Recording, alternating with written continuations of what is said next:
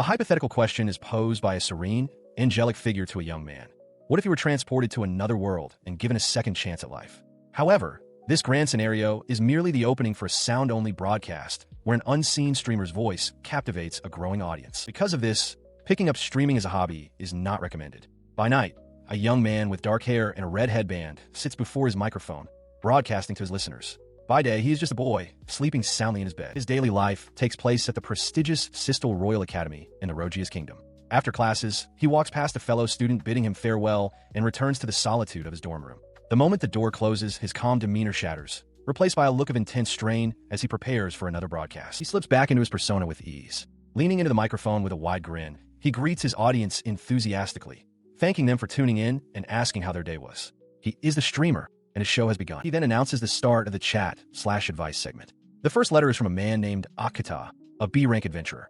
The streamer's expression becomes serious and focused as he listens to the man's problem. Akuta recounts how a new member joined his adventuring party, but his only skills were supportive magic, scouting for enemies, and repairing weapons. Believing this to be useless, Akuta, as the party's leader, kicked the young man out, leaving him to cower in dismay. After processing the story, the streamer's face breaks into a cold, condescending smile. He leans closer to the microphone and asks Akuta a single, sharp question. Are you stupid? He immediately elaborates on the foolishness of this decision. Scouting magic helps avoid dangerous monsters, and repair magic saves the party from having to go to a repair shop, an incredibly handy skill. As he speaks, his listeners flood the chat, calling Akuta a horrible leader and questioning his arrogant tone. His voice rises with intensity as he delivers his verdict. He declares that he doesn't care about Akuta's status. The adventurer's judgment is flawed. He admonishes Akuta, asking if he intends to wait until his entire party is dead before realizing his mistake. If he can't make the right call, he should just resign.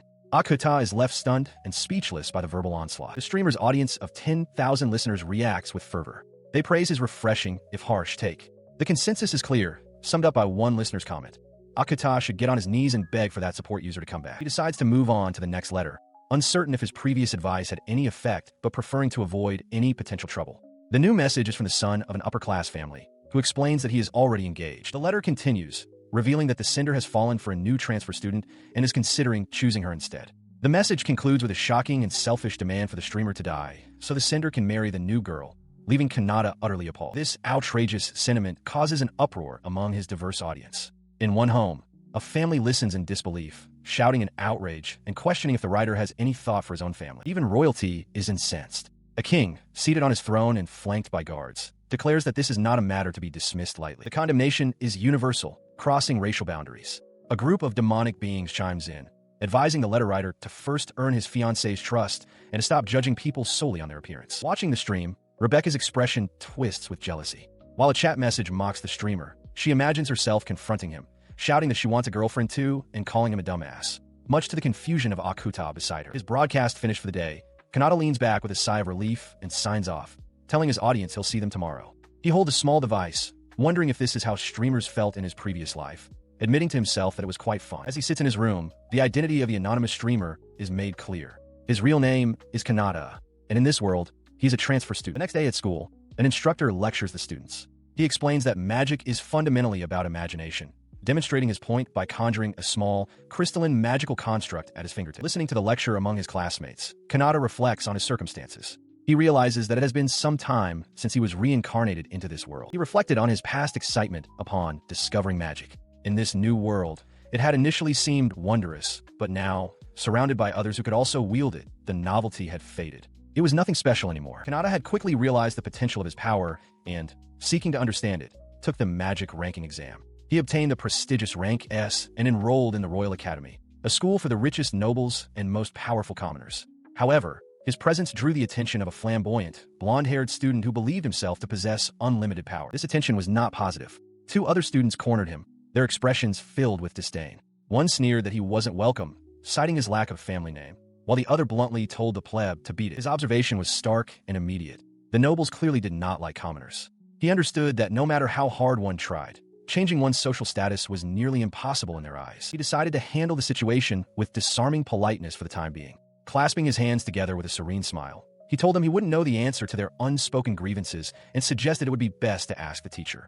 The direct, yet passive, response left his bullies seething in frustration. The tense standoff was broken by the hurried arrival of a young woman, Maria Adarashisu, who ran onto the field, apologizing for being late. The blonde prince began to scold her, but Kanata interjected, telling the prince that if he had time to talk, he had time to perform. The prince glared back, incensed by the interruption. Ignoring the conflict, Maria turned to the teacher, thanking him for his kindness. The instructor waved off her apology, reassuring her that it was fine and no one was blaming her. He correctly guessed she had been busy helping around the house. The prince's attention shifted upon hearing the teacher mention Kanata's rank S achievement. With a confident smirk, he stepped forward, brushing back his hair and declaring that he would take the turn instead, striding past a nonplussed Kanata. He took his position before the practice targets, confirming with the teacher that he simply needed to aim fire magic at the target and that a fireproof seal was in place. He gave it his all. With a shout of fire, he unleashed a powerful blast of magic. After the prince's spell struck the target dead center, the teacher announced that they could allow one more person. He called out, "Today is Kanata's turn. Go ahead." With the prince and his cronies watching smugly, Kanata stepped forward, arms crossed, ready to show his own capabilities. He unleashes his power, and a colossal explosion erupts from the target, obliterating it completely. The sheer force of the blast stuns the onlookers. Their faces a mixture of shock and disbelief. Maria gasps, her eyes wide. Kanata himself seems taken aback, muttering that he might have overdone it. The dust settles, revealing the aftermath of his display.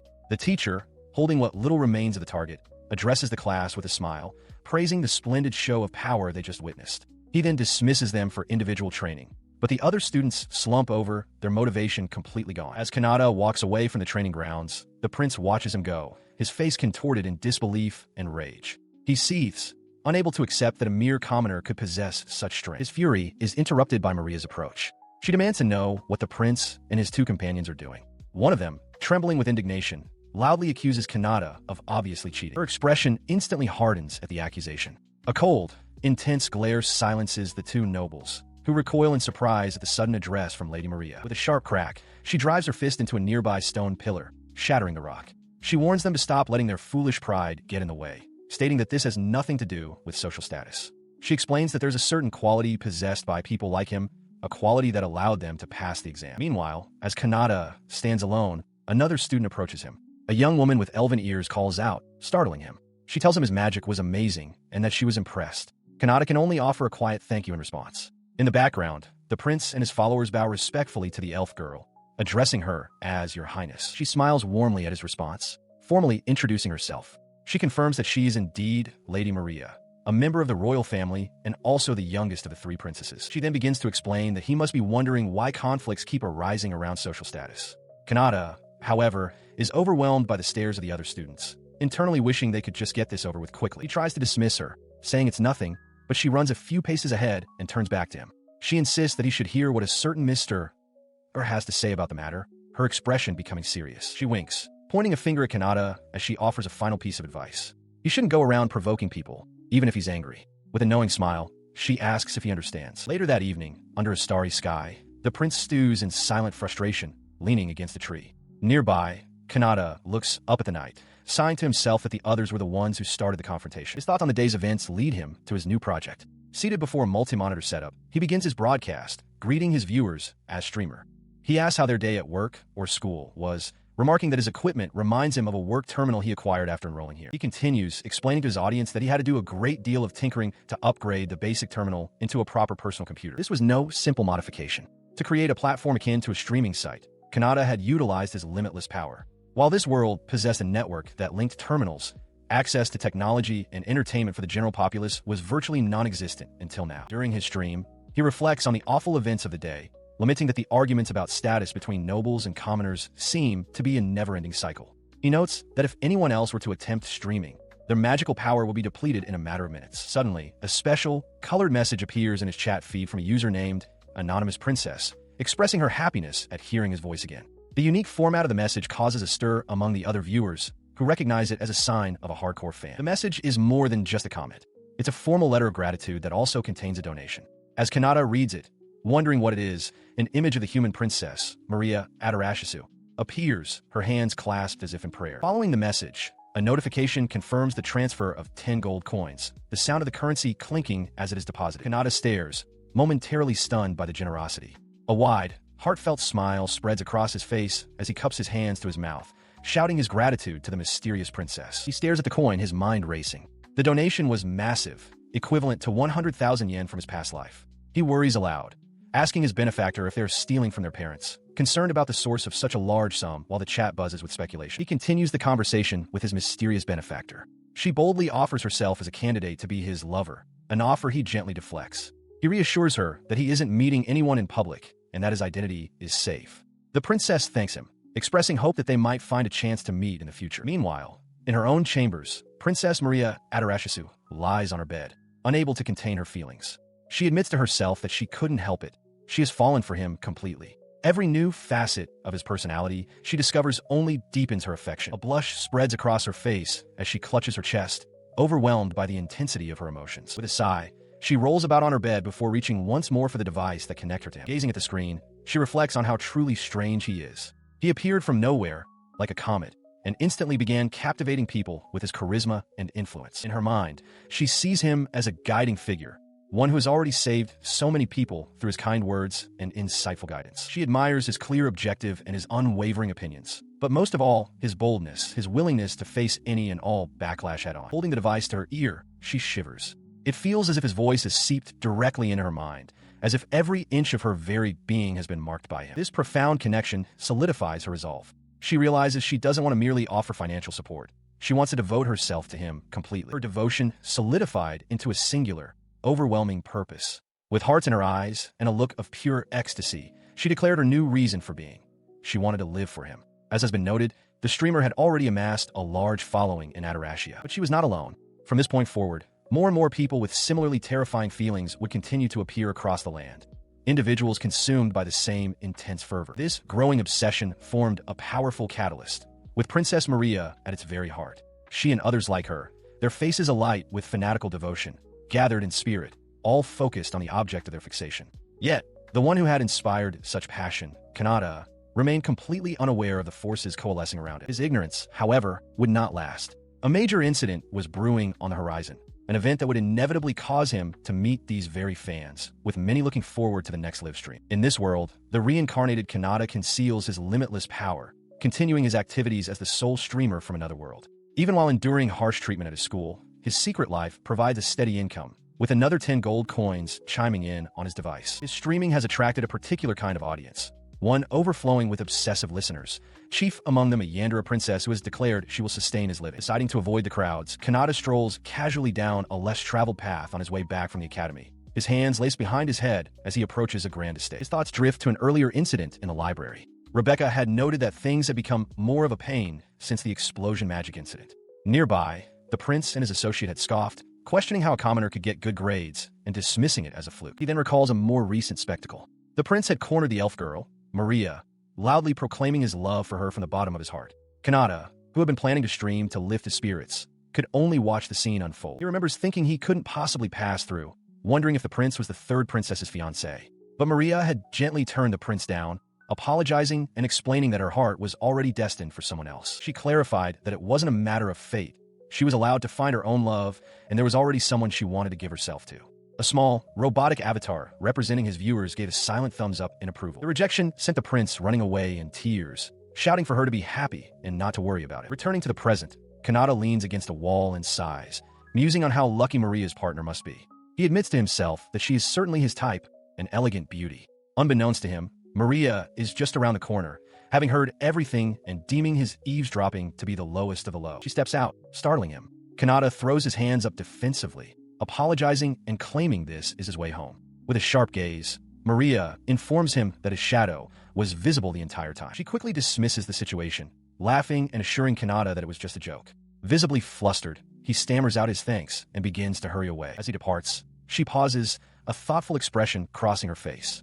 The accent she just heard felt familiar, though she wonders if it was merely her imagination. Later, in the privacy of her room, her attention is fixed on a screen. Kanata, in his streamer persona, energetically greets his audience. With a look of pure excitement, she exclaims his name, revealing she had been eagerly waiting for his broadcast to begin. A chime signals a donation, and she is overcome with bliss, melting at the sound of his voice and declaring her love. A moment later, she snaps back to reality, surprised by the large sums of money being sent. She expresses concern for the other donors, suggesting they should prioritize themselves, lest she feel guilty for the system she implemented. Her demeanor shifts to one of fierce determination. She declares that she is the one who provides for the streamer and that she must now focus on the day's first letter. On the stream, Kanata reads a viewer's question aloud, pondering if living peacefully with demons is truly so bad, as conflict only leads to more suffering. He admits that he doesn't fully grasp the issue, acknowledging the common knowledge that demons are a race to be opposed. His words spark a flurry of reactions from his audience. Some accuse him of betraying humanity, while others note he has expressed similar sentiments before. The idea of good demons is raised, but it is clearly a taboo subject. Listening intently, Maria recalls that he had said something like this before, drawing a parallel between the prejudice against demons and the discrimination faced by slaves. A memory surfaces of townspeople discussing the supposed savageness of another group. The memory jolts her back to the present, inside her moving carriage. Her eyes widen in shock at something she sees outside. She urgently commands her attendant, Seabass, to stop at once. Peering out from the carriage, she is confronted by a horrific sight, a slave auction in progress. Caged individuals cry out in despair. One begs not to be looked at, while another, a young girl, pleads with the well-dressed lady, asking if she is her new master and promising to do anything to avoid being whipped. She stands frozen before the horrific scene, her attendant Seabass confirming her fears. It is indeed a slave market. He assumes her knowledge comes only from her studies and suggests they move on, but she questions him, her voice trembling, asking if slavery isn't a relic of the past. In response to her desperate plea to do something, Seabass can only admit his own powerlessness. He explains that powerful nobles and ministers still partake in the trade behind closed doors, making any legal reform nearly impossible. As Maria clenches her fist in frustration, he adds that he has heard of someone who offers guidance to those who have lost their way. Her expression hardens with resolve. She holds up her communication device, a familiar icon glowing on its screen, and realizes who Seabass must be referring to, the streamer. If she is truly serious about this, she concludes, then asking him for help might be her only option. The desperation of the enslaved is palpable. A man trapped in a cage wonders aloud if anyone can truly find a solution to their plight. With a firm click, Maria begins composing her message, her focus entirely on the task ahead. Meanwhile, Kanata is in the middle of a stream when a message catches his eye. It's from the nameless princess, and her request is staggering. She wants to abolish the slave market. He expresses his shock that slavery even exists in this country, a sentiment that earns him mockery from other viewers. The princess's message continues, declaring that robbing people of their right to live freely is the ultimate evil. He continues speaking directly to the princess, his voice emanating from her device. He challenges her, suggesting that if she truly holds the status of princess, she should be the one to try and change the law, even while admitting that dealing with old regulations would be a difficult task. His words act as a catalyst. A fire ignites in her eyes as she declares her intention to go to her father, the king. As Seabass reels in shock, the streamer's voice offers a final piece of encouragement. Her actions could save countless lives and bring hope to the enslaved. Filled with newfound purpose, she commands Seabass to prepare the carriage at once. This decision sparked a revolution. Maria spearheaded a movement that swept the nation, ultimately leading to the complete eradication of slavery and the establishment of strict enforcement to prevent its return. In a vision of the future, a blindfolded Maria stands under the moonlight, vowing to forever follow and believe in the person who showed her the path forward. Therefore, she now stands at the academy, applying the same conviction to a new problem. She declares that discrimination is a threat to peace and proclaims her intent to act as a mediator between the commoners and the nobles. Just then, a notification chimes from her device. She glances at the screen, only to find the comments have devolved into a petty argument, with users bickering over who is most deserving of being with the streamer. The stark contrast between her grand ambitions and this trivial squabble leaves her utterly stunned and speechless. Her bewilderment quickly curdles into fury. She demands to know what the others are talking about, calling them trash. With manic intensity, she declares herself the most suitable person for the streamer, punctuating her claim with a flurry of donations. Her declaration is met with a hesitant response from the streamer himself. He admits he's flattered by the sentiment, but clarifies that he dislikes people who quarrel in public for all to see, labeling such behavior as a nuisance. His words strike her with the force of a physical blow. Tears well up in her eyes and stream down her face as a devastating realization dawns on her. The streamer hates her actions, and by extension, he must hate her. She quickly recovers from her despair, her expression hardening with new resolve. She declares that she understands and will do her best, vowing to get along with the others for his sake. As she makes this promise, the streamer muses aloud that getting along with demons is also important, idly wondering what the Demon King is like. His casual remark sends a shockwave through his audience. The reaction is immediate and overwhelming. His viewers, a diverse crowd of faces filled with panic and anger, erupt in a unified plea, begging him not to speak of such a topic. He remains completely oblivious to the uproar he has caused, having touched upon a great taboo of this world. Leaning back in his chair, he simply wonders if he will ever see a world where humans and demons can live together in peace.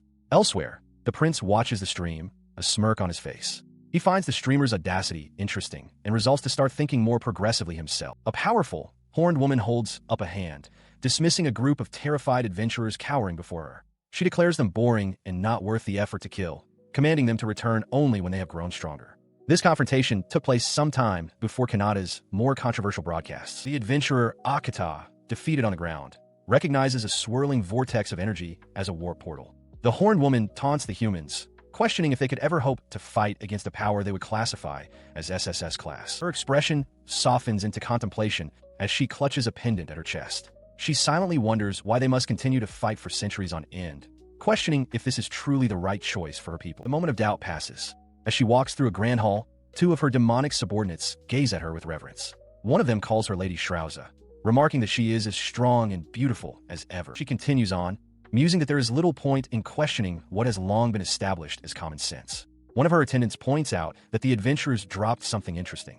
On the ground lies a small device with a cracked screen, displaying the face of a streamer. Lady Shrauza wonders who in the world this person could be. Later, a different subordinate, a bespectacled demoness named Kikiki, explains the device's function. She notes that while they don't have a signal in their current location, it is said to be popular to listen to him. Holding the device, Shrauza considers that it might be useful for gathering information. Having reached a decision, she turns to Kikiki and a small, floating familiar. She gives a direct order: go and make something that will allow them to receive this signal.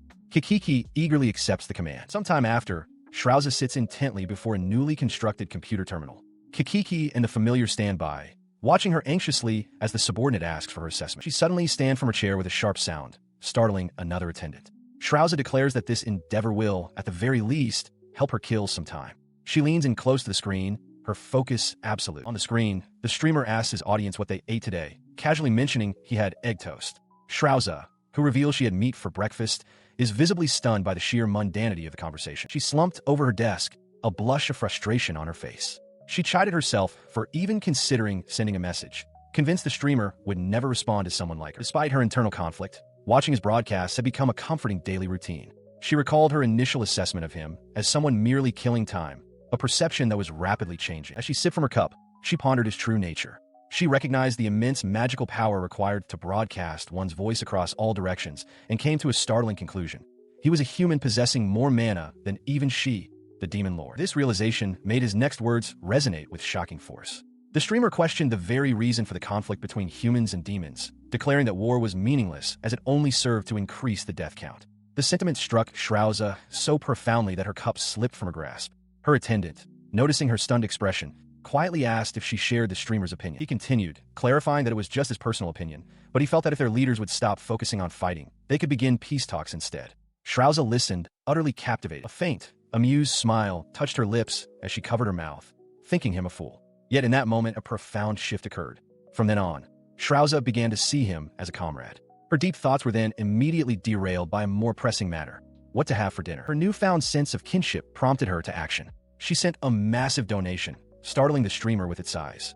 He expressed his gratitude, but urged the anonymous supporter to prioritize their own well-being. Unseen, Shrauza simply resolved to become his personal wallet. She reveled in her secret patronage, laughing with manic glee. Her delight was cut short, however, when a notification announced another large donation, this time from the nameless princess.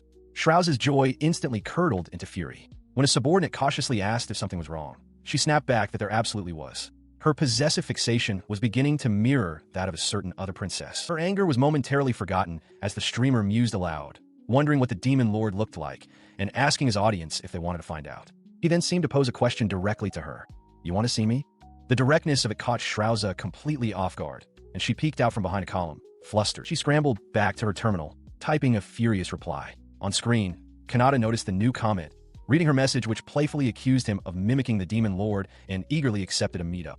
Immediately after, another message popped up, noting that the streamer was interesting and that they, too, would try to think more positively. Her voice echoed from within her private chambers, calling for aid. She announced that she had an urgent matter to attend to and required immediate assistance. The matter, however, was a deeply personal obsession. While bathing, her thoughts were consumed by the streamer. She reflected on her status as the Demon Lord, a ruler of many, yet found herself completely fixated on this faceless child of humanity. Her desire was singular and absolute.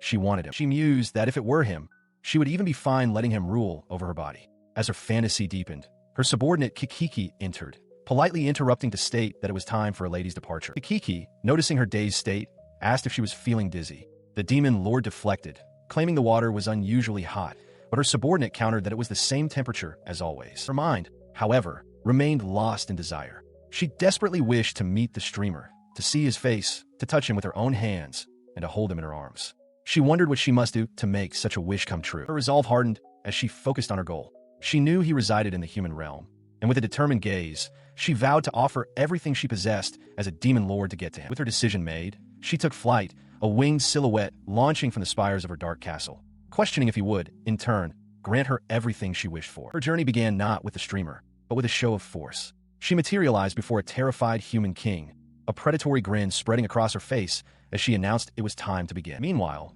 far from the machinations of demons and kings, Kanata began to stir in his bed, stretching as he slowly woke to a seemingly normal morning. His quiet awakening was shattered by Zeus, who burst in complaining about the noise outside. He urgently shouted for everyone to look at the news. In a bustling castle town, the news spreads like wildfire.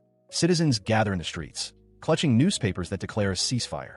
The demons, it is reported, have sent a non-aggression request. The public is abuzz, connecting this sudden peace to the recent broadcast. One person asks if the demon lord was listening to the streamer, while another wonders about the sheer influence of this mysterious figure. Rumors circulate that every country now considers him a person of great importance. The newspaper itself depicts the human king kneeling, having lost his nerve and agreed to the terms, a testament to the overwhelming event. Far from the political upheaval he has caused, Kanata sits by a window, looking out with a placid expression. Completely unaware that his fame and influence are skyrocketing, he idly wonders if there will be a festival. In these moments, it becomes clear that a single word from the streamer now has the power to change the world. Having finally completed his task, Kanata stretches, wiping sweat from his brow with a wrench still in hand. Announcing that he's starving, he decides to eat outside and promises to explain everything to his audience later. He steps out into a bustling town square, the sounds of a lively populace filling the air between the timber-framed buildings. Strolling through the crowd, he takes a large bite of some skewered food, marveling at how great it tastes. He muses that spending days outside isn't so bad, but his thought is cut short as he is suddenly splattered with sauce, prompting him to shout in annoyance at whoever spilled it. The commotion comes from a burly man with a shaved head aggressively confronting a woman in a hooded cloak. He yells at her to watch where she's going, pointing at the stain on his shirt and demanding she make it up to him. The woman apologizes meekly, but Kanata, watching from a distance, recognizes the situation as a classic scam. He observes that the scammer's tactics are particularly low and notes the absence of any soldiers nearby. He wonders with a sigh if this world is somehow testing him, pushing him to get involved. He considers that while dealing with such things is a pain, doing nothing would be worse. Steeling himself, he calls out to the thug, addressing him as old man. Kanata steps forward, calmly stating that the woman only bumped into him and questioning the man's extreme reaction. The thug turns his attention to Kanata, aggressively asking what he wants. With a confident smirk, Kanata cracks his knuckles and tells the man to let the woman go. In a flash, he seizes the thug's arm, effortlessly twisting it. The man cries out in shock, stunned that someone with such thin, stick-like arms could possess such power. Panicked, he quickly makes an excuse about being late for work and flees the scene. With the man gone, Kanata turns to the hooded woman, muttering that the scammer could have at least apologized. The woman looks up at him, her face still obscured by her hood, and asks what's wrong. She pulls back her hood, revealing a delicate face with large, light-toned eyes. She explains that his voice simply sounded familiar. Kanata is taken aback, wondering if she could be one of his listeners. The thought of a romance with such a cute girl crosses his mind, but he quickly dismisses it as a misunderstanding. She stands flustered, admitting that she could have chased the man away herself, but might have injured him in the process. Kanata urges her to go home before anything else happens, telling her it's all right.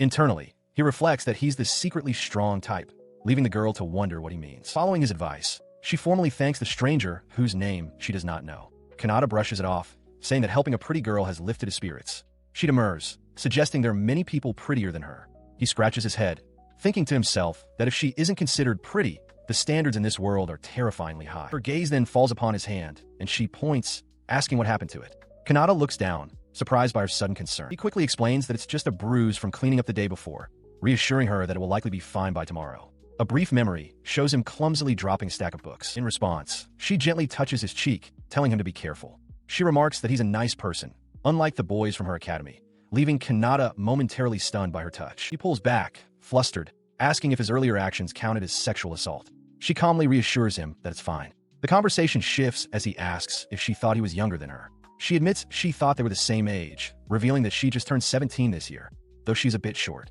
Kanata, surprised, confirms they are indeed the same age and apologizes. To prove her point about not being a child, she puffs out her chest assertively. She tells him not to worry, as she's used to this sort of thing and her body has grown up just fine. Kanata stares, wide-eyed and speechless. She continues with a smug expression, adding that she can handle such situations perfectly well. The display is too much for Kanata, who recoils in embarrassment, covering his face and thinking to himself what a peculiar personality she has. With their strange encounter concluded, they part ways in the street. She bids him farewell, hoping they can meet again if chance allows. He waves back, reminding her to be mindful of her surroundings. As he walks away, he ponders the interaction. He recalls seeing a cross on her attire and wonders if she was a sister in training, but ultimately decides it doesn't really matter. Within a grand, sunlit hall, a woman in a sister's habit addresses a hooded figure. She begins to offer a welcome, but trails off, suggesting circumstances prevent a simple greeting.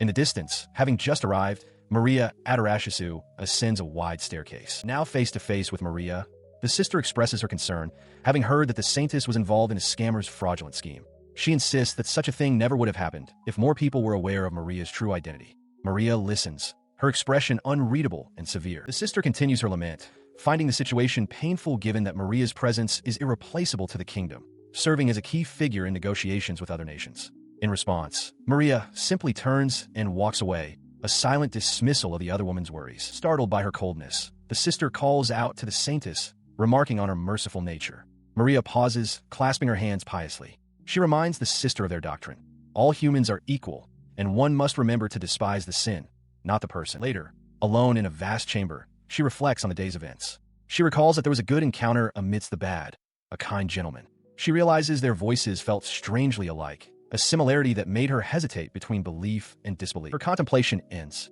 With a furtive glance to ensure she is truly alone, her entire demeanor shifts. A nervous tension fills her as she pulls out a small communication device, which beeps as it activates. In an instant, her composure shatters. She leaps up with a cry of pure ecstasy, knocking over furniture in her explosive joy.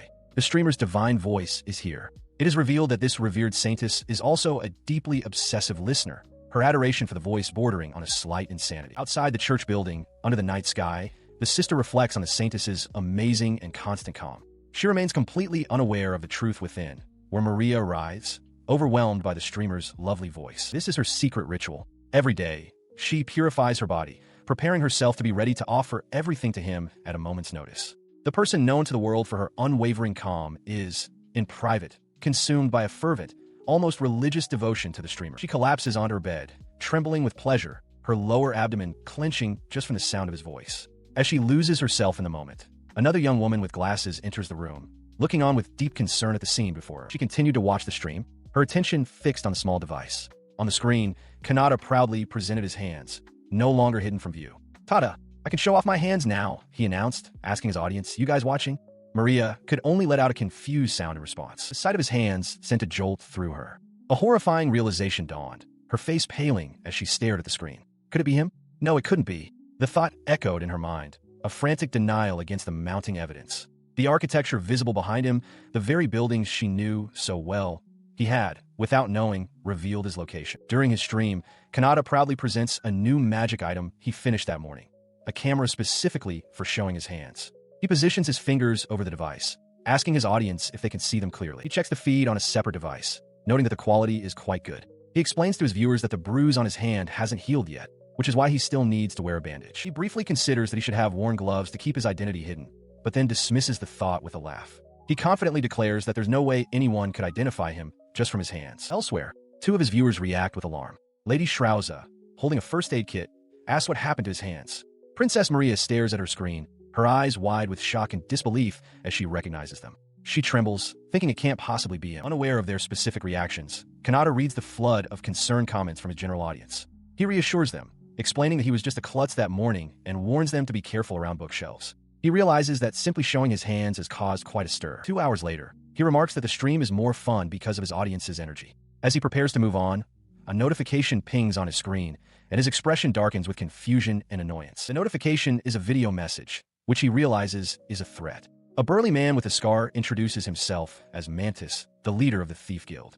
Mantis states that he doesn't understand streaming, but finds it intensely annoying and that it makes his skin crawl. The message continues with several of Mantis's shadowy subordinates, who collectively promise that they will find the streamer and kill him in a painful manner. After the final taunt to spend his last days shaking in bed, Kanata grins defiantly into his camera and retorts, "Right back at you."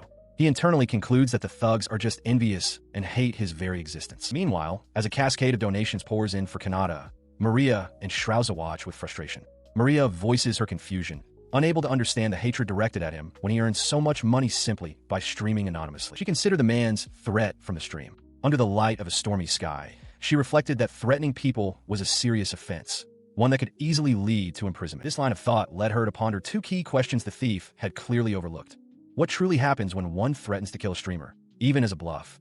And just how much power do his devoted followers actually possess? Hours later, the consequences began to unfold. In a desolate, rocky hideout, the members of the Thief Guild lay scattered and defeated amongst their broken weapons. From the carnage, a single figure fled into the night. Mantis, the guild's leader, gasped for breath as he scrambled away from the bodies of his fallen comrades. His frantic escape was cut short as he cursed his luck. He couldn't understand how they had found him, but before him stood a line of armored soldiers and, among them, the very streamer he had threatened. The sight drove him into a rage. He blamed the streamer for his humiliating retreat, screaming defiance as he brought his fist down, shattering the communication device that had started it all. His outburst was met with swift retribution.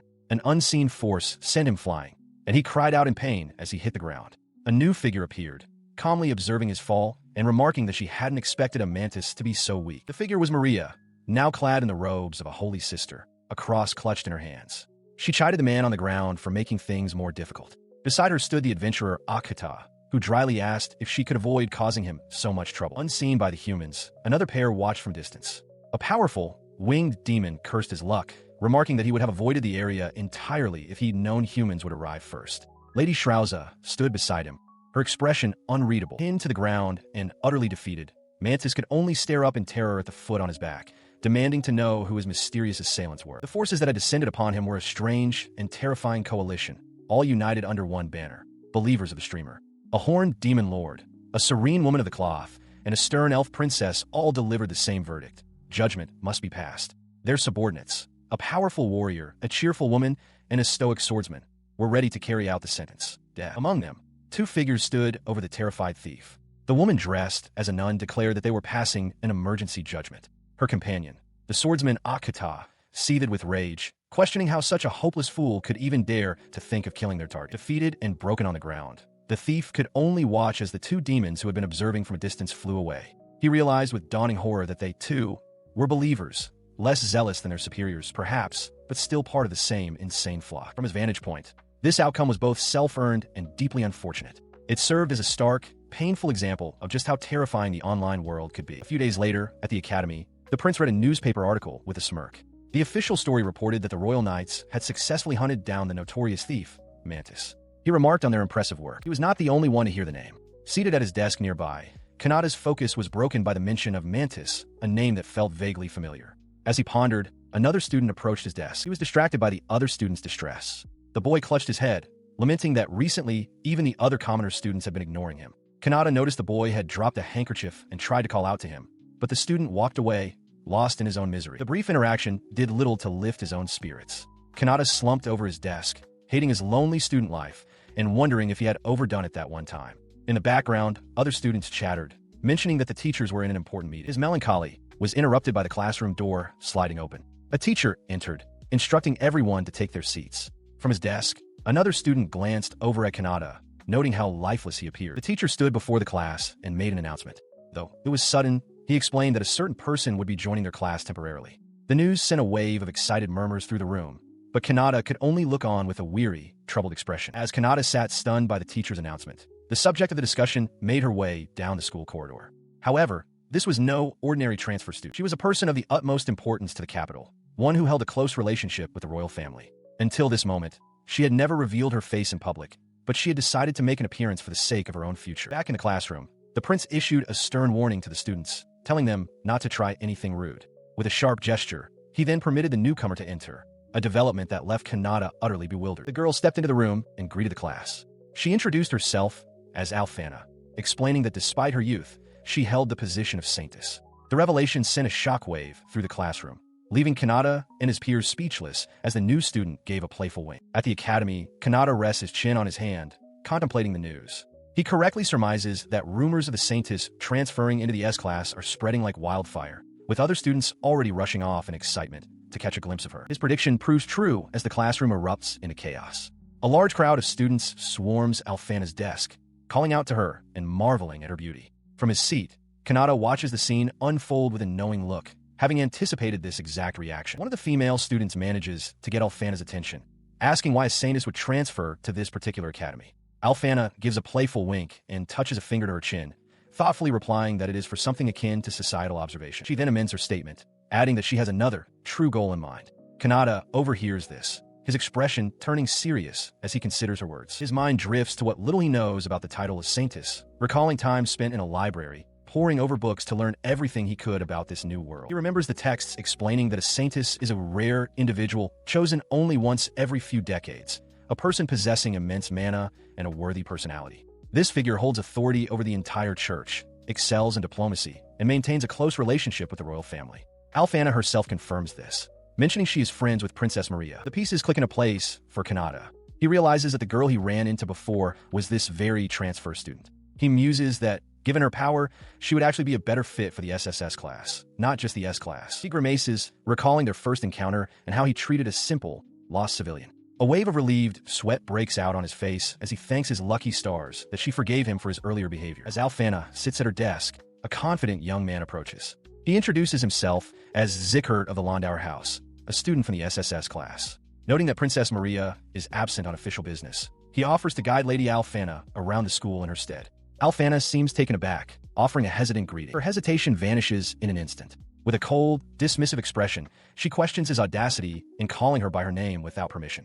While acknowledging his offer, she flatly refuses, leaving Zickert utterly stunned and speechless. Her cold dismissal leaves the high-ranking student, Zickert, utterly humiliated. He bows his head, offering a profuse apology as other students, including Kanata, watch the scene unfold. Some murmur that it's what he gets for being so cocky, while another calls the display pathetic. As Zickert shuffles away in defeat, Kanata hardens his expression. He has no time to laugh at the spectacle, as the next class is scheduled to be held outside. He decides he will use the travel time to look for topics to discuss on his next stream. Outside, during the practical magic lesson, Alfana demonstrates her power. With a focused cry, she unleashes a powerful water slash, sending a crescent of fluid energy hurtling towards the practice target. The attack slices cleanly through the target, leaving the other students gaping in awe. They remark that such power is expected of the saintess, with some wondering why someone of her level, perhaps even greater than Princess Maria's, is in the S class. One student declares he must make her like him. He watches her, contemplating the difficult life of nobles. They are constantly forced to engage in people-pleasing and forge connections for their families, never truly able to focus on themselves. His thoughts are interrupted when the instructor calls out his name. The teacher directs Kanata to go to the starting point for his turn, and Kanata acknowledges with a simple gotcha. As he walks past the line of students, Alfana steps close to him. She leans in and whispers a quiet message of encouragement directly to him. Please do your best, good sir. Her unexpected proximity and personal encouragement send a jolt of shock through Kanata. He freezes, his mouth agape, as she calmly turns and walks away. He remains stunned for a moment, processing what just happened. He can't believe she not only noticed him, but also spoke to him. As he stands there flustered, Alfana continues on her way, hiding a small, satisfied smile. The brief interaction ignites a fire within him. Now filled with a powerful new motivation, Kanata strides confidently toward the starting point, determined to show off. Zeus observes his friend's sudden change in demeanor, remarking that being so motivated is a good thing. He takes a stance, determined not to overdo it like last time. Focusing his energy, he unleashes a water slash, a controlled jet of water that slices cleanly through the air toward its target. The blast strikes the target dead center. The teacher, observing from the side, nods in approval, murmuring, "Nice shot." However, not everyone is impressed. Zickert and his companions watch with disdain. One dismisses the display as the same old trick, while Zickert scoffs, questioning what a filthy peasant thinks he's doing and calling him as annoying as ever. Kanata hears their jeers, but resolves to ignore them, remaining unbothered. Their words, however, do not go unnoticed. A cold, sharp voice suddenly rings out, demanding to know who just uttered the words filthy peasant. The voice belongs to the elf princess, her expression radiating cold fury. Kanata looks on, startled, as she declares her disbelief. She had heard from Maria about such behavior, but had dismissed it as a joke, shocked to find that nobles who insult peasants actually exist within the academy walls. Her intense aura immediately silences Zickert's group. They recognize that the magic they've just witnessed is nothing like their own brute strength. It was refined and perfectly controlled. A horrifying skeletal figure materializes behind the elf princess as she commands them to learn some shame. The teacher marvels at her incredible magic, which an untrained eye might mistake for a mere apparition. The princess continues her lecture, declaring it unforgivable to ignore one's own weakness while insulting the talented, regardless of who they are. She makes it clear that nobility grants them no special privilege. The sheer pressure of her words and magic sends the arrogant students to their knees. Kanata, bewildered by the scene, wonders if he somehow angered them further. Zeus clarifies the situation, explaining that the group is now being lectured by both the princess and the saintess, all because of their insults toward Kanata. As the commotion settles, he realizes with a hint of disappointment that in the end, he didn't get a chance to speak with the saintess again. He spots her from a distance, sitting peacefully with the elf princess under a parasol. He quickly shakes off the feeling, a wide grin spreading across his face. He decides it doesn't matter. He has his listeners, and that's enough for him. With renewed enthusiasm, he throws his arms up, already pondering what he should talk about during his stream that night. He sits alone on a bench, addressing his unseen audience. He apologizes for the delay and enthusiastically declares that they will be streaming until morning. As he speaks, the figure of the elf princess, who had been standing beside him, turns and walks away with a quiet step. His solitary meal is interrupted by an unexpected reunion. He looks up in astonishment to see Alphana standing before him, blurting out her title, Saintess. Alphana smiles, but her eyes are sharp as she notes that he seems to have had a prior guest. The realization dawns on Kanata, his face contorting in shock as he understands she saw who had just left. Kanata had been exploring the school grounds when his path led him to an ornate structure. There, he spotted the girl known as the Saintess, Alphana, standing alone. He watched her for a moment, a small, thoughtful sound escaping her lips. His quiet observation was cut short as she suddenly turned and grabbed him by the lapel, her expression intense. She announced their reunion, addressing him formally as good sir, leaving Kanata completely flustered. She pressed on, asking if he remembered her as the girl he met in town. Her initial, fiercely blushing expression softened into a more direct, questioning gaze. He confirmed that he remembered her. Alphana immediately insisted that he stop being so cautious and speak to her casually, as they had when they first met, warning that she wouldn't forgive him if he refused. Internally, Kanata panicked, realizing that being seen alone with her could be disastrous. To avoid trouble, he quickly agreed to speak normally, and she beamed with gratitude. He quickly scanned their surroundings, relieved to find no one else nearby. Alphana then made another request, for him to call her Alphana, and for her to call him Kanata. He was taken aback, recalling that she hadn't seemed to like it when he used her name before, but she pressed her hands together, earnestly wishing for him to call her by her name. She sat down on a nearby structure, explaining that since fate had brought them together again, he should grant her this one wish, punctuating her plea with a charming, one-eyed wink. He hesitated, repeating her name aloud as if testing the weight of it. Clenching his fist in indecision before crossing his arms, he finally, reluctantly, gave in. His agreement sent a jolt through Alphana. She squirmed with delight, her face flushed as she shyly whispered his name back to him. Watching her reaction, Kanata conceded to himself that while her behavior was strange, she was undeniably adorable, possessing both a nice personality and physique. Her elation was so profound that her spirit seemed to momentarily leave her body in a state of pure bliss. The simple act of him calling her by name was enough to send her soaring. Kanata could only watch, thinking to himself that she was almost too perfect. Her internal world, however, was a storm of misinterpretation. She reasoned that just as love is blind, those obsessed inflate even the smallest of gestures. For Kanata, not to notice her desires was normal. Therefore, his agreement to use her name was, in her mind, a clear agreement to marry her. Unaware of this monumental leap in logic, Kanata simply noted that she looked sleepy and told her to get up. The next day dawned over the Grand Academy building. Inside, Kanata entered his classroom wondering where to sit. He immediately spotted Alphana, who had arrived early and was already surrounded by other students. At the same moment, the elf princess also walked in, greeting Alphana cheerfully. He froze in the doorway as Alphana announced she would be intruding. His shock was mirrored by his classmates, who stared in disbelief. His astonishment grew as the elf princess, Maria, strode directly toward Alphana, demanding to know why she was there and not in the SSS class. As Maria called her a person full of surprises, Alphana could only offer a flustered apology. The other students were overwhelmed by the sight, calling the scene too bright for them. Kanata, too, could only think of them as a pair of idols. He watched as Alphana, looking away shyly, tried to explain her presence to Maria. She claimed it was nothing important, just that she wanted to experience what student life was like. Their conversation was nearly lost amidst the fawning of the other students, who felt blessed by their divine presence, but found it difficult to approach them. He continued to observe them, realizing they were completely used to being the center of attention. It seemed normal for them, yet they also projected an aura of disinterest in everything happening around them. His classmates whispered that the two would surely react if someone talked to them, but another countered that their expressions seemed fake, like a cold smile. That thought resonated with Kanata. He recalled Alphana's friendly smile from the day before and Princess Maria's warning. Re-evaluating these memories, he imagined them looking down on him with disdain, wondering if they lacked basic manners. He was left to question if his initial impressions were all just his imagination. He watches as Alphana and Maria converse nearby.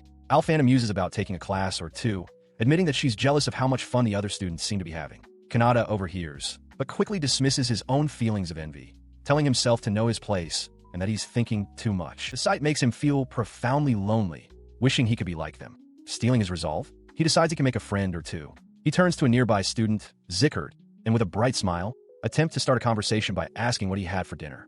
Zickert glares back, venomously telling him to get lost. The brutal rejection is a crushing blow. Kanata slumps onto his desk, utterly defeated, wondering just how much everyone in this place hates him. From his seat, Zickert scoffs, thinking that Kanata is getting carried away just because he's skilled with magic. He decides to just take a nap, figuring he can ask his online listeners for consolation later. As he rests his head on his desk, Alfana and Maria approach. Alfana senses something is wrong, but Maria dismisses it as nothing. Alfana's gaze, however, sharpens with concern. At that same moment, far away in the Xandered Empire, events were unfolding within a certain noble's mansion. Inside a lavish room, a young attendant stands before a small girl. Between them rests a large table, completely covered by a mountain of glittering jewels. Elsewhere, a man with a prominent scar across his face addresses a figure clad in black and wearing a bird-like mask. He informs the operative, whom he calls Crow, that an anti has appeared and that they have a mission. Crow accepts, clenching a gloved fist as a device in their other hand cracks under the pressure. A man with a prominent scar over his eye smirks, advising his associate to be patient. But the associate, a figure cloaked in black and hidden behind a plague doctor's mask, is all business. With arms crossed, the assassin known as Crow demands to know his target. That same name echoes in Kanata's mind as he looks out over the school grounds. Crow. He rests his head on his desk in a classroom as Alfana and Maria discuss the very same topic. Alfana remarks that it's hard to believe someone like Crow actually exists, and Maria confirms she heard about it too, adding that he apparently showed up in Mithras just the other day. His friend's conversation continues. They note that Mithras is only 100 kilometers away, a proximity that is slightly unsettling. Still, they reason that they've done nothing to deserve being targeted and will probably be fine. Kanata, meanwhile, reflects on his good fortune, thankful to have been born into a clean, uninvolved family. He recalls a crucial piece of local knowledge. In this world, the word crows doesn't refer to birds, but to assassins. His mind drifts to the research he'd done. Even the information from his listeners was spotty. They all thought Crow was just an urban legend. The online comments were a mix of rumor and speculation, claims of killing more than 30 people, whispers of nobility, and doubts about his very existence. But Kanata now suspected he was real. Shaking off the unease, he decides the matter has nothing to do with him. He rests his head on his arms, content to sleep until the next lesson. Elsewhere, in a well-appointed room, Crow confronts a stout, aristocratic man. The assassin cuts him off, stating that his time is valuable and demanding the target's name. The man expresses surprise, noting that no one would expect a living legend from the Xandered Empire to appear here. Incensed by the assassin's dismissive tone, the man bellows in anger and lunges forward to strike him. But in a flash, Crow vanishes from his spot, leaving the man's punch to meet only empty air. The man whirls around in shock, finding Crow, now, standing silently behind him. The assassin warns that he won't repeat himself. Terrified, the man immediately capitulates. He reveals the target's name is Streamer, a figure who, he claims, controls peasants with his words and can even influence the laws of entire nations. As the client observed, his associate groveled on the floor before the silent assassin, Crow. The man explained that thanks to the streamer's talk of human rights, which had even reached the ears of royalty, his slavery business was losing money. The client himself finally spoke, cutting the conversation short. He declared that he understood the situation well enough, though his tone suggested a hint of dissatisfaction. He presented a large pile of coins as a preliminary payment, stating that he was counting on the assassin. The client noted that since the target was a coward who hid his identity, it would likely take nobles a while to find him, so there was no deadline. Unexpectedly, Crow spoke, flatly refusing the job. The assassin stated it was a request they could no longer take, which caused the client's young daughter to gasp in shock. In response to the refusal, the assassin moved with impossible speed. A powerful fist slammed into the client's face as he uttered a confused why, while the associate who had been complaining was dispatched in a separate, brutal instant. The assassin stood over the client's lifeless body, the payment coins scattered across the floor. They calmly explained that since the client had died, the job could no longer be accepted, and thus, the money would be left behind. The young girl cried out for her master. The sudden violence did not go unnoticed. From inside the residence, a maid heard a sound from the rooftop and grew concerned. Outside, the assassin stood silhouetted against the night sky, having made their escape. Landing on another rooftop, the assassin sighed, feeling beaten. They complained that the work outfit was a pain before reaching up to remove their distinctive mask. It came off, revealing the face of a young woman with long, dark hair. Perched on the roof's edge, she mused aloud, finding it unbelievable that someone would actually request the murder of Lord Streamer. She held the plague doctor mask in her hand, a cheerful yet cynical smile on her face. She remarked to herself that trash truly does exist in this world, a clear condemnation of her former client. Her professional demeanor then melted away entirely. Pulling out a small device, she saw that a broadcast was starting. Her face lit up with pure adoration as she squealed, greeting her idol on the screen, Lord Streamer. The sound of the broadcast startles the man who had hired her, who wonders aloud what kind of bird could make such a noise. It is a testament to a strange reality. Even the legendary assassin was an obsessive, devoted listener. She holds the device close, her face flushed with adoration. She whispers to the voice on the other end, telling him that a lot happened today, but ever since she found his broadcast, her nights have been wonderful and refreshing. Her bliss is interrupted by the realization that she missed some of what he said. Annoyed at the waste, she tries to refocus, but a part of her daydreams, wishing he would scold her for being a useless assassin who can't even work properly at night. Meanwhile, the streamer, Kanata, puts on a tearful performance for his audience. He recounts how he did his best to make friends, but as soon as he spoke, they told him to shut up. He sniffles, asking his listeners if they could console him. His act is convincing. As she listens, a single tear of sympathy falls from Crow's eye onto her device. She murmurs how awful it is, her heart aching at the shaky, pained quality of his voice. Her sorrow quickly curdles into fury. She seethes at the thought of those who slighted him, thinking they should be thanking him for the privilege of hearing his voice. Recalling dismissive comments from other listeners, she clenches her fist, certain that if he were talking to her, she would never hurt him. The intensity of her feeling reminds her of her recent work, the noble she had just killed. Back in his room, Kanata's demeanor flips entirely. He grins and holds up a glass of water, cheerfully announcing that he used it to fake the crying sounds. He asks his audience for their opinion on his acting, adding that everything else he said was true. His reveal causes an uproar in the live chat. Messages flood the screen, a torrent of surprise, relief, and praise for his convincing performance. He feels a bit bad for worrying them, thanking everyone for their concern. He then notices a specific message and expresses surprise that it was read. From his perch on a rooftop, he shares a new resolution with his audience. Rather than treating his bullies in kind, he wants to try interacting with them more proactively. He continues, musing that even if they don't become friends, perhaps they might become willing to simply hold a conversation with him. Listening to this, Crow is utterly captivated, her face flushing. She finds his sentiment not just hopeful, but graceful. He continues speaking to his audience, adding that if his bullies ever treat him any worse, he hopes everyone will be there to console him. A sudden notification sound interrupts his lighthearted request. Elsewhere, in a stark, stone chamber, the assassin known as Crow listens intently, her unmasked face set with grim purpose. Clutching her sword, she questions if that is truly all he wishes for, before making a solemn vow to act on his behalf. Her vow echoes through the macabre hall, surrounded by the skulls of past targets. She declares that she will end anyone who dares to harm him, no matter who they are. With her purpose set, she leaps into motion, a blur of deadly intent. Back in his room, completely unaware of the deadly promise made in his name, Kanata looks over the flood of supportive messages on his screen. A warm, grateful expression spreads across his face as he reflects on how kind all of his listeners are. In the royal capital, within a certain brothel, a young woman named Kana sees a client out. She offers a polite, "Thanks for visiting, sir," as he waves and bids her farewell. With the transaction complete, she turns and walks back into the establishment, her expression hardening slightly. Inside, her boss greets her, praising her good work and mentioning that he changed the sheets for her. He remarks that the customers seemed quite satisfied, as expected of their top seller. Kana simply thanks him, clutching a pillow to her chest. Her confidence returns in a flash. She declares that of course they were satisfied, asserting that it was only natural since she was the one serving them. After all, she reminds him, she is the facility's ace. Later, speaking with a different man, a manager, Kana asks to be left alone for a while, explaining she has her own work to attend to. She quietly expresses a desire to hear a certain person's voice, but the manager dismisses her, simply saying better luck next time as he walks away. Alone in her room, she begins to undress. Unseen, the manager is peeking through the cracked door, his thoughts lingering on her features. Sensing his presence, Kana whirls around and hurls a pillow at the door, shouting for him to get out. Once he's gone, she sighs, reflecting that it was a satisfying day nonetheless. Now settled in bed, she holds a small communication device, thanking the streamer, her milord. Just as his broadcast begins, the manager is violently kicked out of her room. Startled by the voice asking if he'd kept his listeners waiting, Kana shouts back at the device that he certainly did, her tone a mix of relief and adoration. As she listens, her intense expression softens. The voice of the streamer, Kanata, had reached places he couldn't possibly imagine. A princess, a demon king, a saintess, an assassin.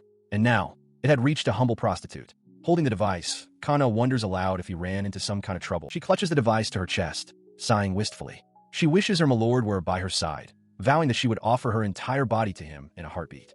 To her, he is a savior, the one who saved all those like her. Her past was a stark contrast to her present. Kana was born in the slums, a world away from the capital's finery. In order to survive, she was forced into the nightlife business, eventually clawing her way up to her current position. Later, sitting with her co-workers, one of them voices a common fear. They're still young, but once they get old, they will lose their customers. The question of whether they'll be forced back to the slums hangs in the air. Kana's hand trembles as she takes a drink, admitting she doesn't even want to think about it. Her despair was met with callous dismissal. The manager, with a cheerful thumbs up, noted that the customers had a great time, while her boss coldly reminded her that all she needed to do was work, dismissing her and her colleagues as filthy pieces of trash. Kana could only stare in disbelief, exclaiming that his words were unbelievable, especially since they had just found this work. Elsewhere, in a well-lit establishment, a group of men discussed a similar topic with disgust. One man expressed his relief at noticing a woman was a harlot before getting engaged, while another agreed, stating that if he married such a person, his family name would die out before he did. This sentiment reflected the harsh reality of their world.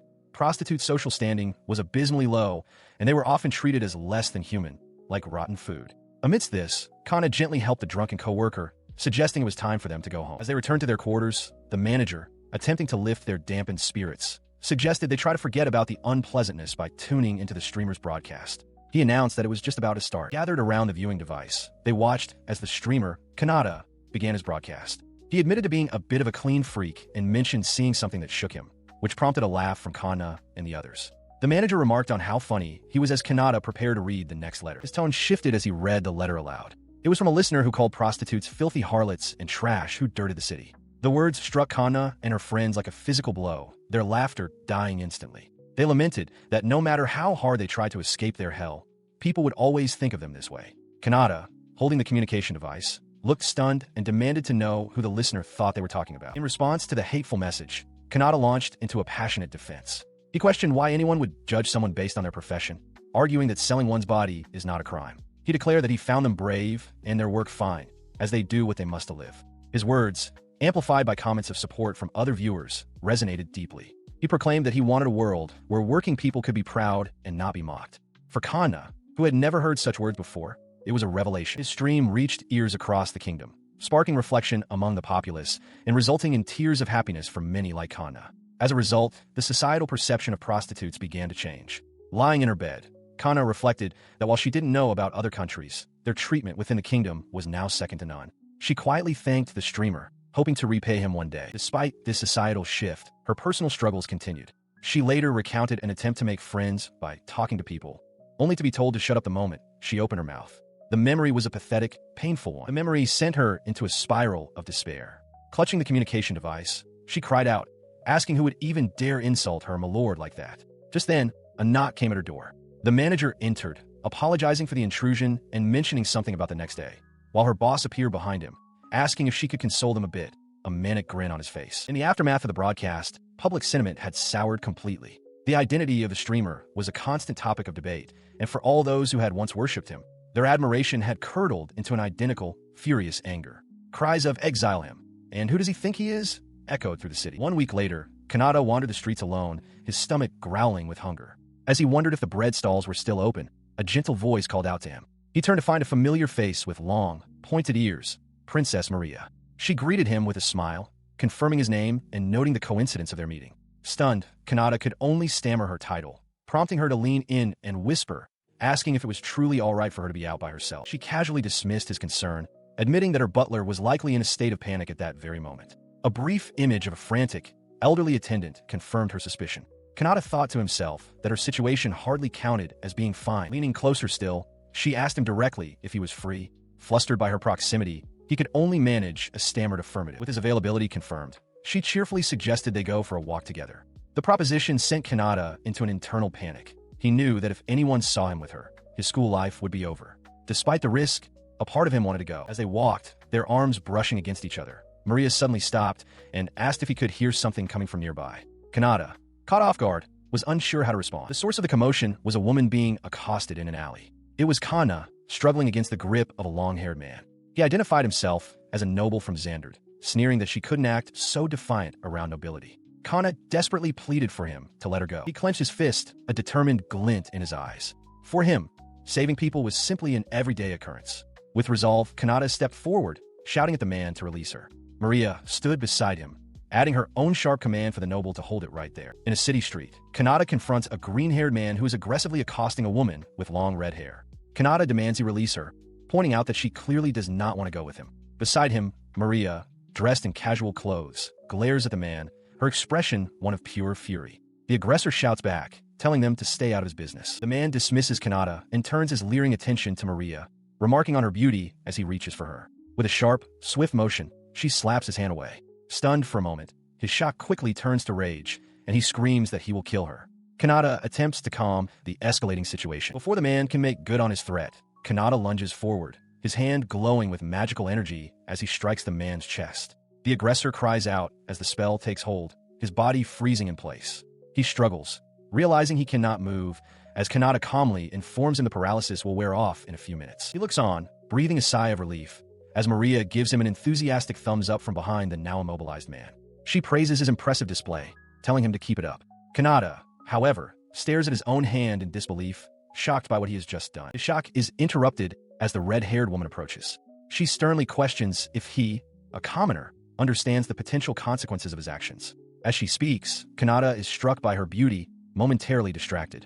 He wonders who she is, and if the other girl, Maria, was truly the princess. She then softens her tone, reassuring him that she is fine and explaining that the man had been chasing her, attempting to purchase her. The term confuses Kanata. He asks if she is all right, his mind reeling with the thought that in this world, beautiful women must constantly fend off such advances. From the ground, the paralyzed man scoffs, declaring that a kid like Kanata wouldn't understand. He crudely calls the woman a prostitute, ranting that he had offered to take her in because he liked her, but she had the gall to refuse. Kanata glares down at the man, his expression hardening. The woman flinches at his degrading words. Enraged, Kanata grabs the man by his collar, demanding to know who he thinks he is to discriminate against her for her job. He questions what crime there is in selling one's body. The commotion draws attention, and the paralyzed man smirks, noticing that a crowd is gathering. He seizes the opportunity, shouting to the onlookers that he is a noble and that Kanata is a thief, offering a reward for his capture. Kanata is stunned by the false accusation. Just then, Maria steps forward calmly and asks the noble if he is an idiot, revealing that she was the one who called the people over. She winks at Kanata, apologizing for the delay. As the paralyzed noble curses her, she explains to Kanata that she informed the arriving city guards about a brave student saving a woman from a perverted noble. With a pointed look towards the armored figures, she adds for clarification, to be precise. She reveals her authority with a calm smile, explaining to the stunned onlookers that the man being arrested is not just any noble, but a pervert. The woman Kanata saved looks on in shock as Maria's identity is declared for all to hear. Maria Ataraxis, the third princess. The green-haired noble, now held fast by the city guards, can only stare in disbelief. With the situation handled, she turns to Kanata, her expression softening. She thanks him, explaining that his actions in restraining the noble were what allowed her to arrange for the arrest. In the distance, the guard can be seen leading the disgraced man away. He watches them depart, remarking that the matter is finally settled and that patrols in the area will likely become stricter. As Maria prepares to leave, one of the guards informs her that they will seek her counsel on such matters in the future. Just then, the red-haired woman approaches him. She expresses her gratitude not only for his help, but also for affirming her and her line of work. To his surprise, she gently takes his hand. As she holds his hand and asks for his name, he stammers that it was nothing, all while discreetly showing his hands to his streaming device to reassure his audience. He tells her his name is Kanata. She introduces herself as Kana, stating she's a good judge of character. She hands him a small, carved token, instructing him to show it at the reception of the brothel where she works. It will grant him immediate access to see her. Announcing she has to get to work, Kana leans in close to the stunned Kanata. She whispers a provocative offer. If he's ever tired or needs to let out some stress, she'll help him, free of charge. With a final wave, she departs. Before he can process the offer, Maria appears suddenly at his side, her face uncomfortably close. He yelps, startled by her proximity, as she coolly remarks that Kana seems to be a very sharp woman. He agrees with her assessment. Noticing the setting sun, they both acknowledge it's time to head home and bid each other a safe journey. But as he turns to leave, Maria grabs his arm, her expression one of clear annoyance. She demands to know why he didn't invite her to walk home together since they take the same path, telling him to cover for her if any students see them. Internally, however, she blushes, thinking that her beloved Lord Streamer would have surely escorted her, drawing a line between the boy beside her and the persona she admires. As the city guards drag the disgraced noble away, his face twists in fury. He screams that he was humiliated, vowing that the commoner brat who caused this is different. Nearby, a man with sharp features and reddish-brown hair listens intently to the outburst, a bead of sweat trickling down his temple as he processes the noble's rage. Walking away from the commotion, Kanata sighs, muttering that dealing with them will be a pain, though he insists he has nothing to do with it. Maria walks silently beside him. The man who had been listening now smirks with satisfaction. He has all the information he needs. A commoner living in the capital named Kanata. While streaming, Kanata contemplates the influence of his own voice, posing a hypothetical question to his audience. What would they do if he declared his intent to conquer the world? The response from his most devoted listeners is immediate and absolute. One vows to offer him all the countries she has conquered. Another promises to use her power to reset the world to zero, making him its new ruler. A third pledges to take care of anyone he wishes, offering him everything in her power and the world itself. He laughs nervously, dismissing his comment as a joke and noting that he isn't actually interested in world domination. He reminds himself to be more careful with his words, recalling the online conflicts he used to cause. Messages of unwavering support continue to flood in, with listeners telling him to do his best and that his voice brings them happiness. Deciding to do something more productive, he considers an in-real-life stream, but realizes that for now, he can only show his hands. A message from the nameless princess appears, declaring her love for her lord and sending a donation of 10 gold coins. Caught in the moment, Kanata replies that he loves her too. In a classroom far away, Maria hears his words and collapses on her desk, letting out a series of muffled, ecstatic screams. The following day at school, Kanata sits at his own desk, cringing as he recalls the previous night's events, feeling he went too far. Still feeling sleepy, he overhears his classmates discussing a rumor that Agila, a student from the SS class, is the popular streamer. Maria and her friend debate the topic. The friend points out that Agila is a noble, whereas the streamer claimed to be a commoner, concluding that he must be lying. Kanata listens quietly, internally resolving to expose the impersonator on his next stream. Later, he scrolls through comments online, noting the speculation about the streamer's identity and wondering how he could prove the truth without revealing he's a student. His curiosity about the impersonator grows. As he walks through the school, he spots a group of noble students, including the prince, and feels a surge of irritation. Elsewhere, the Saintess Alfana looks at her own device, prompting a young girl beside her to ask if something is wrong. Though Alfana dismisses her concern, his resolve hardens. He is the real streamer. He strides purposefully down the crowded school hallway, having located the group of nobles he intends to confront. He bursts in on the group, shouting at the prince, demanding to know why no one will believe him. The prince, Agila, looks down on him with disdain, calling him a liar. Kanata reflects that in his old world, fake accounts were easy to spot, but here, the situation is different. He realizes with a jolt that the problem has, in a way, already been solved for him. After school, Kanata puts on his glasses, determined to understand the prince's motives. He finds Agila alone and listens from a distance as the noble laments that the world revolves around people like him, and that no one would listen to a faceless commoner. Agila reveals his plan. By posing as the streamer, he can improve his family's reputation, take the money, and claim the audience for himself.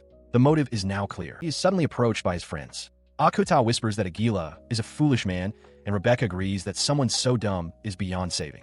Zeus mentions they had plans with Agila, confusing Kanata.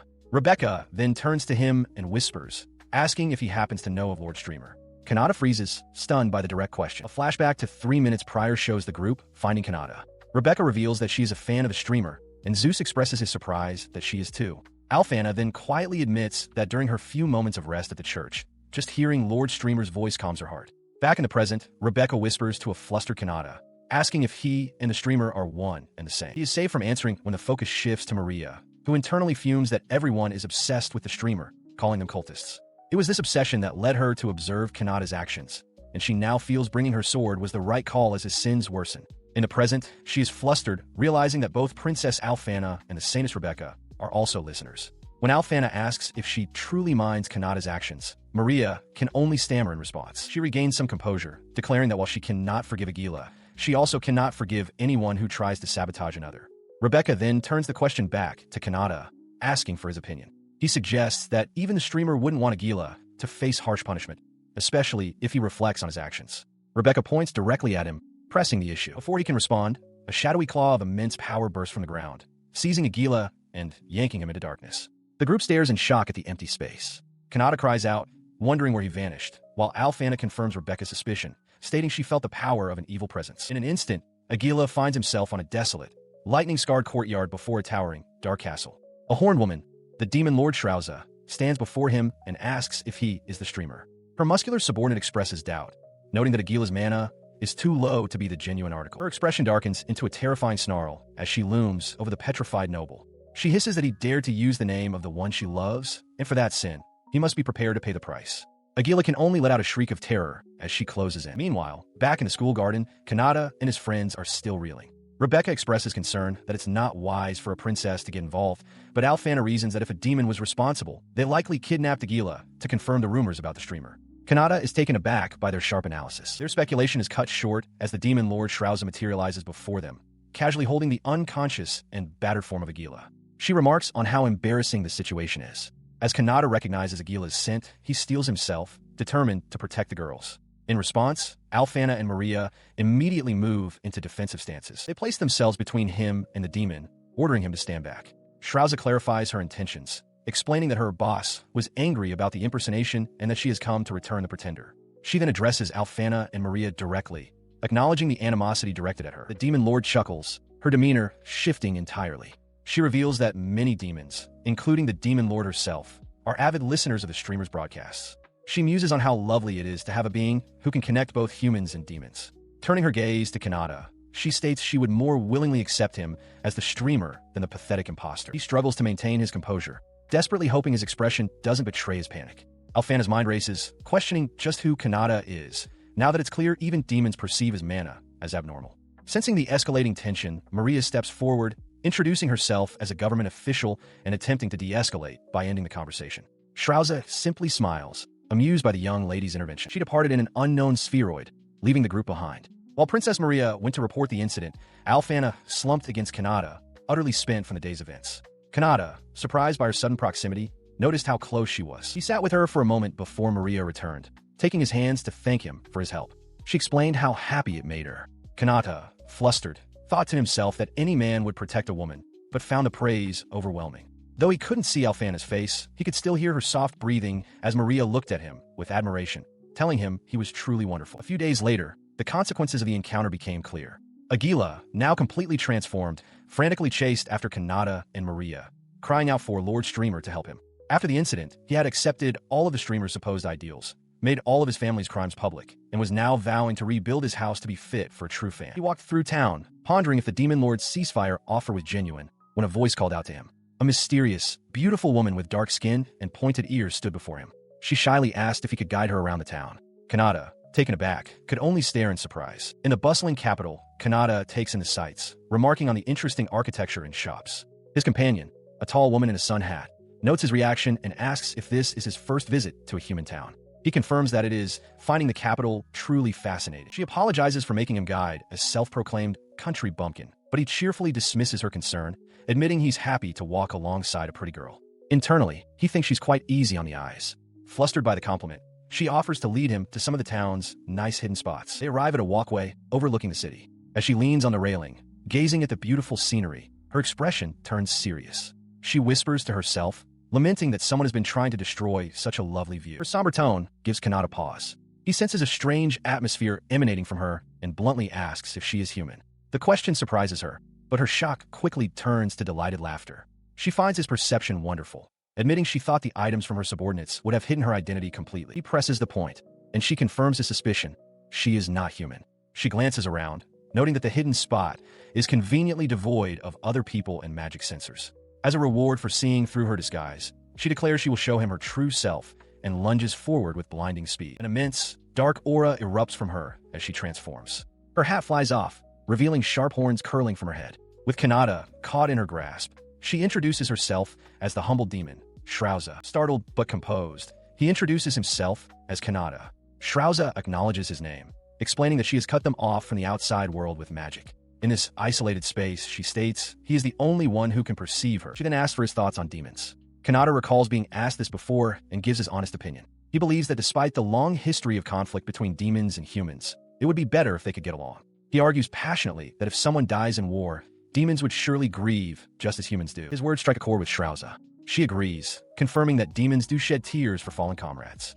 Praising his insight, she suddenly places a hand on his chest, not to attack, but to sense his power. She is stunned, exclaiming that he possesses a wonderful amount of mana, far greater than her own. Kanata realizes with a shock that she, like him, can see the waves of mana emanating from others. Shrauza seems momentarily flustered by this revelation, but quickly accepts it. In an instant, the dark barrier vanishes, and they are back on the walkway, with her human disguise restored. She dismisses her intense monologue as a personal hobby and takes both of his hands, looking at him earnestly. She asks if he agrees with her that, just like this, humans and demons should walk hand in hand. She considers his words, expressing a quiet hope that their goal can be achieved. Kanata affirms his agreement, stating with conviction that although the path will be tough, he believes they can definitely do it. His earnestness seems to amuse her.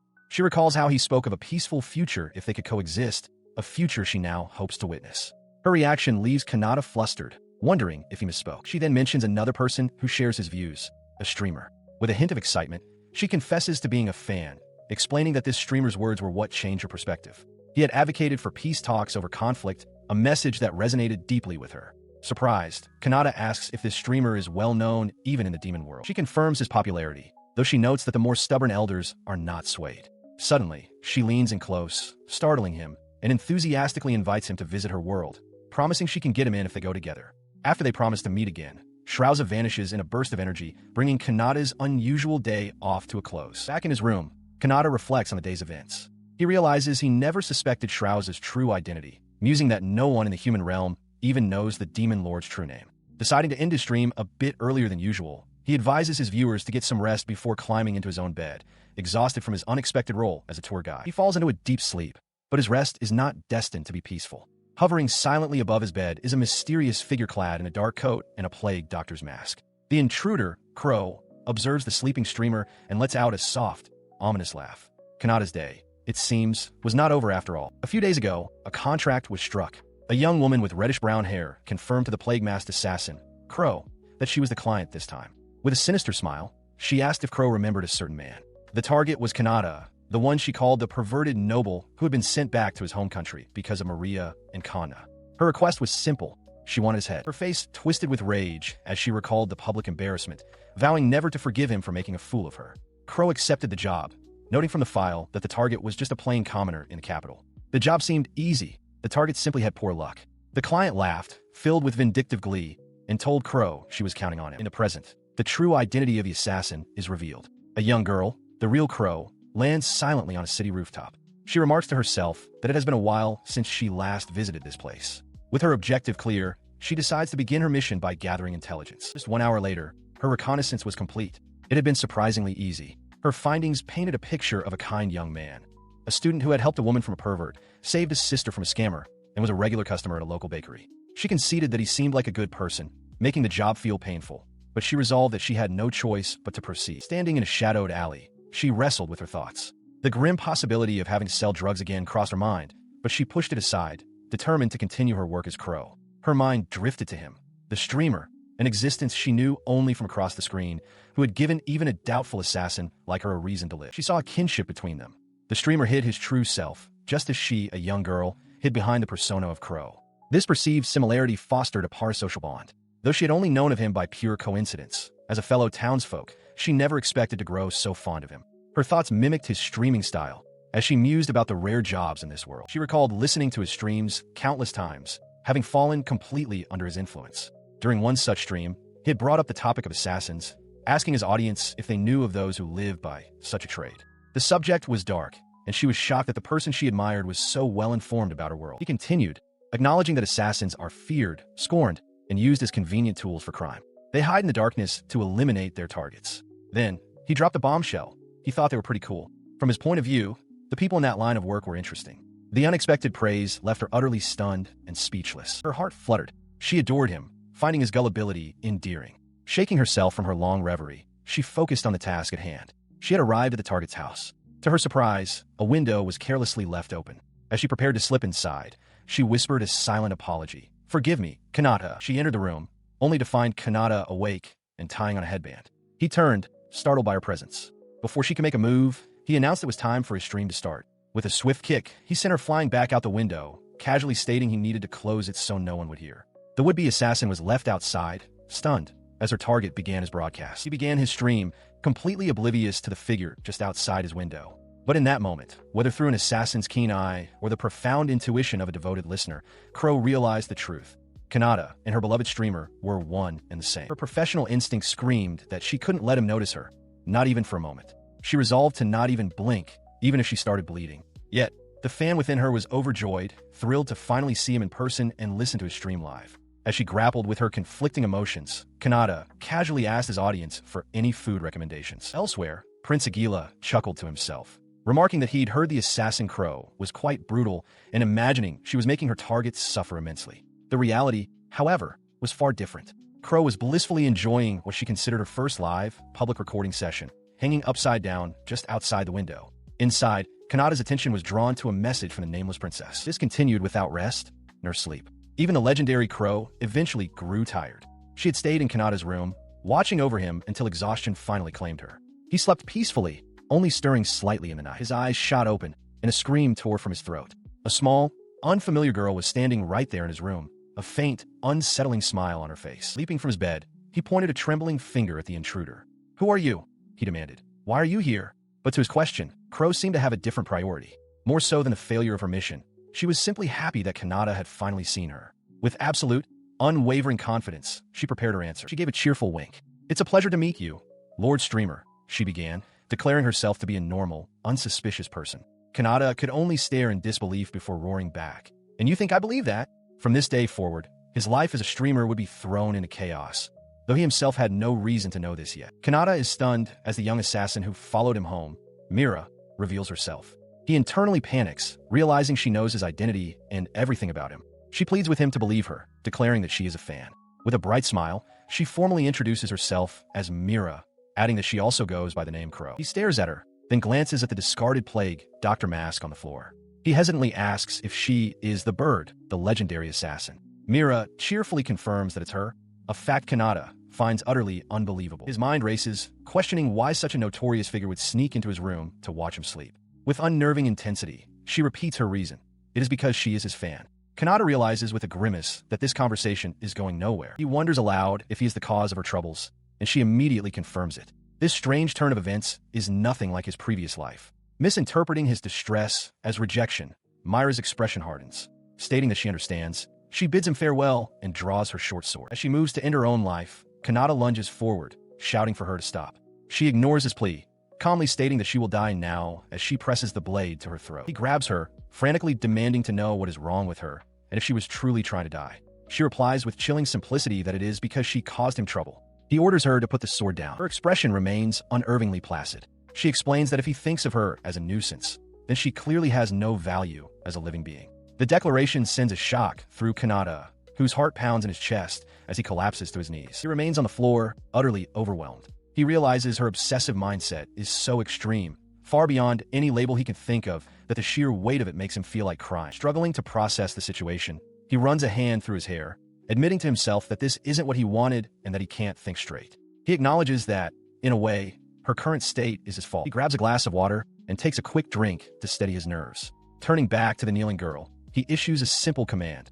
For now, she is not to die. He adds, with grim practicality, that cleaning up the blood if she cut her head off would be a pain. He kneels before the young assassin, addressing her by her true name, Mira.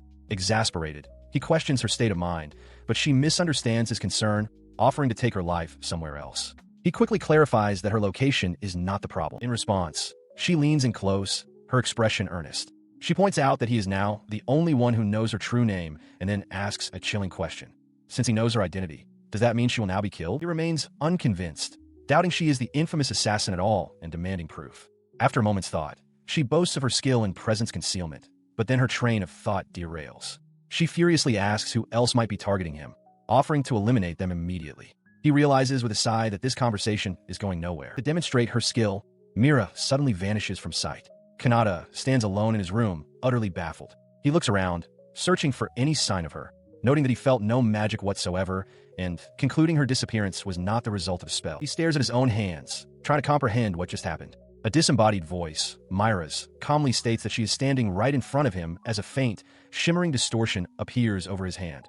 A subtle touch from the unseen girl. Suddenly, she materializes, her hands pressed against his chest. Startled by the contact, he yelps an apology. She reassures him that it's fine, her face beaming with joy as she explains that simply being touched by her lord brings her happiness. He, however, is overwhelmed by a mix of embarrassment and exhaustion. Regaining a sliver of composure, he questions why she has reappeared in his room. She begins to explain her reasoning with a confident smile. Her explanation leaves him slumped on the floor in disbelief.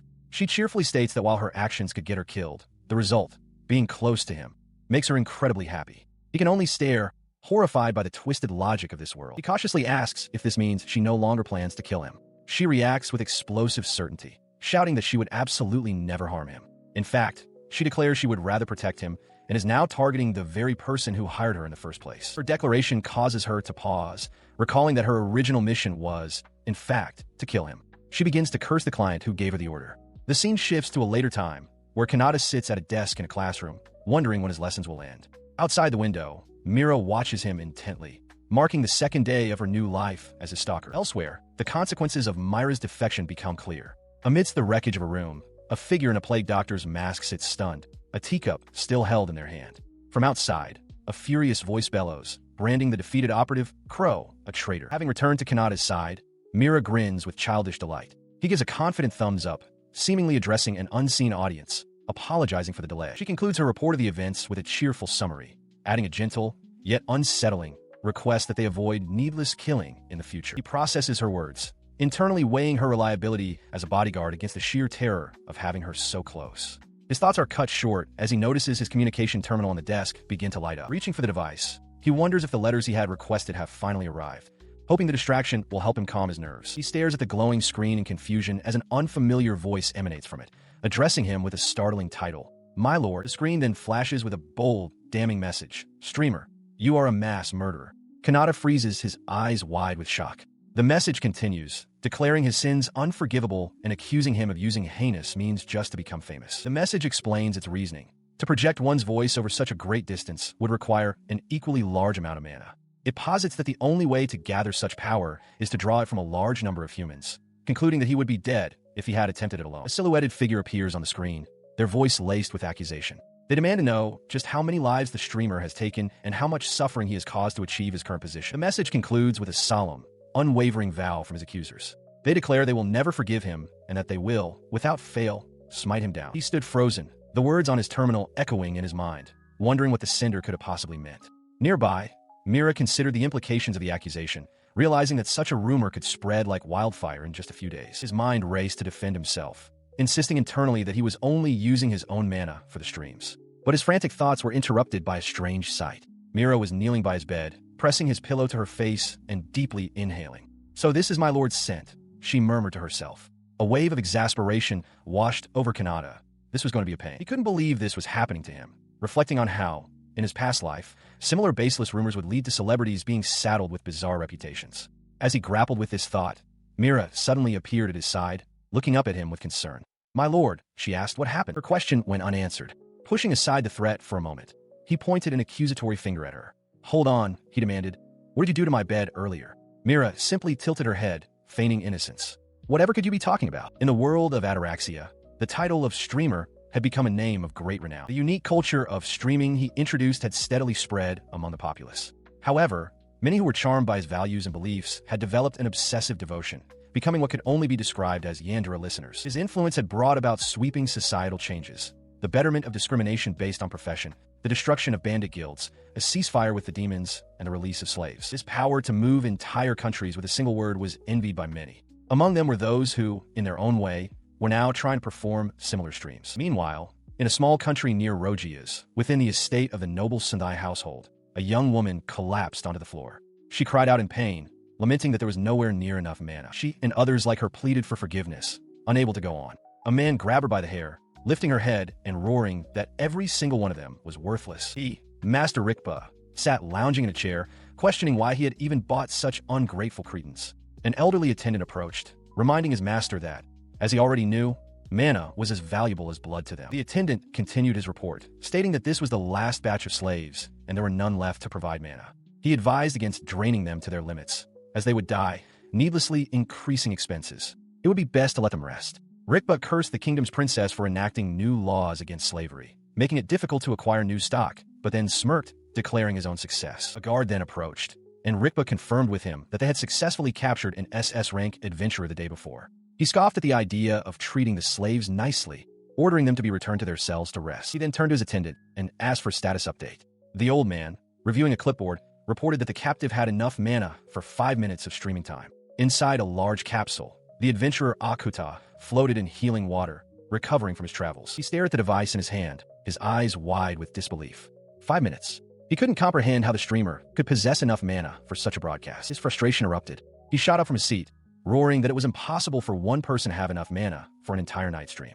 He questioned just how many lives the streamer had sacrificed to achieve this. It was in this moment of outrage that the dark rumors began to spread. Fueled by this conviction, he addressed his assembled soldiers. He declared their mission, to unveil the streamer's supposed sins and drag him down to hell. He commanded them all to anonymously report everything they could, and they responded in unison, ready to obey. To execute his plan, he demanded the mana required for a 5-minute stream. He announced his intention to broadcast at the very end of the streamer's own transmission the next day. Meanwhile, unaware of the plot against him, Kanata stared at his own device, a look of mild surprise on his face as he read a message. He stood up from his desk as Mira, who was in his room, questioned if it was all right to leave things as they were. Kanata replied that while he wasn't entirely sure, he wanted to wait and see how the situation unfolded. She floated closer, expressing her worry that her milord would be misunderstood by this world.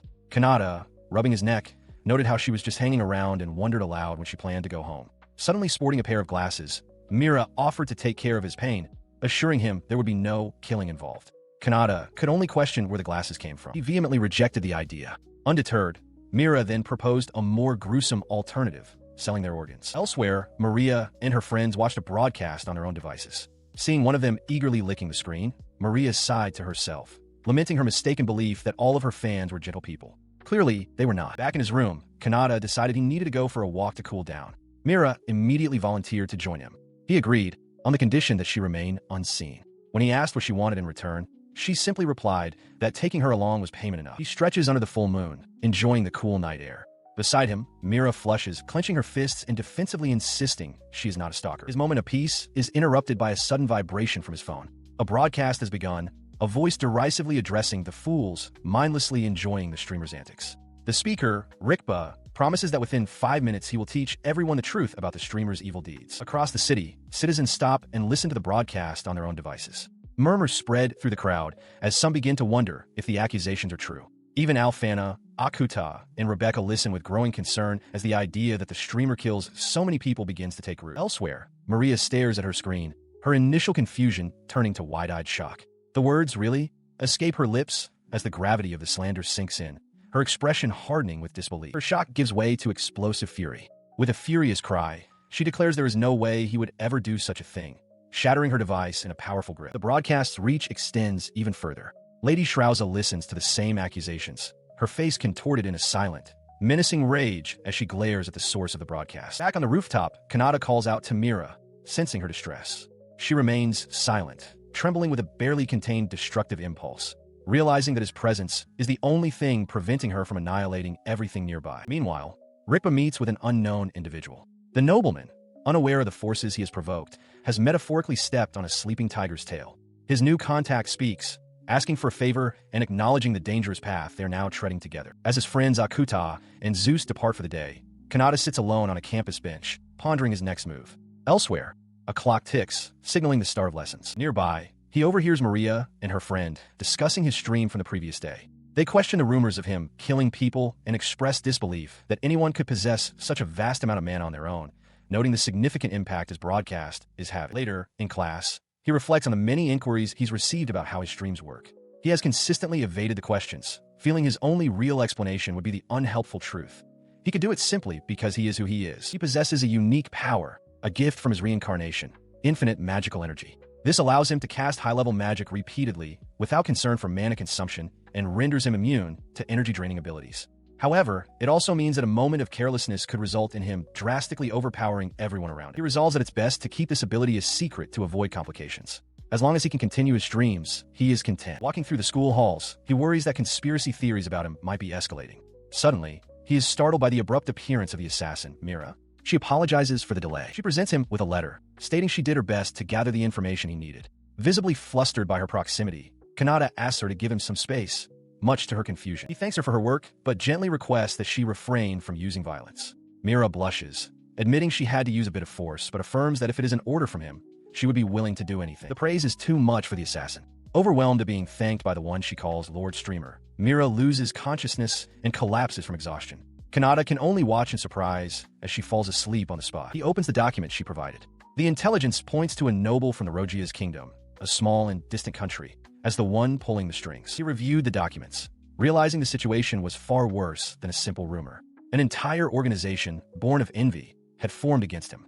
Mira, the source of this detailed intelligence, looked on, pleased with her work. Impressed by her efficiency, he noted how quickly she had uncovered the truth. Mira, kneeling before him, offered to gather even more information if he wished. Kanata simply asked if she was truly fine with undertaking such tasks. Without hesitation, he gave her a new assignment. Holding his communication device, he instructed her to use her network information to infiltrate a specific stream. Eager to serve, Mira immediately accepted the mission. Later, dressed in his school uniform, Kanata reviewed the details of the rumors being spread. The document outlined a malicious narrative that he gains the trust of former slaves only to drain them of all their magical energy. He read on, scoffing at the creativity of the slander. The text claimed his supporters were brainwashed and that his death was the only way to stop his supposed crimes.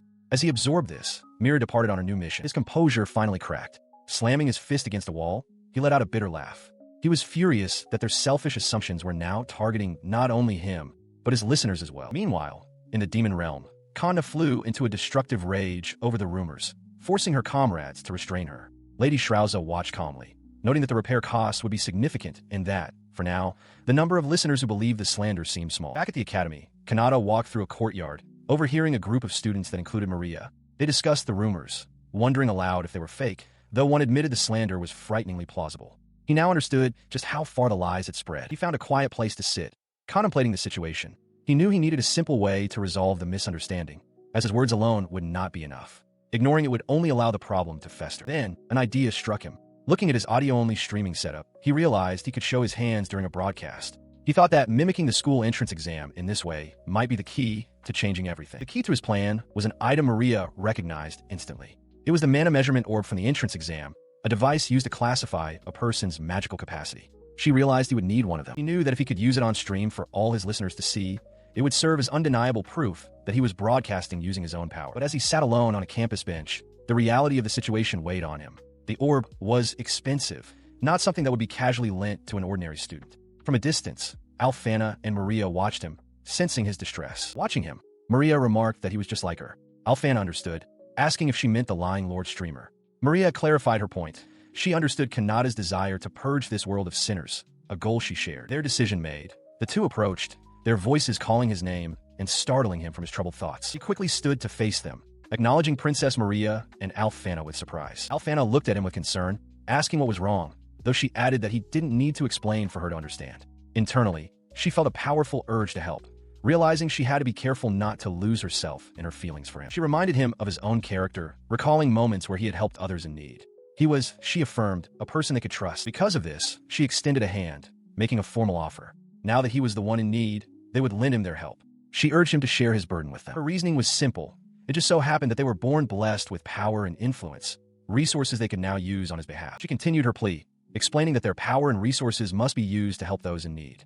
With her hands clasped earnestly, she looked up at him and asked if he could please rely on them. His heart pounded in his chest as he clenched his fist, a wave of relief washing over him. He realized that if it was these two, he could truly trust them. As he came to this conclusion, Maria spoke up, asking both him and Alfana if she could ask a favor of them. He raised a hand to his chin, his expression turning serious.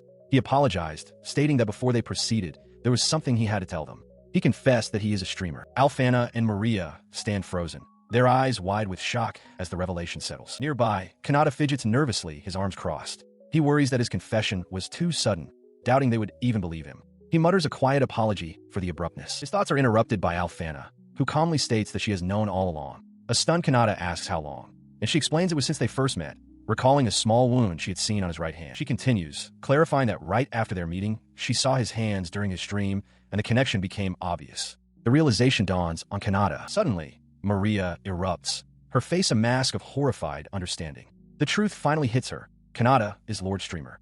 Alfana confirms it was surprisingly easy to deduce, especially given his accent. Kanata, flustered, realizes he must have been unconsciously giving them information. Alfana and Maria simply state that it was only natural for them to figure it out. Alfana then steps forward, gently taking his hands in hers. She holds them firmly, reassuring him that even knowing the truth, they are his fans and would never do anything to cause him trouble. Her expression becomes intensely serious. She declares that if they did, they would have no right to call themselves his fans. Maria steps forward as well, placing her hand over theirs. She agrees with Alfana, adding that they want to keep hearing his voice and his usual fearless attitude. She then leans in extremely close, demanding he drop the formalities and stop calling her princess. Overwhelmed by their combined intensity, Kanata can only stammer out his agreement. He listened, somewhat stunned, as Alfana and Maria declared themselves as allies. Alfana, reminding him of her status as a princess and a priestess, offered to grant anything he desired. He could only manage to acknowledge them by name. As they each took one of his hands, he reflected on the fact that even though they knew his identity, neither of them had leaked his secret. They had kept it safe. He knew he could trust them, yet a strange feeling crept over him. Their demeanor felt different from usual, almost unnervingly intense. They leaned in, their faces unnaturally close as they stared at him. A wave of panic washed over Kanata as he glanced around, worried that someone might see or overhear their conversation. Alfana, with a confident wink, revealed she had anticipated his concern and had already cast a spell to ensure their privacy. Relieved, Kanata thanked her. She then turned serious, stating that the purpose of their meeting was to discuss the rumors and conspiracies surrounding his identity as streamer. She elaborated, explaining that she had requested her mother and father to investigate the matter. Thanks to a mysterious cooperator, they had already traced the rumors to their source. Kanata was stunned by the speed of their progress, which Maria proudly confirmed. Alfana continued her report, stating that while the rumors accused him of being a mass murderer, their country's investigation had found no evidence to support such claims. The one truth they did uncover, however, was that his activities as Lord Streamer required an amount of mana far exceeding that of any normal person. This fact led her parents, and indeed the leaders of every country, to two possible conclusions. Either he possessed more mana than anyone else in the world, or he was using some unknown device to generate the necessary energy to stream. Maria then clung to his back, urging him not to feel he had to rely solely on them. She explained that the name Lord Streamer now held significant power, and that he had garnered unwavering support from the common people. Many of these supporters, she revealed, were already taking action to quell the malicious rumors. He was struck by the revelation. So many people, his believers, were ready to fight for him and would not forgive any action that troubled him. While grateful, he realized he didn't want anyone else to clean up his mess. With renewed determination, he resolved to prove his own innocence with his own hands. He declared his trust in both Maria and Alfana, though his face flushed with embarrassment at their current predicament. The two girls, having tumbled to the ground, looked up at him, dazed but resolute. As they recovered and stood before him, he gathered his thoughts, preparing to explain his strategy. Alfana, ever direct, prompted him to reveal the plan. His plan centered on a specific object, the orb they all saw upon first entering the academy. He reminded them that it was considered a valuable artifact, one that was strictly forbidden to be removed and was kept under lock and key somewhere deep inside the school. Now sitting together on a bench, he elaborated on his intentions, stating with conviction that this was a problem he needed to resolve personally. In response, both Alfana and Maria leaned in impossibly close, their faces inches from his. Alfana vowed that regardless of how things turned out, she would take full responsibility, leveraging her authority as a princess to secure the necessary permissions. Maria echoed the sentiment, granting her own permission as the priestess. The intensity of their support and their proximity left Kanata completely flustered. He was grateful for their unwavering help, though he silently wished they would give him a little more personal space. With this new alliance forged, the stage was set. Streamer and his believers had finally joined hands to combat the rumors, and his next move would be revealed very soon. Outside the school building, with classes concluded for the day, Kanata turns to Alfana and Maria. He carries a broken computer monitor, thanking them both for their help and expressing confidence that he can get things ready for tomorrow. Having settled their preparations, he confirms the details of their operation. The plan, he states with a determined grin, will begin at 6 in the evening tomorrow at their designated meeting place. Both Alfana and Maria affirm that they understand. Later, a knock sounds at the door. Maria opens it, looking up to see who has arrived. It is Alfana, who strides into the room with a severe expression. Maria asks what is wrong, but Alfana's attention is fixed elsewhere as she asks if this is about Lord Kanata. Maria confirms it is, and the realization strikes Alfana with the force of a physical blow. Lord Streamer truly is her classmate. She seizes Maria by the shoulders, shaking her frantically. Maria pleads for her to calm down, but Alfana, completely overwhelmed, shouts back that there is no way she can possibly calm down. Her agitation erupts into a destructive frenzy, shattering furniture and glass around her as she screams that her idol is her own classmate. Maria dodges the flying debris, begging her to stop destroying the room. A moment later, with the room magically restored, Maria looks down at a bandaged and flustered Alfana on the floor. Alfana insists she isn't lying, explaining that while she was never certain, she had her suspicions because his way of speaking always felt familiar. She continues to mutter Kanata's name in a daze. Maria leans in close, telling her to stop murmuring and points out that she can now simply use their meetings to make Lord Kanata fall for her. The suggestion causes an immediate and drastic shift in Alfana's mood. She now stands before a chalkboard filled with equations, her expression one of intense calculation as she ponders which name to call him. Maria watches this sudden change, stunned by the quick shift in her friend's focus. She immediately leaps to an absurd conclusion, her mind racing with plans for a wedding ceremony. Since they know each other's identities, she reasons they are practically married. Maria, looking on, dryly points out the flaw in her logic. Her thoughts manifest as a brutish, aggressive version of herself, who roars that she will be Lord Kanata's bride, not Maria. While the real Maria chuckles at the joke, a distant Kanata warns her that Alfana becomes unhinged when she invokes her authority as a princess. The aggressive fantasy fades, replaced by a chillingly serious demeanor. Alfana pokes Maria sharply, warning her not to cause any trouble for him at school, making a clear distinction. There, he is Lord Kanata, not Lord Streamer.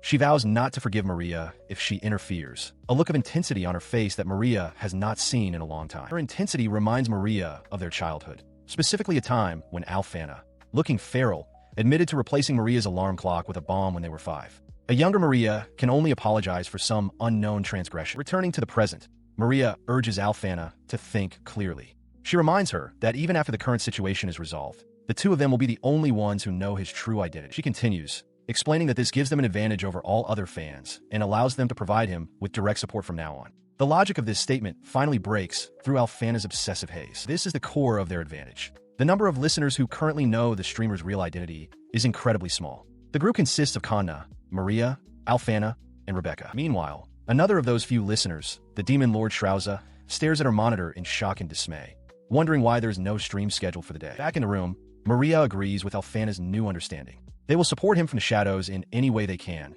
ensuring the world doesn't discover his secret. Alfana clenches her fist, her resolve hardened. She declares that this is how true fans who know the truth should behave. It seems the previous description of them as obsessive, dangerous listeners was a mistake. They have found their true purpose as his guardians. Her new pact with Maria had fundamentally changed their relationship. They were more than just fans now. This new alliance was sealed with a firm handshake. Maria declared them friends and allies, united in their goal to support Lord Kanata. Alfana enthusiastically agreed, her expression bright with shared purpose. It appeared to be a moment of wonderful friendship between two young women. But beneath this veneer of camaraderie, a fierce rivalry burned, symbolized by the spirits of a dragon and a tiger. Alfana silently vowed that she would become Kanata's favorite, while Maria was equally determined to be his undisputed number one. Their claims were rooted in their history with him.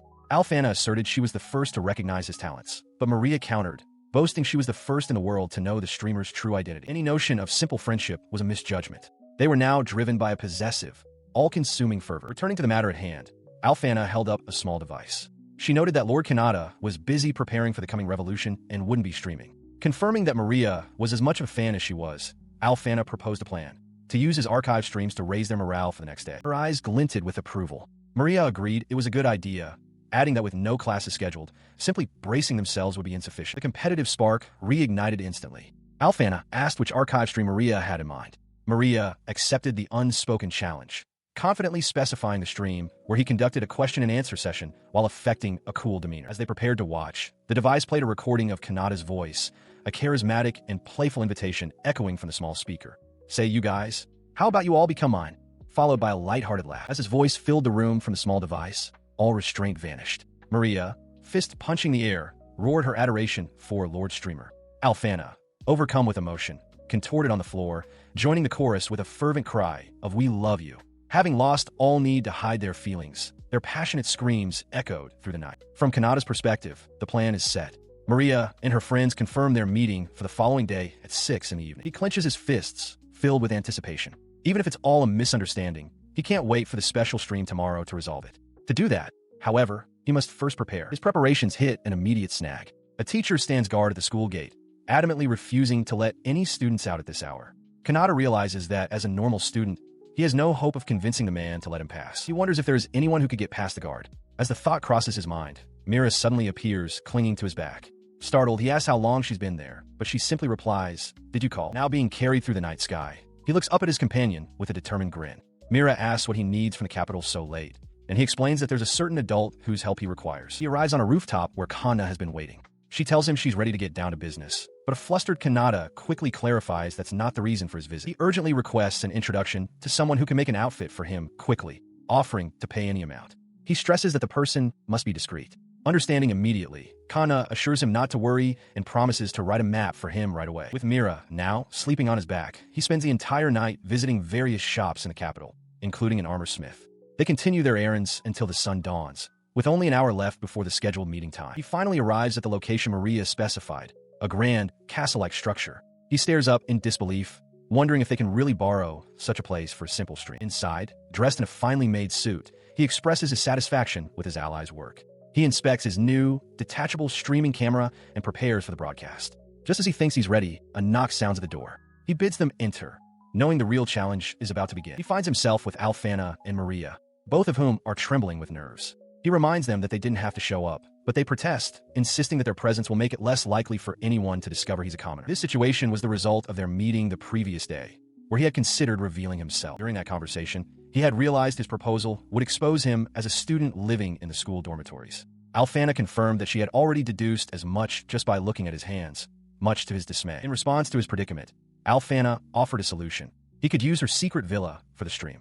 She assured him it was a place so perfectly concealed that even her parents were unaware of it, a place that people wouldn't notice even if they were looking directly at it. She explained that this was possible due to her magic as a saintess, which wards people away by causing them to simply not care for the affected area. This magic was so effective that it had once confounded even seasoned adventurers, who sensed something was amiss but couldn't identify the massive castle before them. Alfana promised to modify the barrier so he could see it. Maria then proposed combining her own magic with Alfana's, creating a space where they could stream freely without any fear of their location being tracked. Kanata could only marvel at their abilities. Maria clarified that while her magic was a sacred inheritance she couldn't betray, she would make an exception for him. Immediately after, both she and Alfana latched onto him, shouting that they had to accompany him to open the villa and ensure he wasn't discovered. Overwhelmed, he finally agreed. Back in the present, standing within the villa's lavish interior, he felt the magical energy shimmering from the walls and resolved to thank them properly later. His thoughts were interrupted as Mira appeared, gave him a swift thumbs up, and then vanished from sight. He realized with a start that she had only pretended to leave before. Perched comfortably outside, Mira sipped a drink. She had somehow bypassed Alfana's powerful magic and decided to stand guard, ensuring Kanata could stream until he was satisfied. Across the city, Kana stared at her device, a worried expression on her face as she wished Kanata good luck. Elsewhere, a crowd had gathered to watch the broadcast, their anticipation mixed with skepticism. Akuta and Zeus stood among them, speculating that the streamer would likely make an excuse and fail to appear. Meanwhile, in the demon realm, Lady Shrauza watched with a confident smirk, declaring her belief in the streamer. Her subordinates were less certain. One noted that he was different from other humans, while another questioned if he was a threat. They all agreed to watch what they assumed would be his final stream. Back in the concealed villa, as a clock chimed the appointed hour, Maria turned to Kanata. She informed him that it was time. Alfana stood nearby, watching silently. He acknowledged them, confirming that they should proceed as planned. Taking a steadying breath, Kanata admitted to himself that he was nervous, but resolved to enjoy this moment, the world's first evolution of live streaming. While he prepared, his adversary, Prince Aguila, stood before a massive, expectant crowd. He proclaimed that no matter what excuse was made, this would be the streamer's final broadcast. Aguila demanded that the streamer expose his true self, his hands, and his awful voice for all to see. Unmoved by the prince's public threats, Kanata clenched his fist. He gave a final instruction to his companions, telling them to act if they saw any opening. As the stream went live, a wave of collective shock rippled through all who were watching.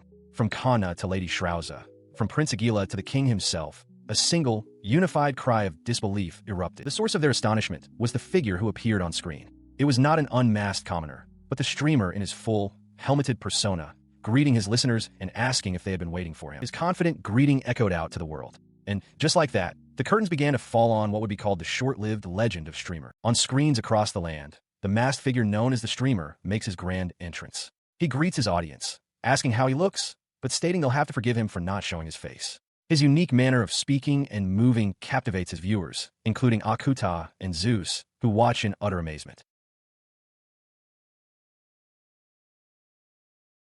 Elsewhere, Lady Shrauza watches the broadcast with fierce determination. She wanted to prove her own innocence against certain allegations, and so she decided to do a slightly different kind of stream this time. In another room, Kana thrashes about, equally engrossed in the event. The source of the controversy sits upon a throne. Prince Aguila recounts the situation, explaining that recently, a certain country has been alleging that the streamer commits mass murders in order to conduct his broadcasts. He watches the stream himself, his expression twisting with contempt. Finding the whole affair a pain, he cannot ignore people who treat others like criminals based on mere guesses. He interprets the streamer's words as a threat, sneering as he wonders if he's being challenged, before shouting at his own viewers, calling them idiots. His guards stifle their laughter at his outburst, quickly offering apologies. On the broadcast, the streamer complains that due to the recent troubles, he can only sleep at night, which he finds incredibly annoying. He then shifts his tone, announcing to his audience that today, he will show them exactly how his streams work. But first, he intends to introduce his accomplices, asking for the camera to be handed to him. The live comments scroll rapidly, filled with viewers' excitement and demands for him to prove his innocence. As the camera pans, Lady Shrauza stares in disbelief. Someone helped him? Someone other than her? On the screen, she sees two figures who, according to the streamer, came from afar to assist him. The two young women step forward to address the puzzled audience. One introduces herself as Maria Ataraxis, the third princess of Rogias. The other reveals she is Alfana, more famously known as the Saintess. They explain that they are both fans and ask the streamer to let them join, a request he agreed to. Watching on her device, Kana realizes with a start that these two are tough rivals.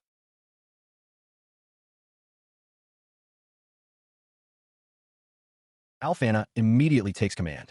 Raising a finger, she declares that by the name of the Saintess, the audience must obey. She cast a spell, commanding everyone to focus only on Lord Streamer's words and actions. In the background, Kanata flails, startled by her sudden, authoritative move.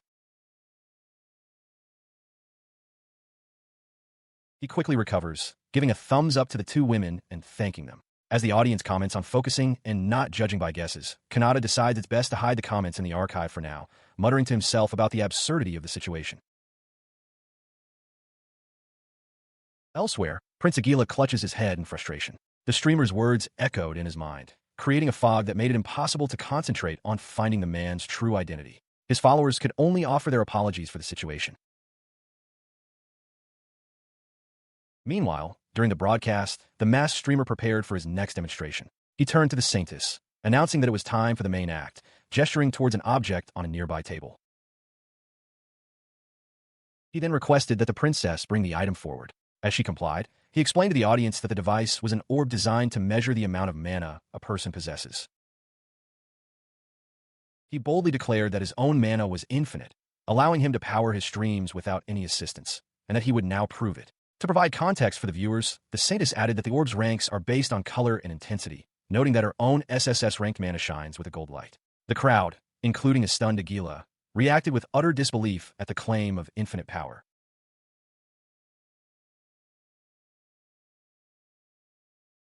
The plan had been formulated the night before. Kanata, without his mask, had explained his intention to pour mana into the orb.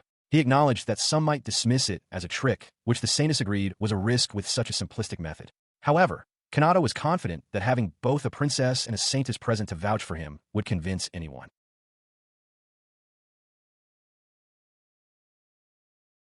Returning to the live broadcast, he warned his audience not to look away. With a determined expression, he reached for the orb, stating that he was committing to the demonstration. He placed both hands upon the crystal sphere, and a powerful energy immediately began to surge through it. The result was unexpected. Both Maria and Alfana watched in confusion as the orb first shone with a vibrant gold light, only to shift to a creepy, unsettling black before returning to gold once more. The orb began to vibrate intensely. Kanata noted with some relief that it hadn't broken this time.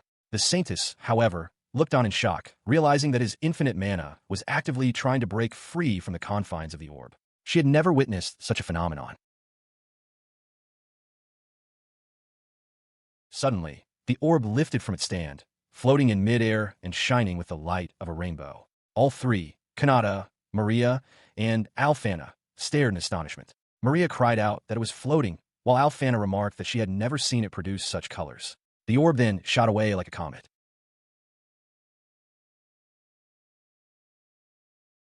He scrambled onto the roof, shouting into the night sky as the orb flew away. "Get back here! Where's it going?" Realizing he couldn't catch it alone, he rushed back inside, grabbing both Alfana and Maria. He apologized for the haste, asking them to help him out. Alfana, startled, quickly agreed. He then sprinted towards a balcony, leaving his streaming equipment behind. His phone, still mounted on its tripod, tumbled to the floor, the live feed capturing his frantic departure as his audience watched bewildered. Across the world, viewers reacted with shock and confusion. Demons wondered if it was an accident. Royalty and commoners alike were urged to look outside at the insane spectacle. Students stared at their screens, questioning what could have surprised the streamer so much, while others looked up at the sky in disbelief. The strange light in the sky elicited varied responses. The assassin Mira looked up, stunned by the sight. The demon Lord Shrauza found it both beautiful and unsettling. In a dimly lit room, Kana watched, remarking on how frightening and fleeting the phenomenon was. Stepping out onto the balcony, Kanata and the two women gazed up at the source of the commotion, a vast, shimmering curtain of light painting the night sky. Alfana recognized it, explaining that it was like an aurora. Maria, unfamiliar with the term, could only ask what that was. She held the now-dull mana orb in her hands, a thought beginning to form. The orb, its power seemingly spent, slipped from her grasp and fell as the aurora continued to dance over the city rooftops. She then voiced the realization that was dawning on everyone. The overflowing mana hadn't just disappeared. It had poured out of the orb to perform a miracle. This aurora, she declared, was not limited to one country, but it spread to others, serving as undeniable proof of the streamer's infinite mana.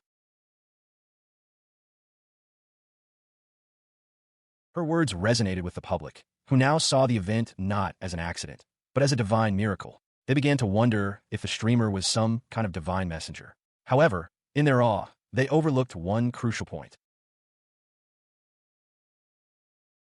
The king and his advisors, however, did not miss it.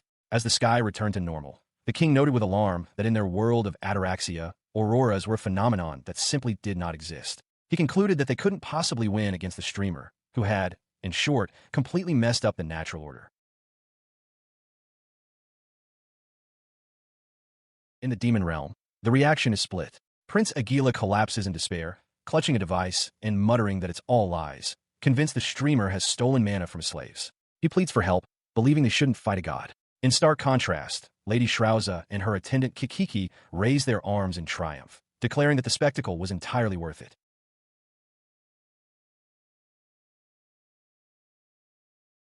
The sentiment of awe echoes far and wide. The populace is utterly convinced that the night sky was purposefully crafted by the streamer. They hail him as a being who can control the heavens, a supreme ruler of the skies. To them, the beautiful display was a one-night miracle, an event so profound it could make one faint from sheer wonder.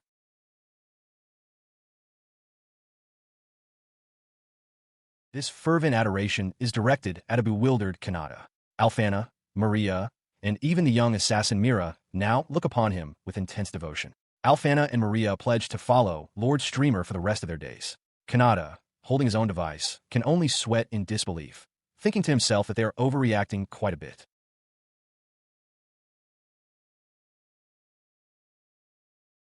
Throughout the capital, the excitement is palpable.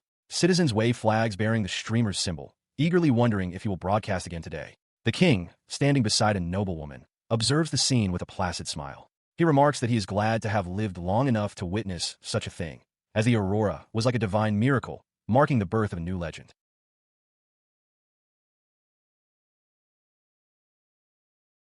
Even in the demon lands, the news has spread.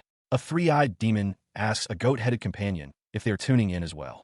The goat-headed demon confirms, finding the streamer's supposed infinite mana to be interesting and hoping he might visit their country one day.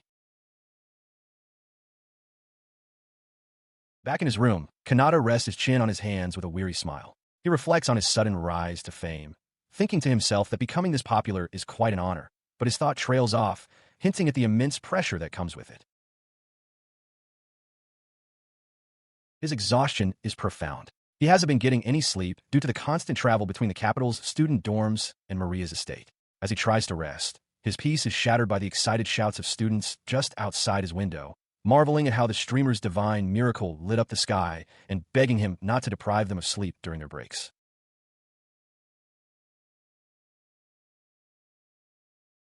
Later, while walking through the school, he sees Maria excitedly showing another student her device. She points out the phenomenon, calling it an aurora. Overhearing this, Kanata is struck with a sudden realization, wondering why they are all crediting him for it.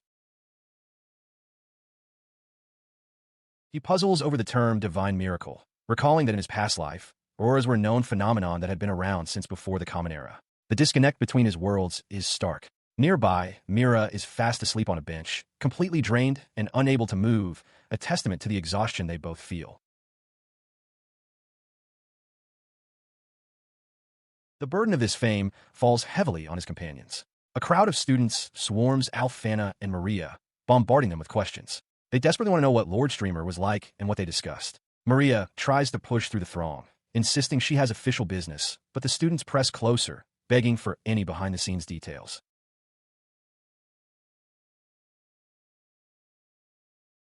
She looks out the school window, adjusting her glasses.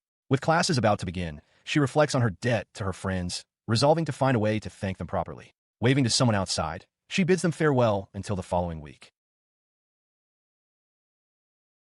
Meanwhile, Kanata walks away from the crowd, thinking only of going home to rest. His departure incites Aguila's fury, who loudly questions who Kanata, a mere commoner, thinks he is. Immediately, Maria and Mira snap back, telling him to be quiet and accusing him of simple jealousy. He pauses, realization dawning on him. Looking back at the fuming noble, Kanata understands that these very sentiments, this resentment from the aristocracy, were the root cause of the recent troubles. The narrative shifts to the resolution of the Rikpa incident. Maria had explained that shortly after the stream, the royal knights located Rikpa's home. They compelled him to confess his crimes and arrested him, though he was spared from exile. Before his imprisonment, whether from genuine remorse or because the consequences had utterly broken him, Rikpa gave his entire fortune to his slaves. In that moment, prostrate on the floor, he had offered it all as a humble apology, declaring he had no need for wealth in prison. However, a flashback reveals the truth. An hour before the knight's arrival, Demon Lord Shrauza held Rikpa's head in her hand. She mockingly praised his apology, explaining that her talented subordinates found a bug like him with ease, noting his security was pathetic compared to the streamers. Returning to the present, Kanata walks alone, contemplating his next move. He decides he must urge his listeners to be more measured in their judgments to prevent such chaos from erupting again. He also mulls over the mixed reactions to his new hairstyle. As he walks, Alfana joins him. He sighs, admitting to her that he feels he was the cause of it all and must be more careful with how he handles things from now on. Alfana greets him formally, noting his exhaustion. Just as she points out that he also uses magic, Mira appears suddenly, her face inches from his. She whispers intently, asking if his earlier thoughts mean he is considering an end to his streaming. In response to her question, Kanata puts on a brave face, declaring that despite the recent unwanted attention, he will continue his streams as usual. He vows to make sure both he and his listeners can enjoy them, all while protecting his identity. Nearby, Alfana expresses her relief, admitting that she and Maria had been worried. Flustered by their concern, Kanata thanks them for the support and quickly departs.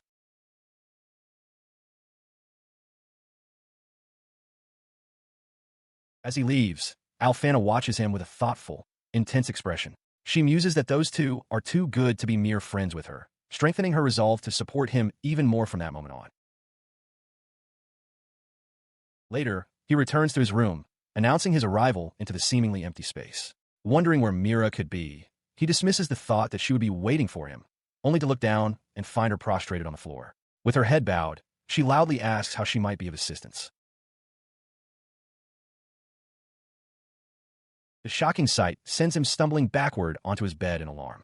From the floor, Mira simply looks up at him with a wide-eyed, questioning innocence.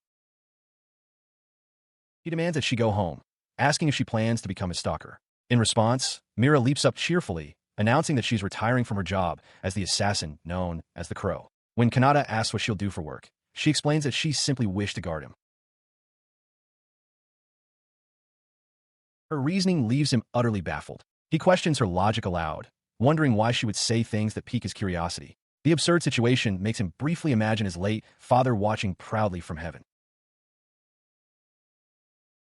He tries to ignore her, turning his attention to a news feed on his monitor which reports that the disappearance of Crow is being credited to the streamer. He silently hopes the situation doesn't escalate further, but Mira persists, pleading for him to let her become his official, publicly known bodyguard. At that very moment, Maria arrives home from her duties, looking weary but singularly focused on seeing Kanata. Spotting him down the hall, she calls out his name and begins to run towards him with excitement. Her joyful approach comes to an abrupt halt as she witnesses a shocking scene. Kanata is dragging Mira by the hand, calling her an unemployed weirdo. Unfazed, Mira proudly proclaims that he is mistaken and that, from this day on, she will be Lord Kanata's bodyguard. The word bodyguard makes Maria's expression darken with possessive anger. As Kanata tries to deny Myra's claim, Maria steps forward, her voice laced with intensity. She declares that if he likes smaller guards, then she would be the best choice. In the background, Alfana watches the confrontation unfold. Meanwhile, outside the school gates, Kana noticed the commotion. The noise was unusual, prompting her to wonder if Kanata was once again involved in helping someone. As she considered this, a mysterious, dark-skinned woman with pointed ears adjusted her sun hat, deciding to take a look for herself. This newcomer seemed to recognize Kana, identifying her as the saintess and priestess. Kana, for her part, mused that Kanata might be surprised by her unexpected visit. The woman approached, and Kanna, looking puzzled, asked if they had met before. The stranger simply stated that the flame war had been resolved. Back with Kanata, the situation had only escalated. Mira declared that she and Maria were already his bodyguards, much to Alfana's shock. This, however, was merely the beginning, as Kanata was once again becoming the center of everyone's attention. From an unknown vantage point, the figure known as Crow observed these developments. They acknowledged that the streamer would not stop moving forward. At the same time, Kanata reflected on his own progress, realizing that by starting to vlog, the possibilities before him were now infinite. He tried to block out the escalating argument between Maria and Alfana, covering his ears to avoid reality. Ignoring their bickering about manners and status, Kanata resolved that he simply had to become even bigger to handle it all.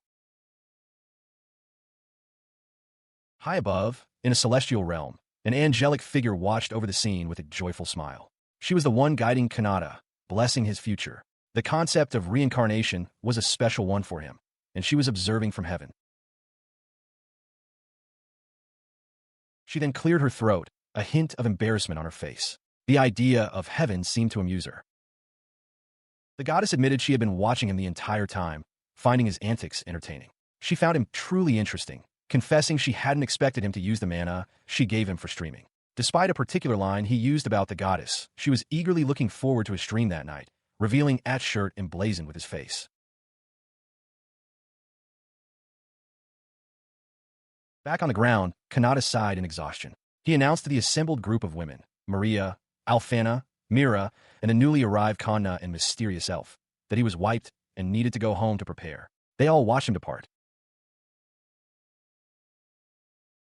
He turned to leave, prompting an immediate, unified outcry. Lord Kanata, Alfana, and the dark-skinned elf woman called out in unison. Kanata, echoed Mira, the elven princess Maria, and Kanna, their voices a mixture of disbelief and desperation. Even the demon Lord Shrauza seemed taken aback by his sudden departure.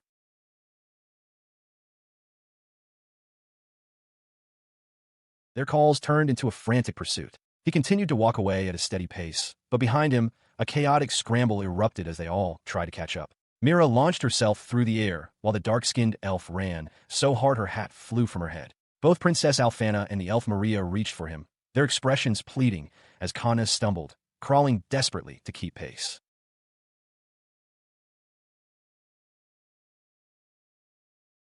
Seated on a bench before a large church, Kanata looks bewildered, pointing to himself as he processes a single question. His supporters?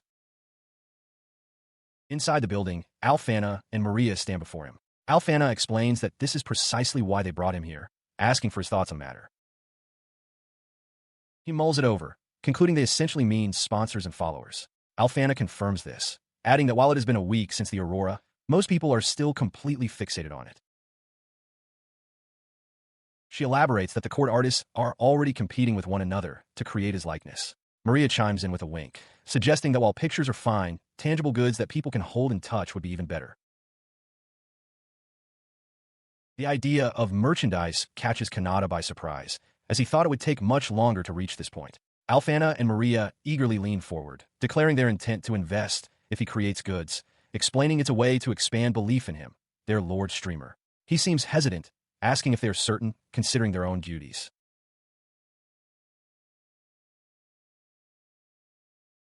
They quickly reassure him, stating that it won't be on any official records and won't interfere with their work. They're content as long as he is the only one who knows. Touched by their sincerity, Kanata thinks how they are a breath of fresh air compared to his usual online world. He is momentarily overcome with emotion, wishing he could marry them both before dismissing the thought as impossible.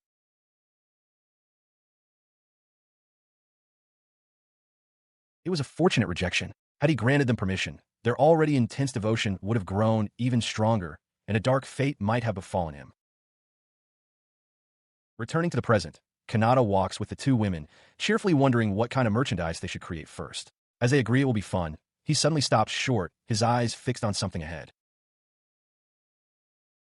Before them stands a massive statue of the goddess, now desecrated with At's shirt bearing Kanata's face. Alfana explains that it appeared this morning, and they couldn't find the culprit. As Kanata expresses his shock, wondering who would do such a thing, Alfana internally declares victory. Maria watches them, a thoughtful expression on her face.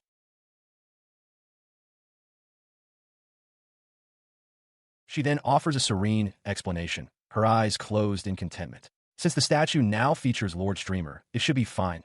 It is what they all agreed upon. A chill runs down Kanata's spine as he silently questions the sanity of this church. She chuckled, explaining to her milord that he has fans in every corner. Alfana added that they were using magic to hide their identities from the onlookers. As they spoke, two of Maria's school friends approached, asking Kanata who his companions were. Before he could answer, Alfana's eyes gleamed with an idea. She suggested that if the goddess herself had woven the message onto the defaced statue, it would be considered a divine oracle. Kanata reacted with alarm.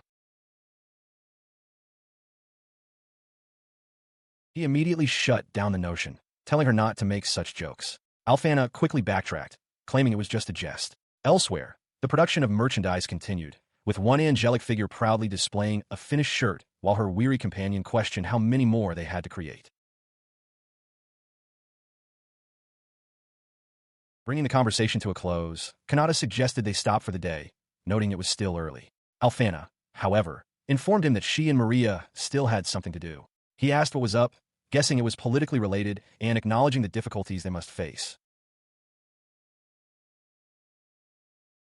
She responded with a knowing, almost unsettling smile, simply telling her milord that he would understand soon. As she and Maria waved a cheerful goodbye, Kanata was left completely bewildered by her cryptic remark. Later, walking alone through a bustling part of the city he rarely visited, Kanata found the change of scenery refreshing.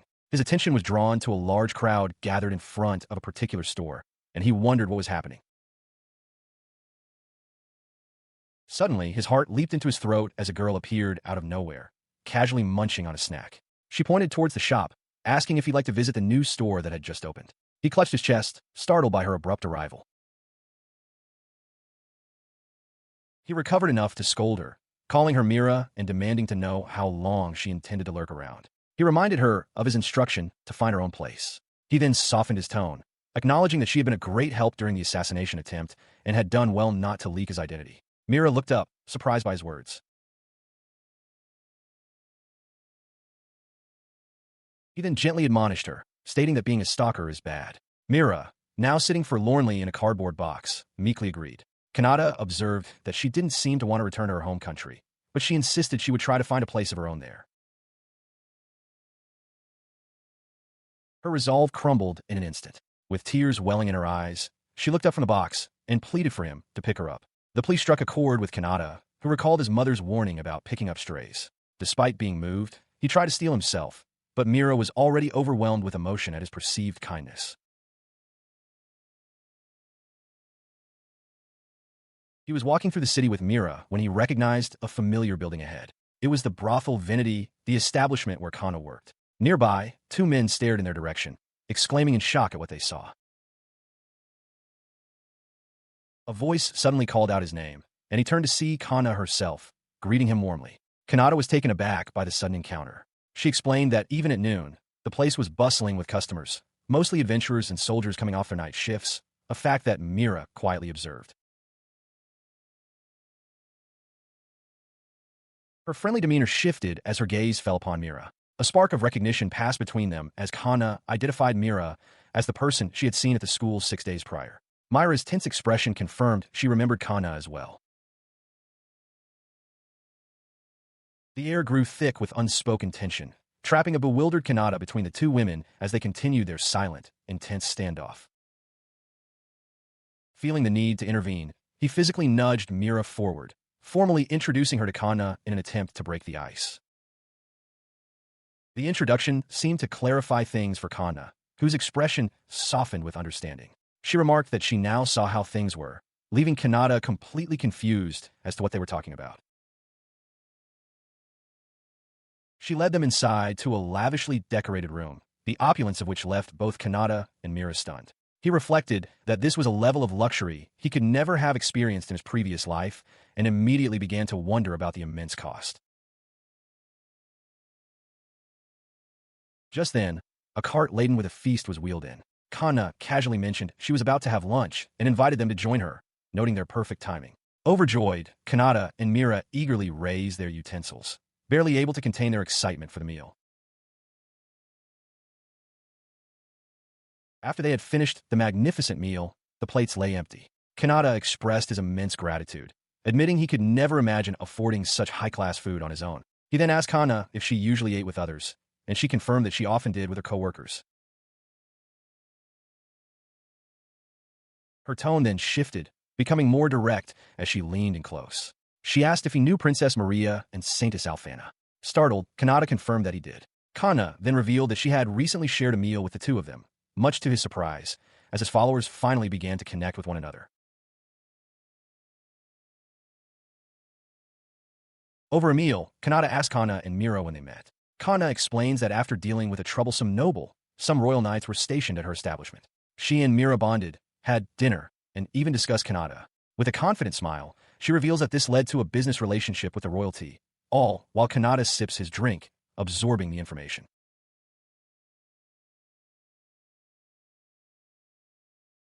She then declares her intention to create a group to support him as a streamer. The revelation causes Kanata to spit his drink directly in Amira's face in shock. Kana, oblivious, asks what's wrong, casually mentioning that while it's not official, she is now member number 3. Mira remains stoic, a trickle of water running down her cheek.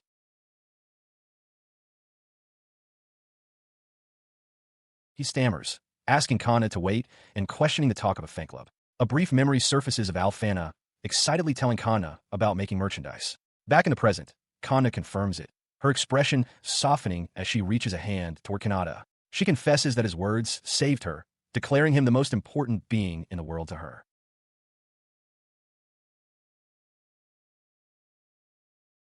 Mira, calmly wiping her face, explains that she overslept and missed the meeting, which is why she was unaware of the plan.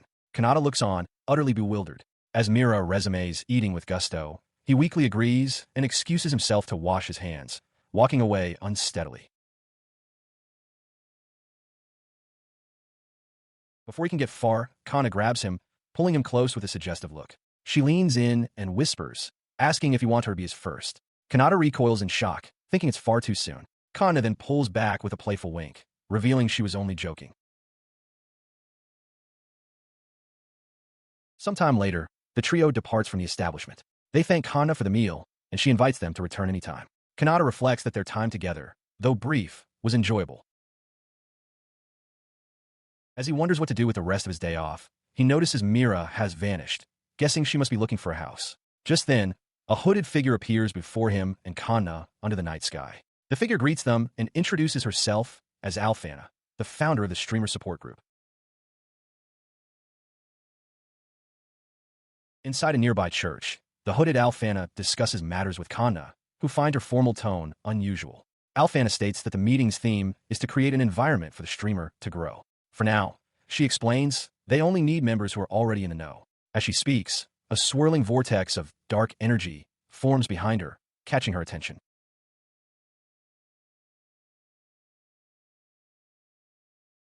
The energy coalesces into a shadowy figure that lunges forward. Alfana reacts instantly, erecting a defensive barrier of dark energy as she demands to know who is there. She realizes with alarm that her attacker is no ordinary foe to have infiltrated her full power spell. The shadowy assailant is suddenly intercepted by a flash of movement. Mira appears, striking the figure down with a decisive blow. As Kana watches in shock, Alfana quietly wonders if this is an entrance exam, a test to see if she is strong enough to protect him. The meeting is interrupted by two new arrivals. A small girl with dark hair steps forward, boldly announcing her desire to join and revealing herself as a former assassin. Beside her, a figure cloaked in a light-toned robe meekly makes the same request, claiming to be just a normal demon. Their sudden appearance draws varied reactions. Lady Shrouza's lips curl into an intrigued smile. The young assassin, Mira, seems surprised that there were others besides herself. Kana and Alfana, however, recognize the two from an encounter at the school, with Kana noting that since one is a saintess, they are likely allies. The robed demon accepts their inclusion, her voice firm as she agrees. Lowering her hood to reveal a determined young face, she expresses her eagerness to work with them all, her purpose absolute. Everything is for Lord Streamer. This declaration solidifies their pact, as multiple hands join in a unified, symbolic gesture of allegiance.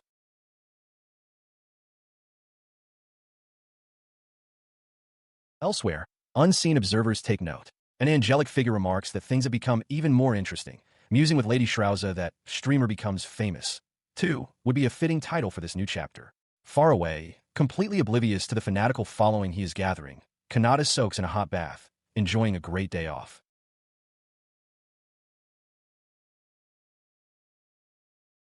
During a live stream, a viewer asks Kanata if he likes beautiful girls such as the princess and the saintess. He enthusiastically confirms that he does, lamenting that if such beauty were by his side, he'd be a happy man. This declaration sends his audience of self-proclaimed fellow single men into an uproar, accusing him of betrayal.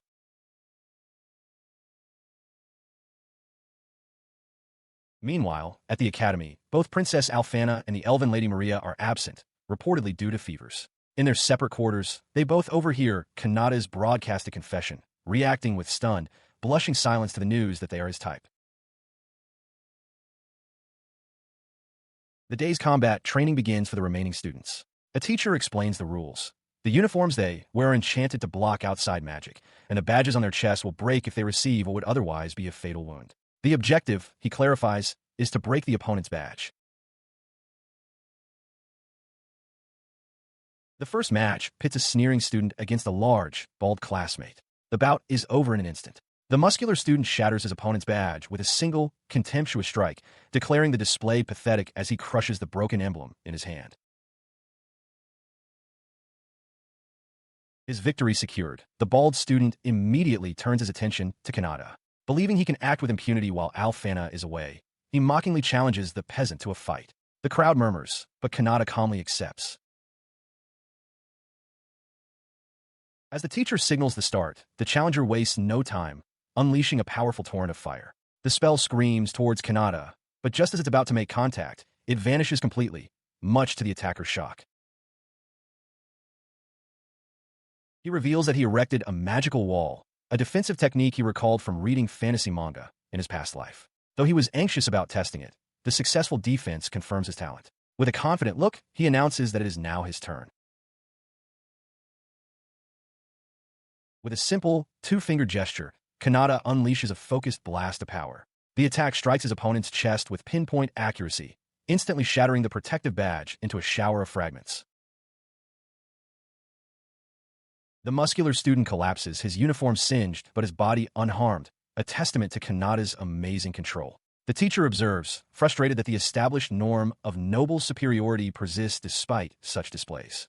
From the sidelines, Aguila watches with a disdainful expression. Kanata, however, feels secure, believing he'll be fine as long as he has Maria and Alfana.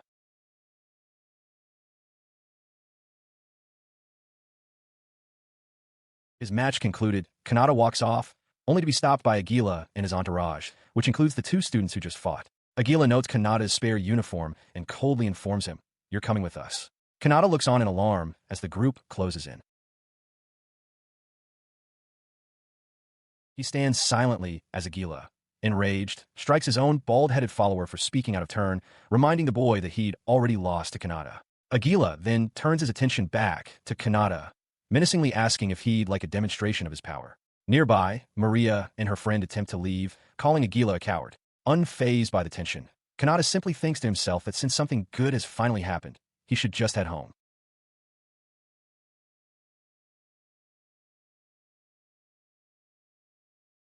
As he contemplates leaving, the world suddenly halts. Aguila and his followers are frozen mid-sneer, their movements suspended in time. Kanata, however, is unaffected. He looks around the silent classroom, a wave of confusion washing over him as he realizes everyone is completely still. His bewilderment deepens when he sees a white dove flutter past the window, the only other object in motion. As he watches it go, a serene voice speaks from directly behind him, remarking how rude it is for lowly humans to dare touch him, declaring such an act a sin. He turns to see a towering angelic figure, flanked by other celestial beings. She explains that even if they are inferior, those who follow him are different. Kanata stares, a flicker of recognition in his eyes as he tries to place her voice. His gaze then drops to her shirt, which inexplicably features an image of his streamer persona.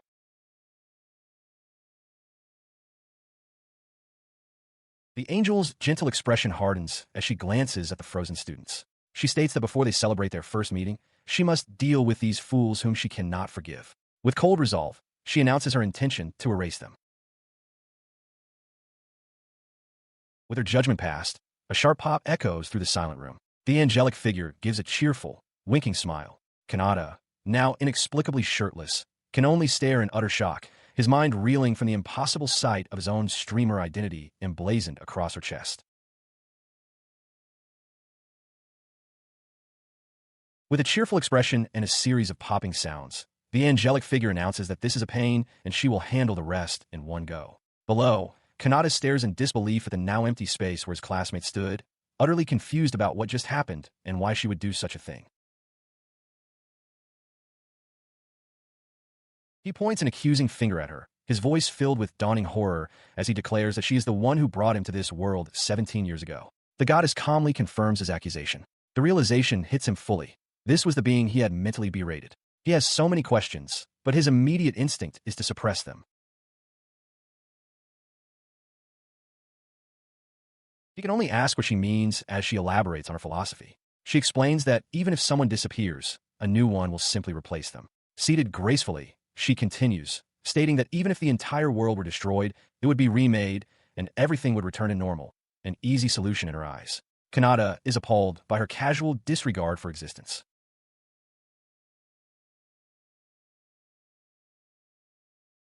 He retorts that her ability to simply stop time makes her a terrifying monster, not a goddess. He argues that while he has people he dislikes, he never considered just getting rid of them. The goddess counters that being liked by everyone is an impossible task. She declares that her method of dealing with people is simply her own form of humanity and her way of life.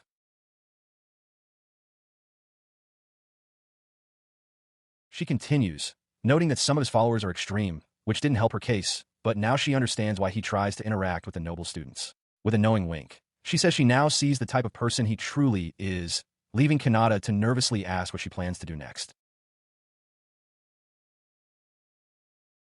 In response, she pulls him into a gentle embrace, telling him not to worry. She clarifies that her earlier statements were merely hypothetical. She only wanted to confirm how he would react. Kanata is left flustered and wide-eyed by the sudden physical contact. He pushes her back slightly, stammering as he questions why a goddess would wear such modern-looking clothes. She proudly explains that she made them herself and even put them on her own statue in the church. The biggest revelation follows. She is his oldest fan, a listener, who has been observing his live streams since the very beginning. Kanata is struck completely speechless.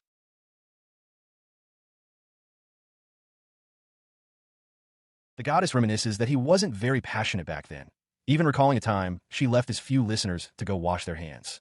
Kanata explodes, shouting that she shouldn't say such things so confidently. He clutches his head, lamenting the state of the world. She retorts that if a goddess like her is strange, then the world itself must be strange, prompting a hasty apology from Kanata.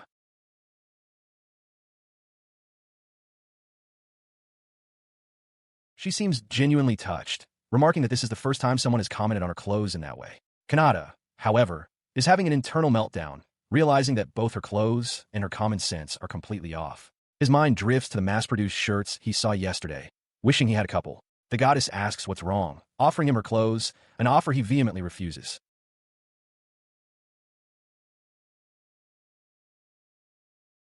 The goddess begins to float upwards, explaining that today was an exception and she normally cannot interact with him so directly.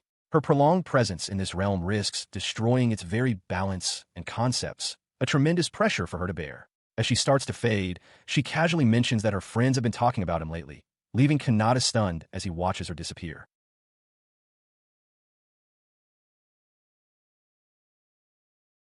He reaches out as the goddess's form grows ever more translucent.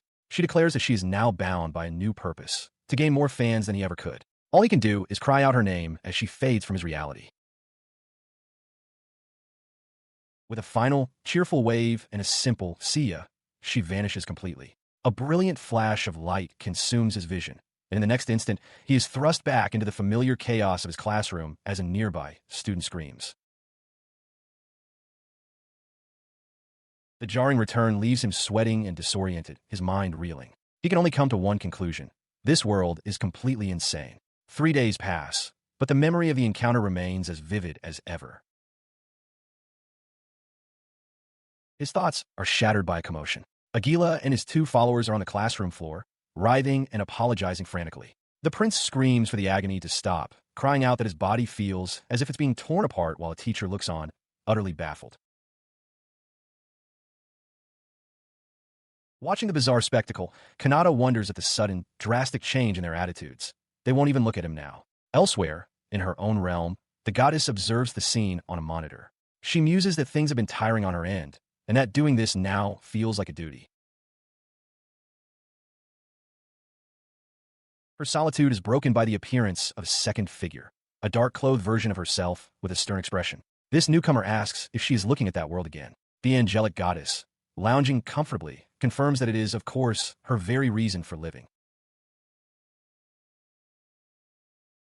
The dark-clothed goddess reveals the terrifying truth behind the events. She explains that when Kanata worried he had gone too far with the nobles, she simply erased the things she didn't like and remade them, admitting she was completely serious. This immense power, she concludes, stems from a simple fact: she does not understand people.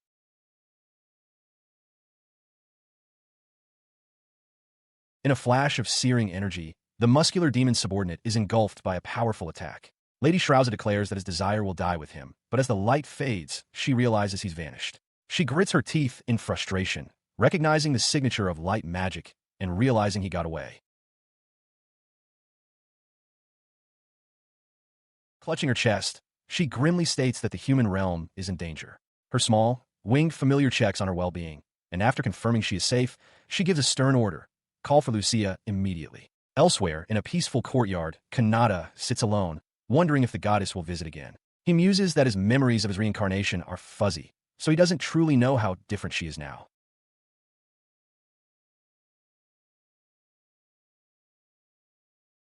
His quiet reflection is shattered as Alfana and Maria suddenly press themselves against either side of him. Flustered, he asks why they are so close, and they both reply that they believe this is normal for friends. It seems that ever since they returned, the two have been relentlessly affectionate, even chasing him around the grounds. Alfana, catching her breath, exclaims that she has time she needs to make up for with him, leaving Kanata to wonder if this behavior is truly normal in this world.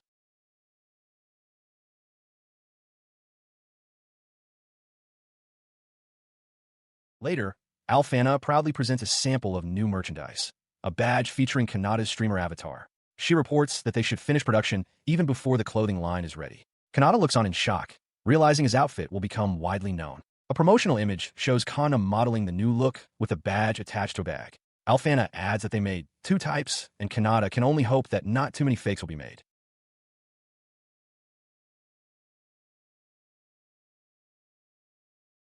He tells them it makes him happy to know they trust him so much. In response, Alfana and Maria lean in with intense expressions, declaring that no lowlife could ever hope to replicate his charisma. Alfana then excuses herself for official duties, promising to see him the next day. As the group says their goodbyes, Mira suddenly appears behind Kanata, startling him. He whirls around, asking why she's there and questioning if she used a spell.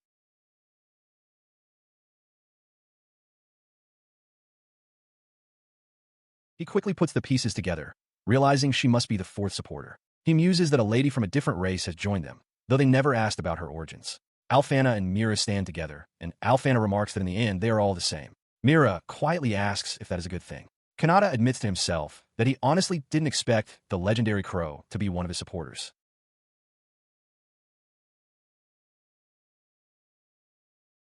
As Mira sits quietly on a nearby bench, Kanata wonders aloud why his warding spell isn't working. Alfana provides a simple explanation. Mira has enough power to oppose his mana, and that's all there is to it.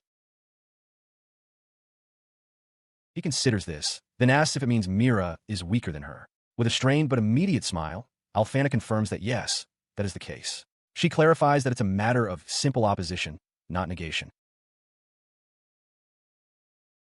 She elaborates, explaining that the reason her own spell is so effective throughout the school and town is that no one sees the Saintess as an enemy. However, she cautions that Myra's mana is far from average, and her stealth and combat skills are particularly noteworthy. Hearing this, Kanata realizes he probably shouldn't rely on his warding spell too much.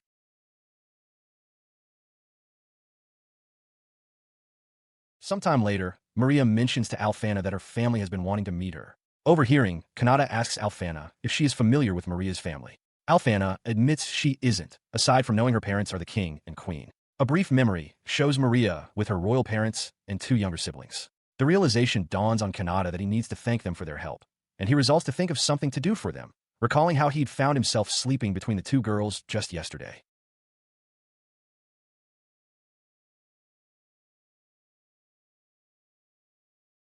He assures Alfana that he intends to offer her the same support eventually, but she replies that his sentiment alone is wonderful enough. Nearby, Mira watches them, her expression firm and resolute.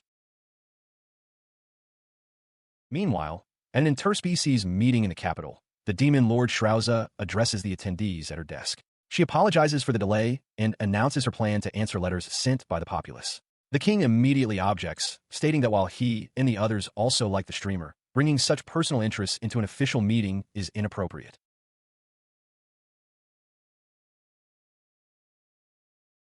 His concern is met with excitement from others at the table. As the king clutches his head in worry, another attendee cheers, excitedly claiming that the first letter from the king who loves vegetables is his. Shrauza, however, is consumed by her own frustrations. She laments that the meeting is supposed to last for several days, preventing her from hunting Lega. She clenches her fist, resolving to do her best, while counting on someone named Lucia to handle things in her absence. Back in his room, Kanata is streaming when a message appears from a viewer who claims to have donated money to support him. He stares at the screen in shock, recognizing the name as the scammer from before. Behind him, his supporters realize they may have been too hasty in swearing to handle such matters without his knowledge. His supporters react with immediate concern. Kana wonders aloud why children are donating, while Alfana warns everyone to ignore suspicious people and states she doesn't accept donations during streams. Maria decides to investigate and abruptly ends the broadcast. As Kanata wonders what is happening, a masked figure presses against his window. It is Mira, his bodyguard, announcing her arrival and causing him to recoil in terror.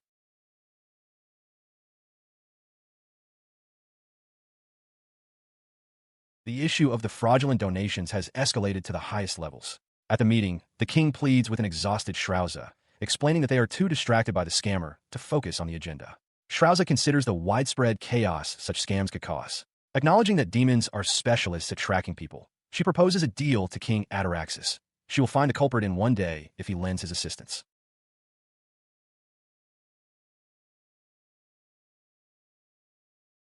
The king's face burns with passion at the opportunity. Shrauza sees this as a perfect chance to test the demon's wish for friendly terms with humans and vows not to forgive those using her name for fraud.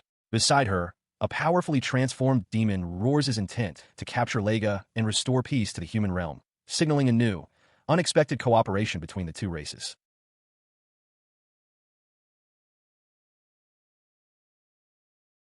Under the light of a full moon, a man named Max, a normal citizen, cackles with glee as he pours a bag of coins onto a table. He can't believe how much money he's received for doing so little. All he did was act like he knew the famous streamer, and the donations poured in without question.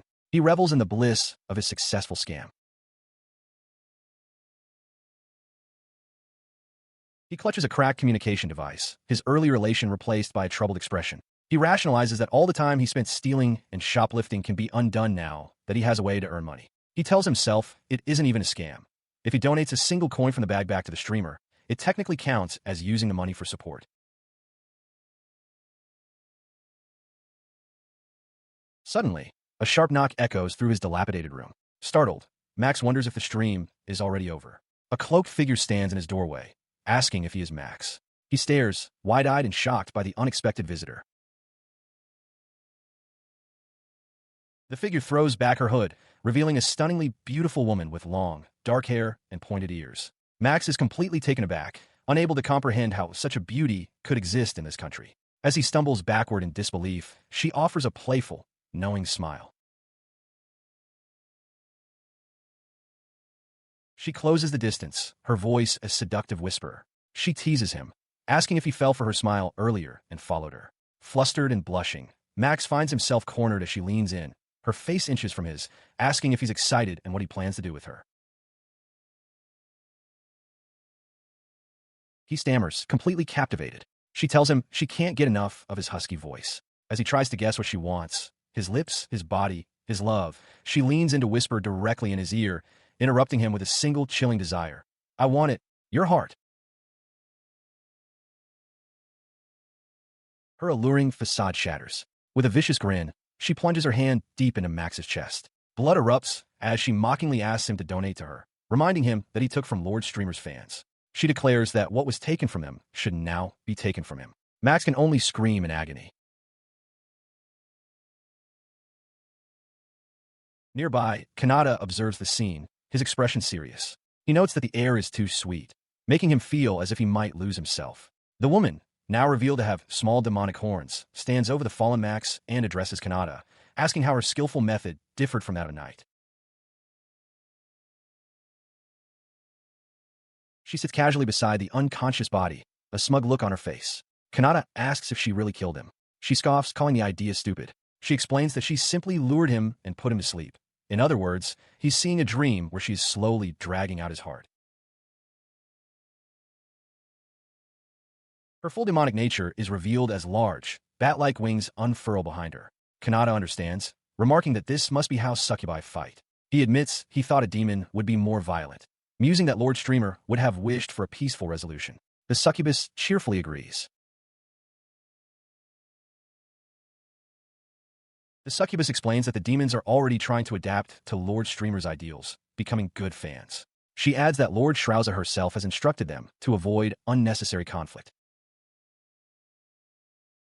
In response, Kanata thanks the succubus for her help and suggests they work together again if they meet. As she departs, leaving the unconscious scammer on the ground, Akuta arrives in full armor, asking if Kanata found his target. Kanata confirms, and they prepare to leave. Elsewhere, the demon lord, Lady Shrouza, contemplates her connection to Lord Streamer. She reflects that powerful demons like herself can perceive the mana of others, meaning she could easily identify him. However, she states that their pride as his fans prevents them from doing so, and she eagerly awaits a coincidental meeting one day.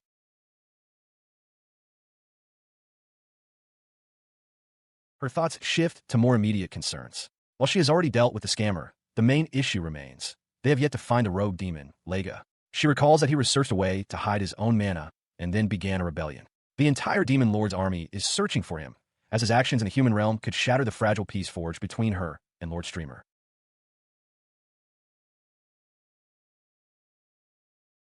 She sighs, noting that Lega sustained severe injuries and will be unable to fight for some time, making this the ideal window to capture him. As she considers this, a hand presents her with a message. Unfurling the paper, she reads the message from Lucia. It informs her that Lucia is currently in a meeting within the capital and cannot leave. The letter elaborates that Lucia has compiled a list of every settlement in Ataraxis under the pretext of capturing the scammer and requests that Shrouza also conduct a search. Enraged by the implication, Shrouza crushes the letter in her fist, declaring that she can protect the capital on her own. The focus returns to Kanata, who is now with Mira. He acknowledges that, as a result of the recent incident, countermeasures against such crimes are being strengthened in every country. Unseen by them, on a nearby rooftop, the assassin Crow stands beside the injured demon Lega, observing that someone else has already reached their target location. Mira, however, is focused on her own objective. With a determined blush, she clenches her fist, resolving that next time, she will act as Kanata's personal bodyguard, apprehend the criminal herself, and earn a pat on the head as a reward. As if her thoughts were heard, Kanata pats her on the head, thanking her for being a great help, even though she wasn't his bodyguard. He then asks Mira if she could assist him with an experiment, explaining his plans to move to a new stage as a streamer. Flustered, Mira processes his request as Kanata excuses himself, promising to return for her thoughts.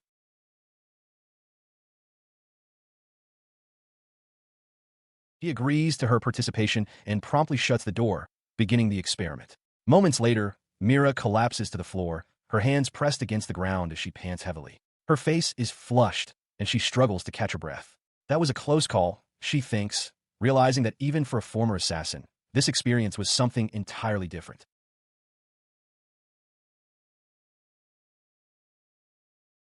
She continues to tremble on the floor, recognizing the sensation as dangerous. She had almost lost her composure entirely in front of him. Nearby, Kanata examines his hand, which seems to have a faint aura around it. He wonders aloud if the experiment worked, hoping that she liked it.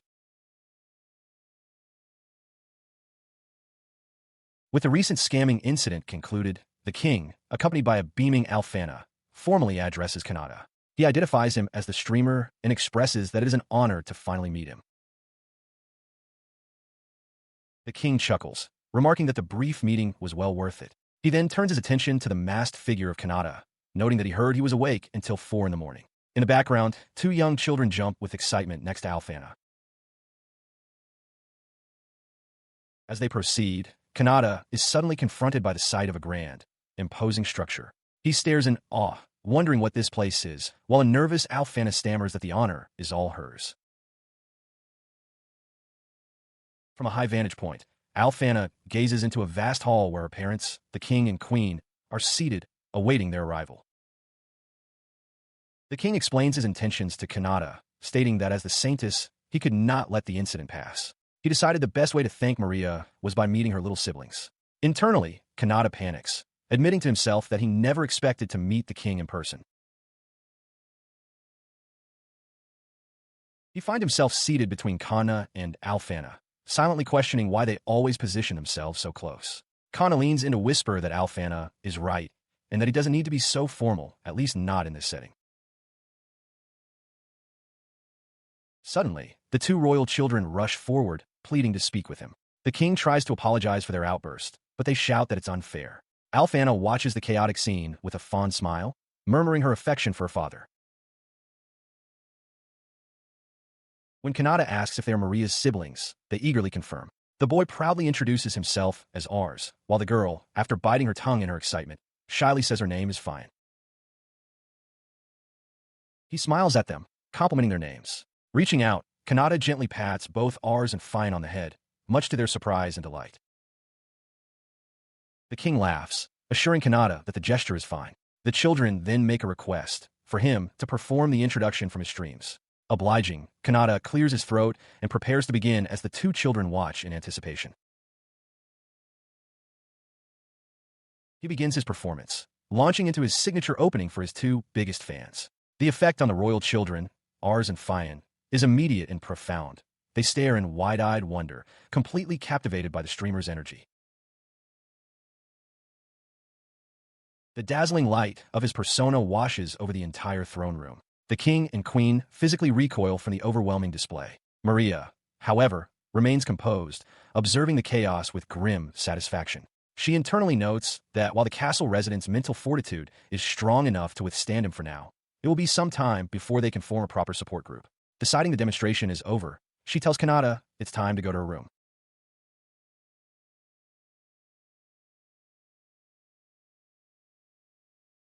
Following her lead, they relocate to a more private chamber. Kanata removes his warm jacket, breathing a sigh of relief. He tells the still awestruck children that he was simply returning the favor for their support. Meanwhile, outside the castle walls, a different kind of excitement builds. A massive crowd, including the adventurers Akuta and Zeus, gathers in the city streets for the release of limited edition goods, exclusive to only 3 countries. The demand is so overwhelming that a standard release is postponed. Instead, an advanced sales lottery is announced, with postcard from the Kingdom of Ragas, the Principality of Bandai, and the Demon World as the prizes, attracting far too many customers.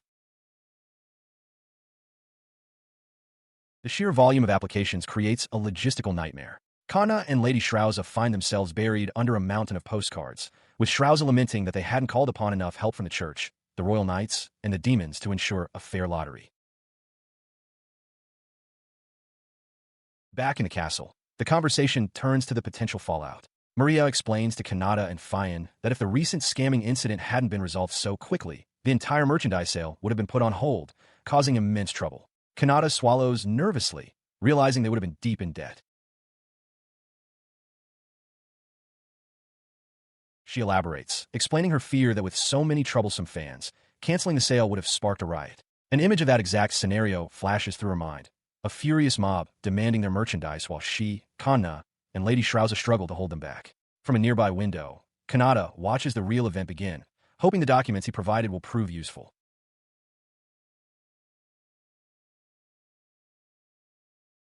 To prevent such chaos, firm measures are taken at the sales venue. A woman from the church, a cross on her forehead, takes charge with a megaphone. She instructs the crowd to line up properly to avoid injury, warning that any troublemakers will be forcefully removed. Beside her, Akuta echoes the command. A notice reveals that sales in the demon world are on hold until Lega is caught, prompting a furious hunt for the demon.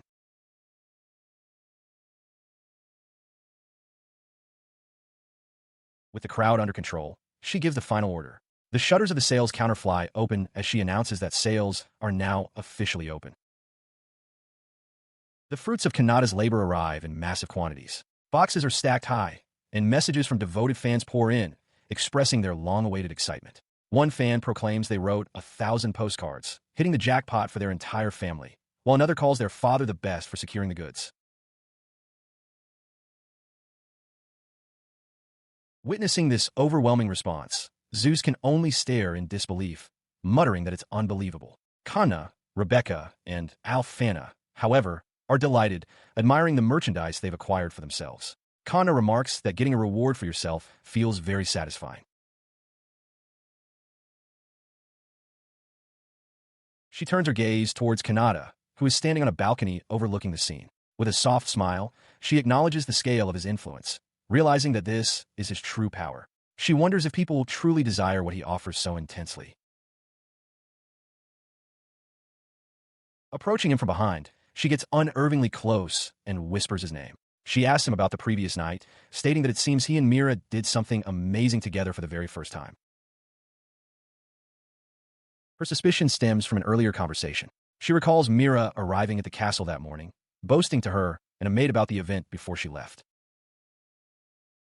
Her eyes narrow, her expression hardening as she presses Kanata for confirmation. She demands to know if what Mira claimed is true. He stammers, caught off guard by the question, but confirms that it was indeed the first time. Alfana's thoughts twist his answer. She muses that Mira should have told her to keep it a secret, implying a clandestine affair. Her misunderstanding deepens into self-doubt. With tears welling in her eyes, she wonders aloud if she wasn't good enough. Kanata, seeing her distress but not understanding its cause, tries to reassure her, explaining that he did his best for her sake and that his power is equal to, if not greater than, Myra's. His words fail to calm her. Her jealousy erupts, her face contorting into a menacing grin as she grabs him. She demands he explain what Mira meant when she boasted about the sweet whispers he gave her in his bedroom. Kanata can only look on in terror, realizing he is in mortal danger. Inside a lavish room, Kanata is confronted by Alfana and Maria. They demand to know if what Mira said about him and her doing something together the previous night is true. He confirms their suspicion, clarifying they were basically allies. His explanation does little to soothe them. Alfana and Maria erupt, demanding to know why he and Mira are so bothered by their reaction. Their true grievance becomes clear as they shout in unison. It's because they weren't included. Faced with their outburst, Kanata can only offer a weak apology. He then tries to placate them with a desperate offer, suggesting he will do the same with them so they can forgive him. The proposal hangs in the air, and both girls are left speechless by the sudden proposition. Alfana is the first to recover, admitting she doesn't like not being first but agrees to the arrangement. Maria quickly concurs, adding that compatibility is important and it's not as if Mira is the most suitable partner anyway. Seeing their acceptance, a flustered Kanata tells them to come to his room later that night, promising to get ready. As they leave, he thanks them.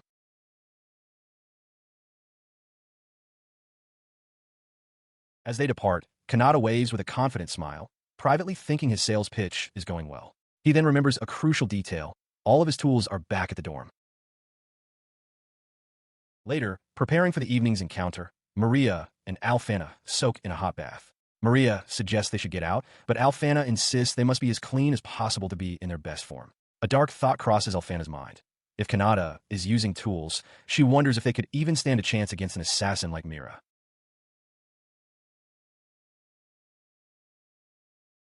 She shakes off the dark thought, grabbing Maria's hands to bolster her courage. Alfana declares there is nothing to be afraid of and that they should march forth together.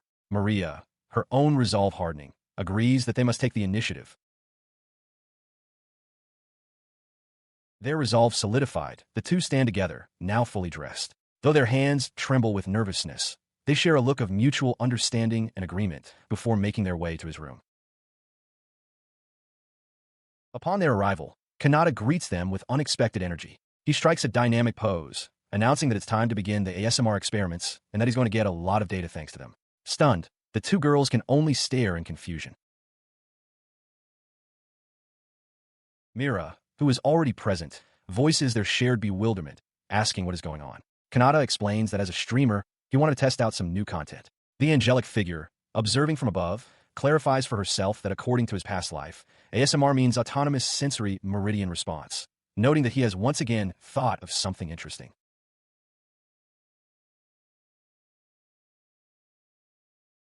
He explains his plan to use magic to distort his microphone's output, creating a voice that sends tingling sensations directly into the listener's brains. Mira, aghast, clasps her cheeks and questions if this is some form of sound-based attack. Her reaction prompts him to clarify his reasoning.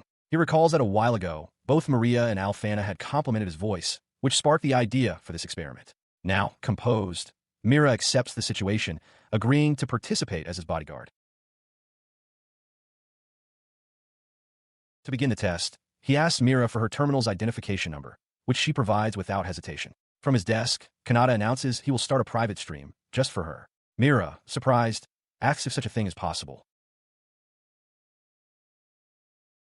The experiment commences. Kanata mutters that the initial result isn't quite what he wanted, but apologizes to the girls for the delay, admitting he's been eager for this too. Deciding the first tests are insufficient, he resolves to modify the signal even further, unleashing a powerful wave of energy that causes Mira to cry out in astonishment. The amplified effect leaves all three girls reeling. Alfana describes the sensation as his voice reaching directly into her brain, finding it frightening. Maria agrees, confessing that if she listened any longer, she feels she would go insane. Mira can only stammer that it was something like that. Despite their clear distress, Kanata grins, apologizing but insisting it's for data. He urges them to endure it for just a little longer as the three girls are overcome by the intense, overwhelming sensations. With his test subjects collapsed on the bed behind him, he strokes his chin, musing to himself. He admits he doesn't know much about ASMR, but recalls that things like eating sounds or sweet whispers are supposed to be popular. He observes their prone forms, noting that their reactions are quite good. He reflects on his original goal for developing this technology, to make everyone happier, but the current scene suggests a far more potent and perhaps different outcome. He then approaches the bed and leans over the exhausted Alfana, asking if there is anything she wants to say. Weakly, she asks if it can be anything at all, and he confirms that it can. Looking up at him with a dazed expression, she simply breathes his name. Kanata smiles warmly, thanking her for helping and going along with his experiment. He clears his throat, holding up a script he prepared from the previous day. With a determined look, he instructs the girls to recite the words he has written. He then begins the next phase of the experiment, speaking their names directly into his terminal. Maria, Alfana, Mira. The three girls look up, their attention immediately captured by his voice. His voice sends a shockwave of sensation through them. Alfana, blushing profusely, screams that she will live only for him from now on. Mira, equally affected, admits that she needs him in her life. Watching their intense reactions, Kanata privately questions if these words are truly motivating, concluding that while the pleasure aspect is appealing, the technique requires significant refinement.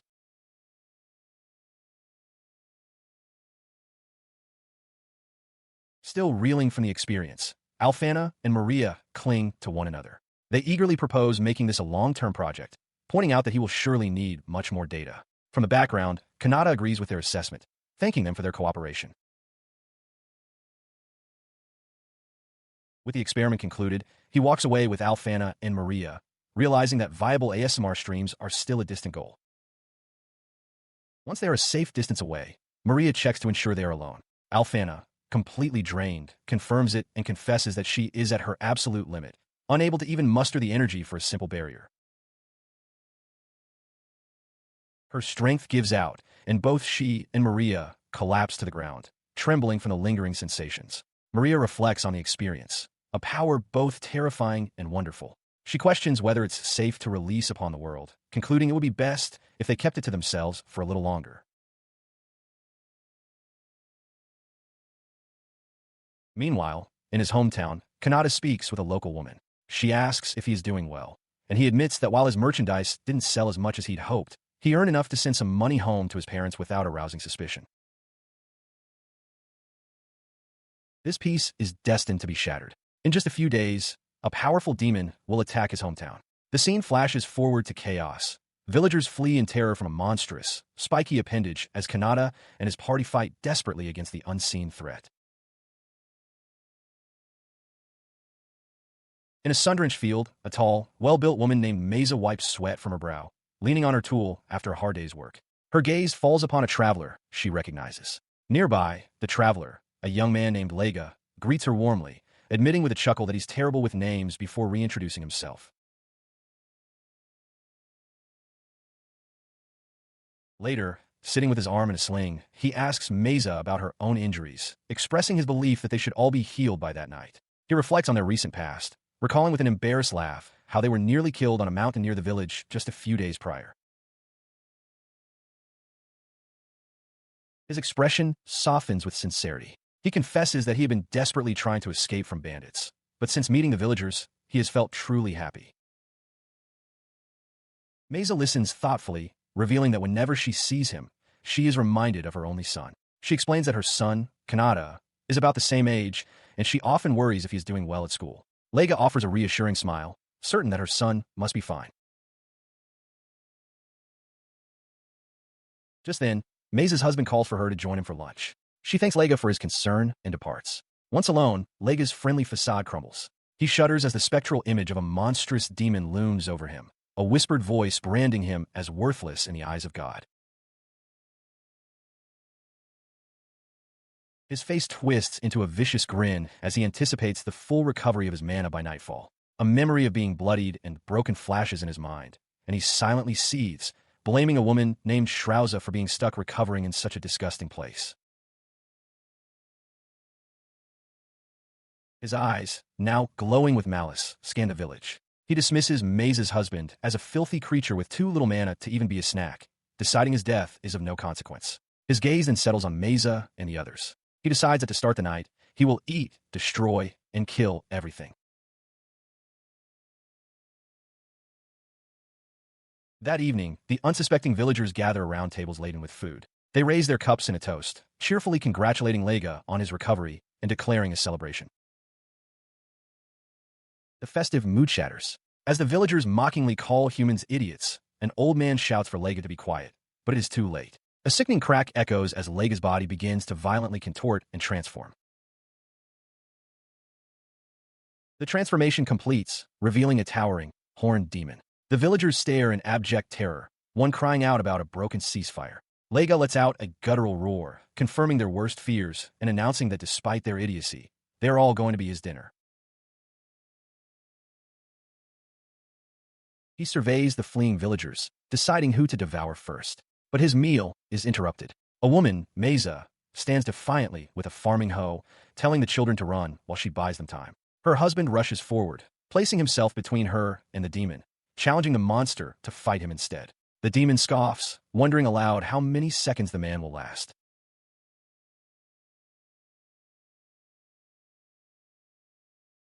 The demon dismisses the challenge with a contemptuous backhand, sending the man flying. He taunts Mesa, asking if she's glad to remember her son, Kanata, now that her husband is dying a useless death. On the ground, defeated, the man can only apologize to his son for his weakness. His attack is cut short as a foot-clad in a high-heeled boot slams into his jaw. A dark-haired woman with horns lands gracefully, expressing her relief at arriving just in time, remarking that her information was accurate. He stumbles back, his eyes wide with disbelief. He recognizes the newcomer, identifying her with shock as a succubus. He demands to know how she appeared without him sensing her, only to see she is carrying the unconscious body of a young man, Kanata. A voice explains that she simply copied his mannequin sealing skill. Lega's shock turns to rage as he screams her name, Shrouza. The two demons face each other across the clearing. Lega sneers, calling her the insignificant demon Shrouza. She calmly confirms her identity. Her gaze shifts to Meza, still clutching her hoe. Shrouza then addresses Lega directly, stating that based on what he said to the human woman, she is going to make an assumption. She turns fully towards him, her demonic power flaring as her long hair whips around her. Her voice is low and menacing as she speaks his name. Her face contorts into a mask of pure fury. With one eye wide and the other narrowed in a snarl, she roars the accusation. He tried to kill Kanata's parents. The declaration hangs in the air. Shrouza, panting with rage, declares his actions unforgivable and vows to kill him. Meza watches the two demons, bewildered by the turn of events. The Demon King has begun her rampage. With a furious roar, Lega charges forward, his fist crackling with energy. He shouts that Shoes has his guard open, but she calmly comments on what a shame it is for him to lose himself in anger. Before his punch can land, a powerful force begins to pull Lega back. He struggles against it, perplexed, wondering if he is being sucked into a teleportation vortex. In the distance, Xiao's voice echoes, asking if he forgot something. The scene was a farce. Alongside her subordinate, Lucia, shows mock her at the idea that she would show such a shameful side of herself. Lucia explains that her specialty is illusions, and what Lega mistook for a space vortex was merely her work. She confirms that she cast the illusion just before Lega threw the punch. With the immediate threat resolved, Shoes instructs Lucy to go calm the others, an order his subordinate immediately accepts. In an instant, Lega finds himself in a desolate, rocky desert under a sky covered by a strange grid. He looks around confused, wondering where he is. Shiza appears before him, declaring that this place, far from both the capital and Rajan, will be his tomb. He stares at her, a mask of pure energy now covering the lower part of his face. Shiza explains that although she cannot isolate the outside world in the demon realm, she can do so here in this special space. Lega retorts that he is different now, and as his power increases, Shiza notes with mild surprise that his mana is 10 times greater than before. He boasts that he has increased his power to 1,000 times his normal strength and delivers a devastating punch. The blow hits Shiza squarely in the torso, throwing her backwards with immense force. Imperturbable, she simply mutters, the dust not clearing to reveal Lega on the floor, a huge, bloody hole where her chest used to be. He stares in disbelief, unable to comprehend what happened. As Shuza's boots enter her field of vision, she calmly states, "Oh, but it's real." Standing over his body, she begins to speak, her voice full of conviction. She questions how Lega, after interacting with humans, could not notice their kindness. She recalls memories of demons and humans laughing together, supporting each other. That strength, she declares, is her humanity, and she will not relent in her belief, even if he is a fellow demon. Your thoughts turn to a powerful image. An inner wedding demon carrying his human bride out of a church, surrounded by joyful spectators of both races. The memory fuels his anger at Lega's betrayal of that ideal. To think that he would believe that humans are good makes her angry, and that he would wish to marry one. The thought is anathema to his entire being. She declared her intention once again, with her arms open. When the world finally accepts her kingdom, she will make marriage between humans and demons possible. This grand vision was motivated by a deeply personal desire. Her face crowns as she thinks to herself that she would absolutely be rewarded with the streamer's child. His fantasy was met with stammering disbelief. Lega, struggling with her injuries, demanded to know if she was crazy. He questioned how she could forget the pleasure of killing humans, a tradition that demons have known for centuries. Undeterred, she simply labeled herself and her ilk as remnants of a bygone era. As he prepared to attack, her cloak responded to her will, transforming into a pair of powerful wings that enveloped her to protect her. The wings opened not for defense, but to launch an attack.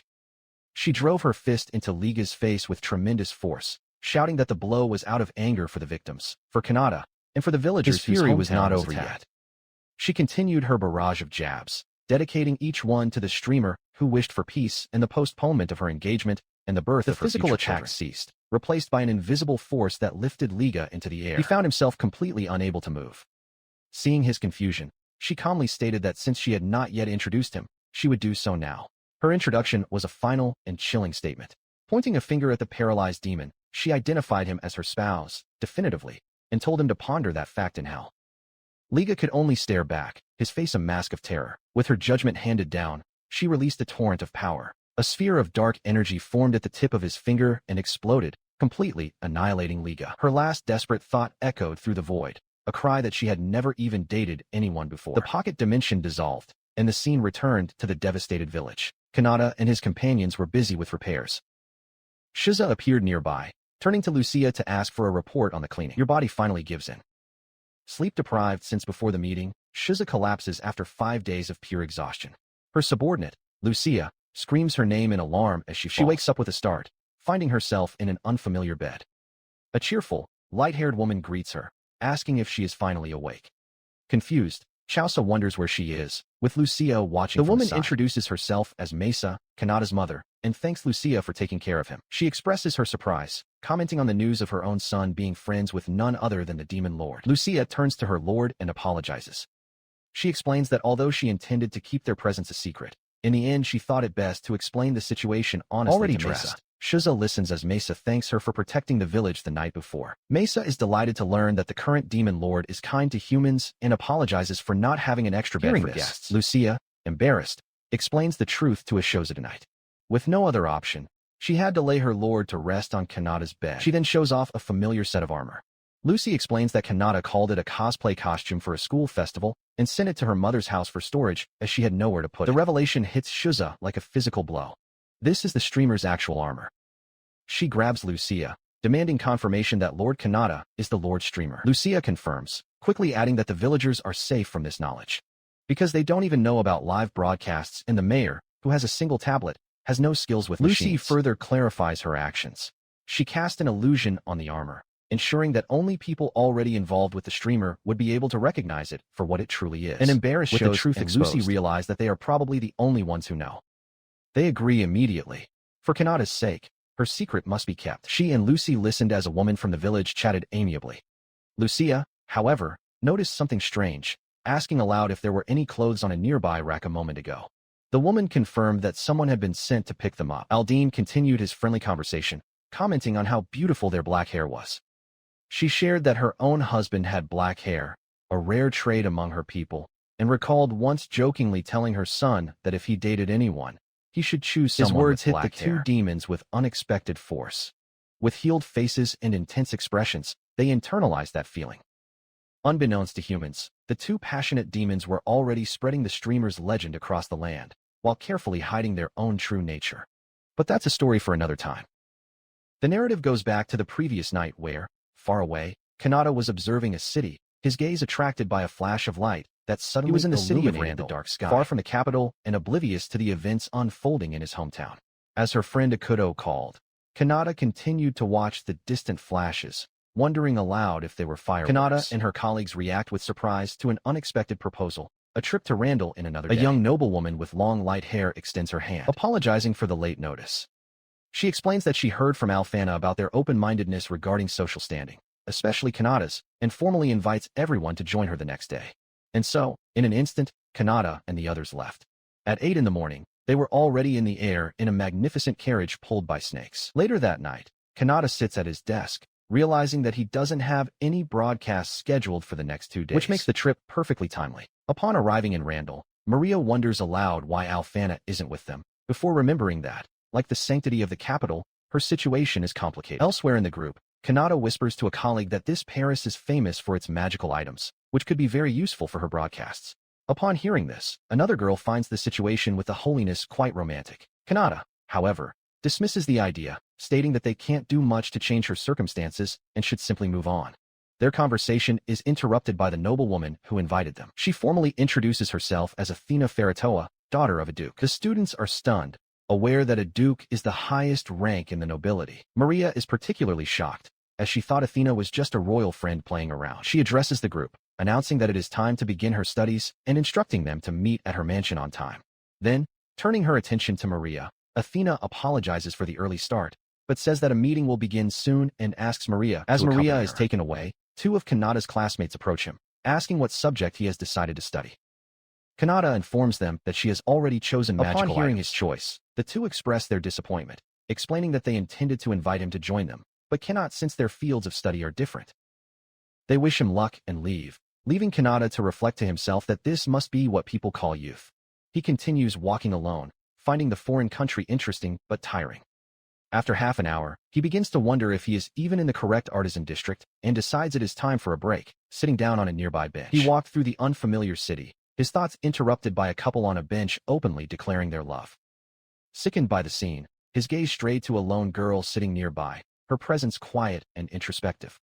A sudden wave of uneasiness hit him. It was on that day that Kanata discovered the terrifying existence of obsessive listeners. The girl was suddenly above him, holding a doll in his likeness, her face inches from his as she whispered about the softness of his lips. She called him Lord Streamer, leaving him completely astonished. She walked away, sitting demurely on the steps and apologizing for being noisy while playing with dolls. Kanata, still processing the shock, realized with growing horror that the doll was a replica of him, one that she must have made herself. He stammered, finally understanding that she was one of his fans. As she approached him again, he noticed that the doll even had a brooch that he had forgotten to take off.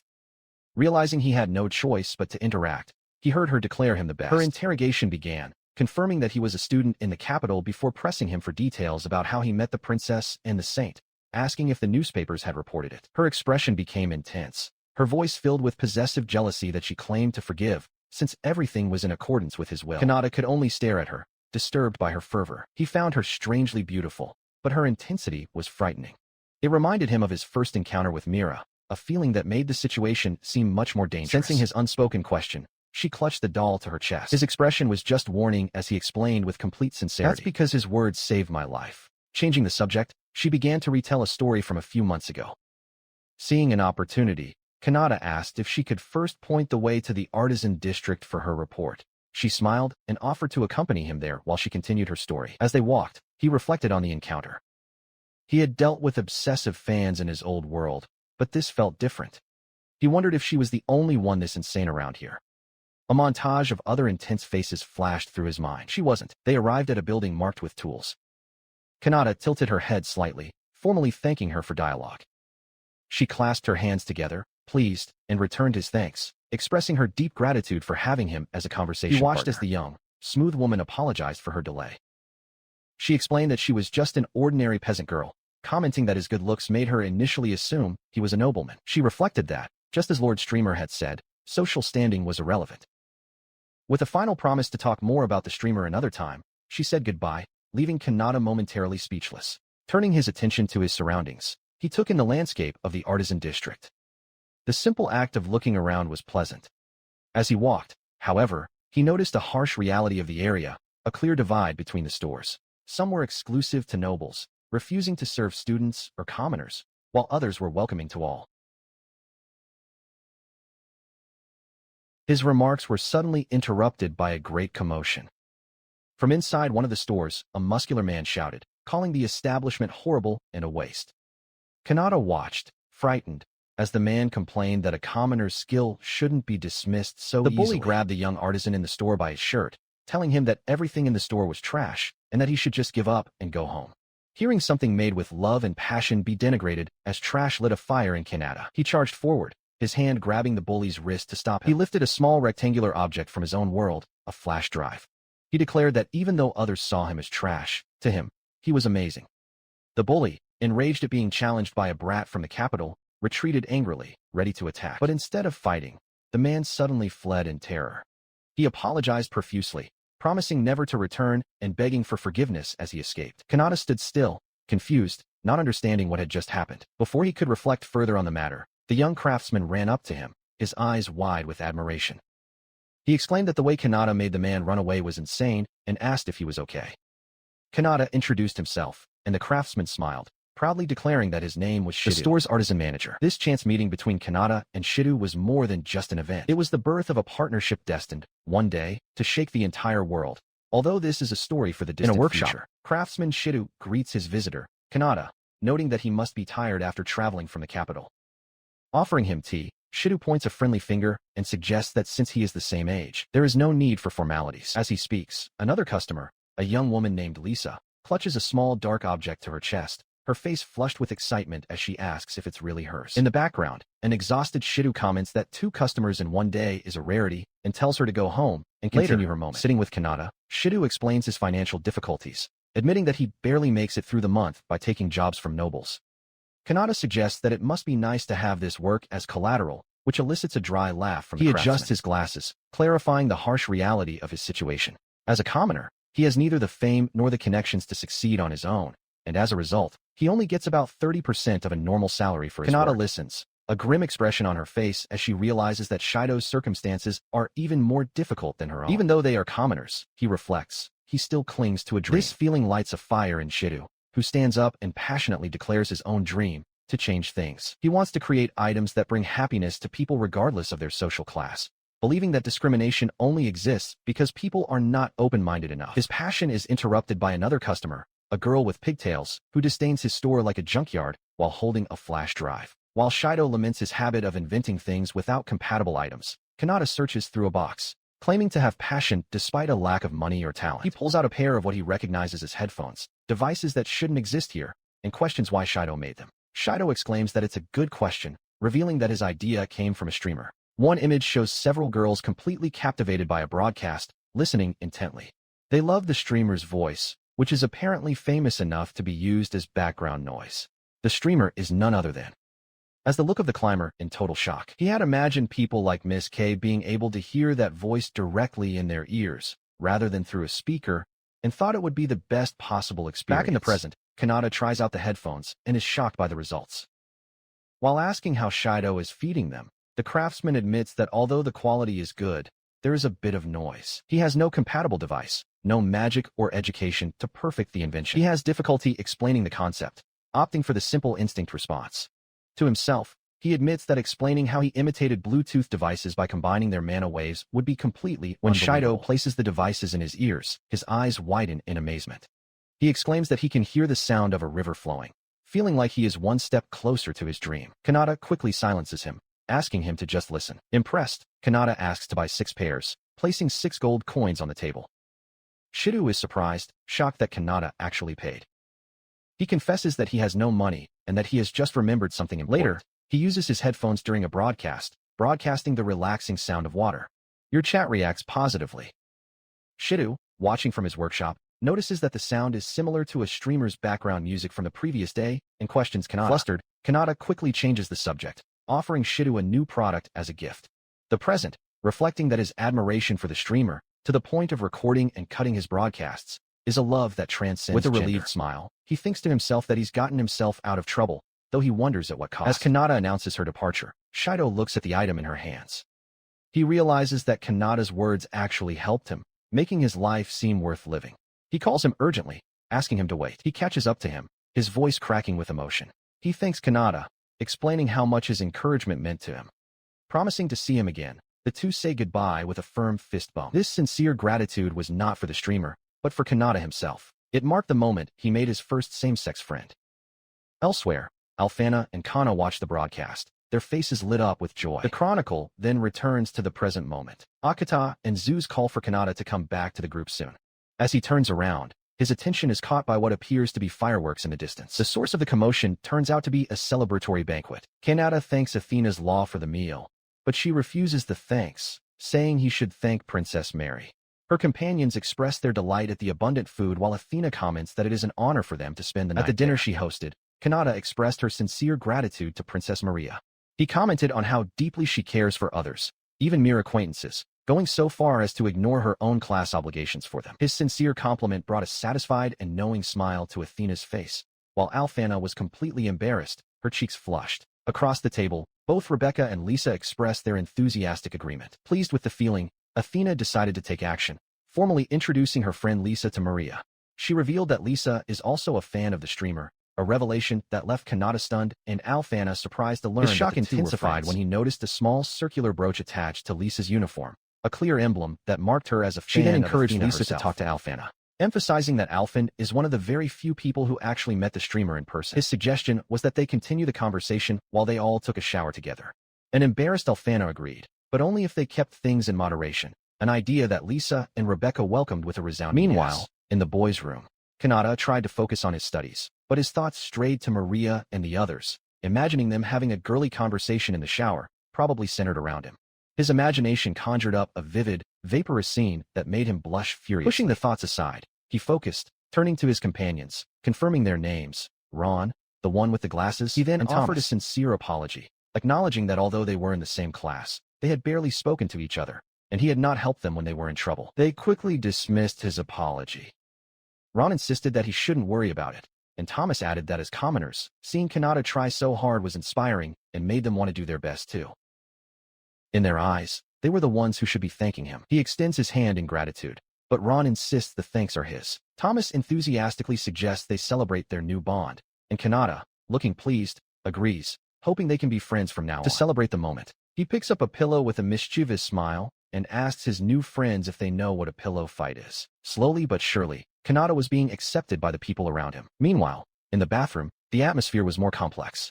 While Alfana was relaxing, a serious thought arose. The streamer must not let his guard down, as not all love is pure. Nearby, Lisa was excitedly mentioning something from the streamer she had used, while Athena listened. With her fervor growing, Lisa presses her hands against the fog divider, her voice echoing as she impatiently urges Athena to get into the water. Fanning her flushed face, Athena relents with a breathless confirmation, announcing that she's under the full moon. Kanata tells his friends Ron and Thomas that he sweated a little and will go to the bath first. Upon opening the door, he is met with a shocking sight. Plain, sitting on the floor inside. She greets him as Lord Kanata, declaring that she has been waiting for him and that their meeting must be destined. Kanata recoils, letting out a startled scream. She approaches, her face flushed, and excitedly suggests they take an evening walk around the garden to discuss streaming. He recognizes her as the girl he was talking to during girls' night, who awkwardly declines her offer. He explains that he is about to get into the shower, causing Lisa to look down in disappointment. Her shoulders slump as she accepts his refusal, saying there's nothing he can do and telling him to go ahead, calling the DG streamer. A wave of guilt hits Kanata as she turns to leave, but he quickly calls out to her, asking her to wait. He approaches her, deciding to address the resemblance directly. He comments that her voice is very similar to Lord Streamer's, but notes that her pronunciation, intonation, and even the size of her hand are slightly different. Lisa looks up, admitting that she is sometimes told that, and that she feels very honored by the comparison. They breathe a sigh of relief internally, thinking about how dangerous that was. He remembers his friend's advice to be careful when not broadcasting, remembering to pay attention to his intonation. They had also pointed out that his new gloves were too big, which led to him deciding to remove them during broadcasts. The princess apologizes for her intensity, explaining that she gets all excited whenever she thinks about Lord Streamer. Clenching her fist, she declares that his broadcasts have become the reason for her life, an intensity that Kanata finds more disheartening than inspiring. Regretting that there is no broadcast today, as it is the most enjoyable time she can find as long as she can listen to you at the end of the day, she can bear anything. Having said what she wanted, she announces her departure, and Kanata watches her go. Walking down the hall, he reflects that although her fervor was frightening, hearing such direct feedback for the first time made him happy. This reminds him of her connection with Athena, and he begins to wonder if Lisa is really just a commoner.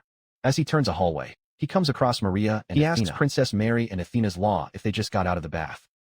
Athena, holding her fan, confirms yes. Maria adds that they also spent a long time in the sauna. While she and the other girls were in the hallway, Kanata was embarrassed by their presence right after taking a shower. He tried to apologize, explaining that he was also going to take a shower before continuing his report, and tried to escape. His interest peaked. Ateno stopped. Hearing from Lisa that Kanata was exceptionally diligent in her magic class, she observed him with a calculating gaze and formally requested a duel. The sudden challenge left both Kanata and Maria completely stunned. He tried to refuse, muttering that he smelled of sweat, and that facing the Count's daughter as his first opponent was too much. In response, she closed the distance between them, her face inches from his, and ordered him to duel her. In the background, Lisa was seething with jealousy, while Maria was overjoyed at the prospect. The group arrived at the Tender Garden, but Kanata noticed that Lisa was missing. Maria supposed she must have gone to the outside garden. Feeling a little guilty about the situation, Kanata continued with them. In the moonlit garden, Athena stood ready, sword in hand. She announced that the rules for the duel would be simple and that she would be the first to attack. She specified her victory conditions. She would win if Kanata's shield of protection broke, or if he surrendered. In response, Kanata declared that if he could resist her attack, victory would be his. With Maria acting as referee, the duel began. Athena immediately crouched down, promising to finish everything in an instant. Although she felt magic building up at the tip of his sword, she charged forward, unleashing her secret technique, crane lunge.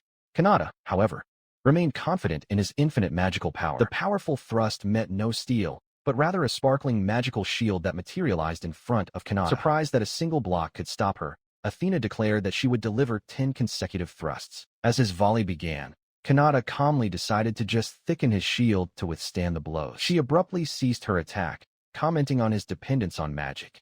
With a feint of her sword, she betrayed his attention before closing the distance in the blink of an eye. She tripped him and immobilized him, stating that hand-to-hand combat is lethal. While he was pinned beneath her, Maria ran in a panic, shouting for Athena to get off her and asking if he was okay. Kanata, looking up, assured her that she was perfectly fine as Athena had restrained herself. With that, he formally surrendered. He looked around in confusion, wondering why the guards hadn't appeared after the commotion of the duel. Athena, holding her fan, calmly reassured him. She explained that they were in the inner garden, where soundproof barriers, powered by magical machinery, were active, so there was no need to worry. As she led them through the property, she continued her explanation, revealing that there were no guards inside the mansion despite the heavy security presence outside. The entire property, she claimed, was a model for future crime prevention, which would rely on magical machines. Walking through the garden, she detailed that magical machines were buried beneath the entire area. If someone without a proper entry pass managed to sneak in, the system would trigger an immediate response. Kanata realized that such a plan was only viable because of Athena's formidable force of law. A man with a serious face and a formal suit approached them. As he approached, Maria commented on how completely different that place was from the capital. The attendant confirmed her observation, adding that the security there had the same potential as the systems in their previous lives. And there was also something else. Before the attendant could finish, Athena smiled slightly and pressed a button on her fan. With a soft beep, a wave of energy hit Kanata and Maria. She revealed that devices like that also existed, as the two were suddenly overcome by drowsiness and began to collapse. The attendant looked at them, unimpressed. He commented on how easily they fell asleep, noting that even an expert in magical combat is a complete amateur when it comes to physical threats. Kanata struggled to stay on her knees, while Maria lay completely unconscious on the floor. Their fight was brief. Kanata finally succumbed to the sleeping effect, her head resting gently on Athena's lap. Looking at him with a slight blush, she reflected that he really had no combat experience, leaving the streamer in a desperate and vulnerable situation. The duel ends with Kanata fallen and defeated on the ground. Athena knelt down beside him, offering an apology for having knocked him down, despite it being a permitted act within the fight. She then gently cradles his head in her lap, her face flushed as she confesses her adoration for Lord Streamer and admits that she was unable to truly fight him. Looking at her, Kanata wonders how she is so sure of her identity. Athena responds by offering to share her 4 reasons, like a song from Minar. While stroking his head, she begins her explanation. First, she notes that the intense look Maria directed at him is identical to the one she demonstrated during the Aurora broadcast. Second, although he has tried to disguise his voice and appearance, his height, shoulder width, and overall size are a near-perfect match. His name was not among the badge winners, leaving only those directly involved as possible bearers. She continues, revealing that her rapier has a special ability to drain an opponent's magic through the tip, a weapon that even SSS-class adventurers could only resist for a few seconds. However, he defended himself against her without his magic wavering. This, she declares, is the most decisive proof that he is the Lord Streamer, the bringer of infinite magic. As she finishes her 4th point, Kanata's consciousness fades. With him now unconscious, Athena's composure crumbles. She leans over him, inhaling his scent with an expression of ecstasy. The thought that he needs a bath overwhelms her senses, and she proclaims that no perfume could ever compare, that her very cells crave his essence. Your self-control completely shatters. Announcing that she can't hold back any longer, she decides to have a little taster before taking him to her room. With a crazed look, she loosened the chocolate necklace, reasoning that even if she has the wrong person, he is simply too irresistible for the royal capital. Her eyes shine with feverish desire as she licks her lips. She offers a silent apology, declaring that until she finds the real one, he will have to be the one to humiliate her. She leans in, her lips approaching his. It is noted that Athena, the second listener of the Principality of Randall, is an intelligent and impure Yandere, quite different from those found in the royal capital. Before she can make contact, a sudden and powerful kick launches her away from Kanata. A new figure lands gracefully next to him.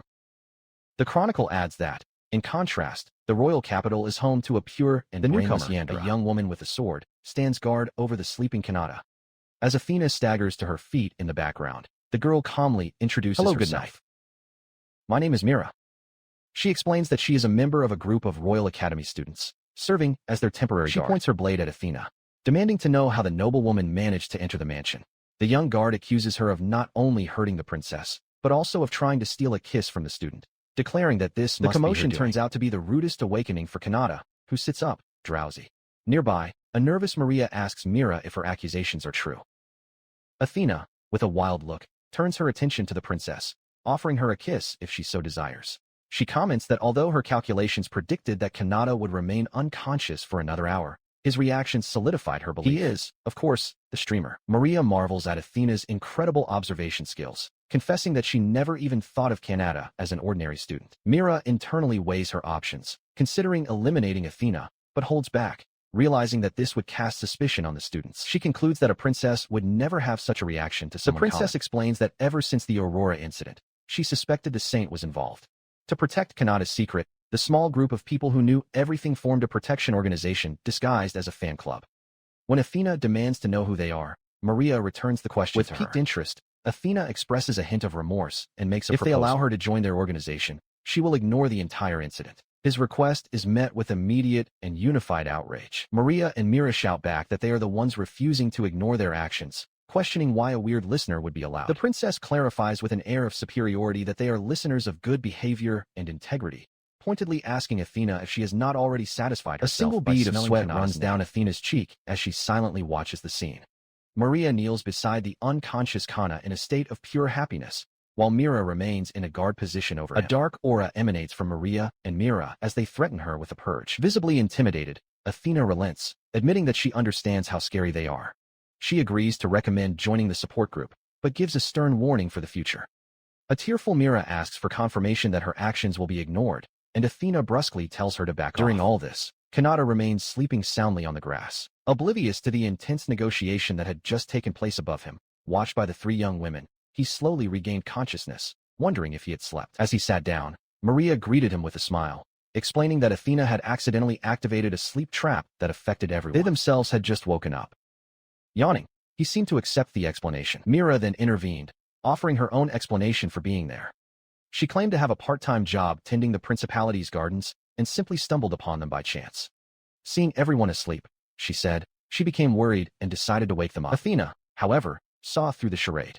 She internally scoffed at the incredible coincidence, remembering that her only purpose in inviting Maria was to find clues about the streamer, whom she found through pure luck. She bristled at the others' lack of imagination, musing that the members of their support group would certainly prefer to be recognized by their idol in more intimate ways. Her thoughts sharpened as she assessed the situation. The guard, Mira, was clearly powerful, and she realized she couldn't underestimate this support group, especially the members she hadn't yet met. His original plan would have to be reconsidered. A confident smile spread across her face as she licked her lips. There was no need to rush, she decided. She would be the one who had the last laugh. As the group walked back to the school building, Maria discreetly commented to Mira that it was fortunate that she had prepared an entry pass in advance, allowing her to protect Kanata from within the principality. Mira simply confirmed his statement. Arriving at a door, Athena turned around and apologized to everyone, claiming she was in the shower. As she spoke, Maria whispered to Mira that she wished Athena had offered help sooner. Kanata, hearing their hushed tones, asked what they were talking about. Ignoring his question, Maria turned to him and asked if she could say a quick goodnight to Lisa, indicating that this was her room. He readily agreed. Maria knocked, calling Lisa's name, but got no response. Kanata commented that it was strange. Lisa was almost always in her room at this time, and the door was locked. Mira, listening, suggested that Lisa might be in the garden outside, and that everyone should take a walk to find her. Kanata remembered meeting Lisa a little while ago when she mentioned that she was going to the garden. He then realized, with a start, that they were the only ones in the inner garden. A sinister thought crossed Myra's mind. Lisa was terrified of insects, making it highly unlikely that she would venture anywhere but the indoor garden at night. Moments later, the search proved futile. Mira reported to the others that neither the students nor the guards had seen Lisa, and all defense systems were operational. With a dark expression, she asked the question that hung in the air. What was happening? She raises a finger, exposing her findings to the shocked Kanata and Maria. Faint traces of magic were found, along with signs of experienced attackers, leading to a single conclusion, a high probability that Lisa had been kidnapped. His investigation revealed information about a group of thieves who exert their influence in the underworld. Known as the Kajira Thieves, they are a money-loving group specializing in hacking, robbery, and kidnapping. As they are expensive, she deduces that their client must be a very rich person. Athena saws her fist, a sudden, dark realization dawning on her. She recognizes the work of the legendary family of assassins, the Inclides, a family that had recently faced ruin. Maria, still shaken, cannot believe that someone was actually kidnapped. She continues her internal monologue, revealing crucial information she kept secret. Lisa's real name is Lisa Anklit, the daughter of the Count of the Kingdom of Ilva. Athena silently apologizes to Lisa, knowing she had no choice but to reveal herself as the group processes this. Kanata comments that he always suspected Lisa was a former noblewoman. Maria adds another layer to the mystery by explaining that, for some unknown reason, Lisa was disinherited by her family just before they faced bites ruin. Her thumb, her mind racing. The question hangs in the air, unspoken, but heavy. If Lisa has been disinherited and her family is ruined, why would anyone kidnap her now? Under the light of a full moon and a crumbling ruin, the reason becomes clear. Lisa's father, Counting Clid, performs a ritual. Lisa is tied up and suspended inside a glowing magic circle as he holds up a grimoire, shouting that his wish is finally coming true. He brags about his daughter, calling her a failure who is now finally useful as a catalyst. One of the thieves who hired her interrupts him, telling the Count to shut up. The thief points out that the forbidden magic is turning Lisa's hair from black to white, reminding her that their group only cares about money, not their personal drama. Suddenly, a vision of a distressed young woman appears. She presses her hands against an invisible wall, her voice echoing with a dire warning meant only for the Because of him, this world will face destruction. The Count roughly grabs the unconscious Lisa's chin, demanding that she open her eyes. He declares that everything will fall into his hands, revealing his true intention, to use his own daughter as 10 minutes after being taken to the main house. Lisa's desperate face flashes through Kanata's mind. He saws his fists, his expression hardening with determination. After she saved him, he is now determined to be the one to save her. Athena begins to explain the grim situation. The Inclid family, she reveals, secretly used their freedom to trade drugs and slaves. Lisa, their daughter, was kept ignorant of this truth, raised simply as a tool for a political marriage to a noble family in another country. However, her engagement was broken off for some reason just days before the wedding, and upon learning the truth about her family's nature, Lisa's behavior completely changed. She goes on to explain that with the political marriage plan ruined and no heir, all of the family's hatred and abuse was dumped on Lisa. They now intend to use her to vent their frustrations. Maria interrupts, finding it unbelievable.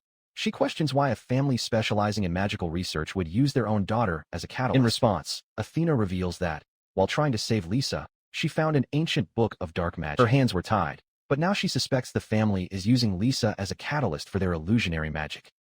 With the famous facade of no one in mind now shattered, they are overcome with emotion, possibly seeking power to threaten an entire country. The kidnapping, she concludes, must be the final preparation. Kanata hears this revelation, her face darkening with grim realization. As the weight of the situation sinks in, Mira suddenly remembers a crucial piece of information. She points out that Lisa's fiancé was a nobleman from the Xander Empire who, to everyone's surprise, was the mention of the murdered nobleman hits Kanata with a sudden, horrified realization. He stammers, understanding that he is the reason the engagement was broken. Athena looks away, confirming her fear. His mind goes back to a previous broadcast where he gave love advice to a listener. He now understands with growing horror that the listener was Lisa. An investigation revealed that her fiancé's house was involved in the slave trade, and as a result of his advice, the engagement was broken. Athena confirms her perception, explaining that after Lisa discovered Lord Streamer, she began to venerate him as the one who saved her by stopping her family's further actions. The weight of this unintended consequence crushes Kanata, who now sees himself as the culprit. Seeing that things have reached a critical point, Maria takes charge. She tells Athena to prepare the horses, declaring that they will leave immediately while she explains the rest. He grabs Maria's arm, insisting that he needs to go too. Despite not having known Liz long, he feels a desperate need to help. He begs them to let him go, even though he can't be trusted. Seeing his sincerity, Maria and Athena exchange a look, understanding that he feels responsibility for his transmissions. Lisa's newly formed rescue team sets out on horseback. Kanata leads the charge on a white horse, holding a makeshift flag.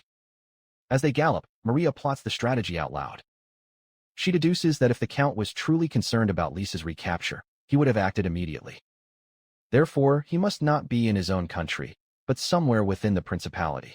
They need to hurry and cross the border before their target escapes. Mira reports back to the group, explaining that she investigated the likely Ponderages and found faint traces of magic in some ruins, something she now notices on a map, not having seen the basement of the place sooner. Maria praises her for exploring an entire country in just half a day, but then points out Myra's strangely cheerful behavior, saying she's being a little obvious. Following her lead, the group advances towards the ruins, aware that the sound of their horses' hooves could betray their approach. Maria turns to Kanata, urging him not to feel guilty. She clarifies her position. Although she does not condemn the kidnapper's goal of freeing slaves, his further actions still deserve punishment. She then adds that if she were in Lisa's shoes, she would want to convey a message to him. She advises you to just focus on the task at hand, return safely, and then repent before the saint. With a teasing smile, she adds that if he were broadcasting, he would probably be thanking his viewers, eliciting an embarrassed reaction. When they arrive, Kanata spots the structure and declares that Lisa must be underground. His concentration is broken by Maria, who is completely absorbed in a daydream about becoming his strict future wife, a promise that includes 100 kisses daily. Their arrival is met with an immediate ambush. A masked thief from Casual jumps towards the Kanata, but Maria moves quickly to intercept the blow. The attacker is shocked that she knows his parentage. Athena asks the group to follow the plan, apologizing for the situation, but noting that since she and Maria are experts in enhancement magic, they will have to use their superior magic reserves to overcome a dark magic user. Orders him to use body strengthening on his feet and take the first opportunity to go underground. As Mario watches him prepare, she feels a wave of nervousness, although she believes his vast reserves of magic make him the ideal adversary for dark magicians. Athena realizes that they miscounted their targets, noting that only 2 of the 3 humans are present. Taking advantage of the moment, Maria advances, launching a heron attack, a supreme His attack hits with crushing force, causing the Casual thief to stagger in shock from his power. Nearby, Mira restrains another thug, commenting that she is only holding back because Kanata is present. Maria hovers over her defeated enemy, coldly stating that a bandit who would dare kill them must understand the meaning of punishment. Gave his staff with brutal finality, proclaiming that his punishment is heavier than death itself. At the same time, Mira notices that the bandit is carrying a signal flute. She understands that to ensure Kanata's escape, they must eliminate every last of the thieves. In response to the signal, the forest floor suddenly fills with dozens of hooded Keijiro thieves, completely surrounding the small group. The defeated bandit mocks them, sneering that they were foolish to think the conflict would end so easily. Undeterred, Athena retorts, "This is our speech." As Kanata watches intently, Athena, Maria, and Mira unite against the horde. Athena issues a chilling warning, declaring that they will make their enemies understand the consequences of harming Lord Strymer and Pure Lisa. His words are punctuated by the image of a magical letter with Count and Klit's face, revealing the true mastermind behind the ambush. In a moonlit forest, Athena, flanked by Maria and Mira, confronts a large number of murderers of the thieves who gave birth to her. With a confident smile, she teases the hooded figures, calling them closer and asking what the problem is. Meanwhile, Kanata shoots through the air towards the enemy base, his face a mask of terror despite the body-strengthening technique that prevents any fall damage. Below, a watchman generated commotion in the distance. Just an emergency flute, and warns your companion that Athena and her group may have found them inside the fortress. Count Klid reveals his true intentions to a Kajira member. He explains that he never planned to risk his own life for his daughter, and that with the ritual now complete, a bodyguard is unnecessary. He brags that once Liz wakes up, she will protect him. Ignoring the thief's concerns, the Count orders them to prepare the reward, muttering about what idiots they are as he prepares to use his dark magic. His monologue is interrupted when Kanata bursts into the room. He directly confronts the nobleman, asking if he is counting Clyde. The Count recoils in shock, mistaking the intruder for Athena or a knight of the kingdom and demanding to know who he is. He ignores the Count's stutters, his gaze fixed on the unconscious girl he recognizes. His expression hardens with fury. He turns to the Conti, asking if he is prepared to pay for his crimes. When the perplexed Connie asks again his identity, Kanata simply states that he is an ordinary student, insinuating that the Kajirols have betrayed their client, Count Ri, declaring that it is too late. They go away glory that, thanks to black magic, Lisa has already become their puppet. As her injuries magically disappear, he orders her to awaken and kill the man in front of her. Her eyes snap open, glowing with an unearthly light. And as the chains snap around her, she responds in a monotone, "Yes, father." Before she can attack Kanata, a grotesque, shadowy claw emerges from her back and impales the Count through the chest. He pants in agony. The being controlling Lisa looks at her dying father and asks why he won't answer her question. Kanata can only watch, shocked by the terrible turn of events. He stares in horror as the entity fully reveals its evil presence. "Who are you?" "You're not Lisa," he shouts. The being explains that it was sealed within a spell book and has now claimed this body as its vessel. A wicked smile spreads across Lisa's face as the entity remembers its long-dormant desire to destroy the world. Your mind goes back to Lisa's gentle smile and kind words. Seeing the entity's evil smile, he demands that she give it back to Lisa. The creature mocks him, calling him a human boy and declaring that he will serve as a warm-up. She advances with shadowy claws, but Kanata prepares to defend herself with a magical shield. He quickly dodges the attack, activating his body-strengthening technique. He decides to take advantage of the mistake he made against Athena. The entity possessing Liz watches with a hint of surprise at her speed as Kanata closes the distance, her fist flying towards her face. He retreated, his attack faltering. Even as an enemy, the creature wore Lisa's face, and the thought of hitting it paralyzed him. His hesitation was met with disdain. The possessed Lisa ridiculed him as a knight who, finding him boring, unleashed a torrent of dark tendrils, ordering them to kill him. The shadowy appendages shot towards him with frightening speed. He realized with a jolt of panic that his shield would not materialize in time to block the lethal attack. Just as the shadows were about to converge, a bright light broke through. An angelic, winged figure materialized between him and the attack, effortlessly stopping the darkness. Kanata stared in disbelief, recognizing her as the goddess of her transmissions. She scolded him for overwhelming her, noting his recent tendency to be overly defensive, and commented that while she doesn't like how boring he can be, being too interesting isn't a good thing either. She then offered a way to save Lisa, explaining that there was no time to waste. Kanata, desperate, asked what he needed to do. The angelic creature, feeling the same interference as before, gave a direct and unexpected order. He must begin transmitting while dodging the possessed girl's attacks. As Kanata processed the bizarre instruction, she elaborated on the situation. Lisa's soul was merely dormant in her own mind, with no memory of the events since her kidnapping. His body, however, had been completely taken over by a monster. She added that, thanks to Lisa's soul unconsciously resisting the entity, the monster had miraculously missed count in Klid's vital spots. If he received first aid quickly, he might not die. The plan, she explained, was for Kanata to continually speak words aimed at Lisa's soul. This would awaken her, allowing Lisa herself to take the initiative, recover her body, and trap the monster in her subconscious. She then presented an alternative. If he couldn't, she would defeat the monster herself for him. He declined her offer immediately, declared that since he was the one who caused this disaster, he must be the one to end it. The angelic creature, finding that his kindness extended even to this point, called it a great answer. With new determination, Kanata announced that she would do it for Lisa and transformed into her masked streamer persona, promising not to worry as she would return to her school uniform once she was done. With his transformation complete, the angelic creature hugged him from behind, wishing him good luck. While holding him, she whispered that it would be incredibly troublesome if he failed now. Across the ruined chamber, the possessed Lisa watched, surprised by the sudden change. His attack was deflected with surprising speed. Before her was Kanata, now wearing a strange mask with horns, calling her name directly. The entity controlling his body could only stare in confusion, questioning the mask and how he had dodged its blow. He removed the mask, with an expression full of gratitude. The angelic being spoke through him, thanking the invisible listeners and explaining that, without them, the transmissions would cease. Kanata then spoke in his own voice, acknowledging that although he could have saved him, they saved him in equal measure. As a thank you, he declared his intention to dedicate the entire broadcast to saving Lisa, begging everyone to listen. His words had an immediate effect. The entity controlling Lisa's body retreated, clutching its chest in confusion as it felt its control slipping away. The angelic being watched with a knowing smile. In the depths of her own mind, Lisa's true soul was awakened from its slumber by the sound of her husband's voice. She greeted her Mr. Streamer with affection, valuing this connection as a wifely privilege and reaffirming her love, pulled back from the darkness by her unforgettable calling. The battle on two planes of existence begins. In the mental world, Mira fights Lisa fiercely, while in the physical realm, Kanata confronts Lisa's possessed form. She demands to know who he is, having no memory of being kidnapped, and vows to engrave the answer into her very being, enraged that a mere girl would dare disobey her attacks. In the mental world, Lisa screams her name in frustration. From the ground, Kanata shouts words of encouragement, insisting that Mira not lose to the monster and expose her family's further actions. Her words fuel the fight in the mental world, where Mira delivers a powerful blow, earning Lisa's reluctant recognition of her Lord Streamer. Despite the violent struggle, Liz's innermost thought is a simple, childish desire. She just wants her body back so she can listen to streams again.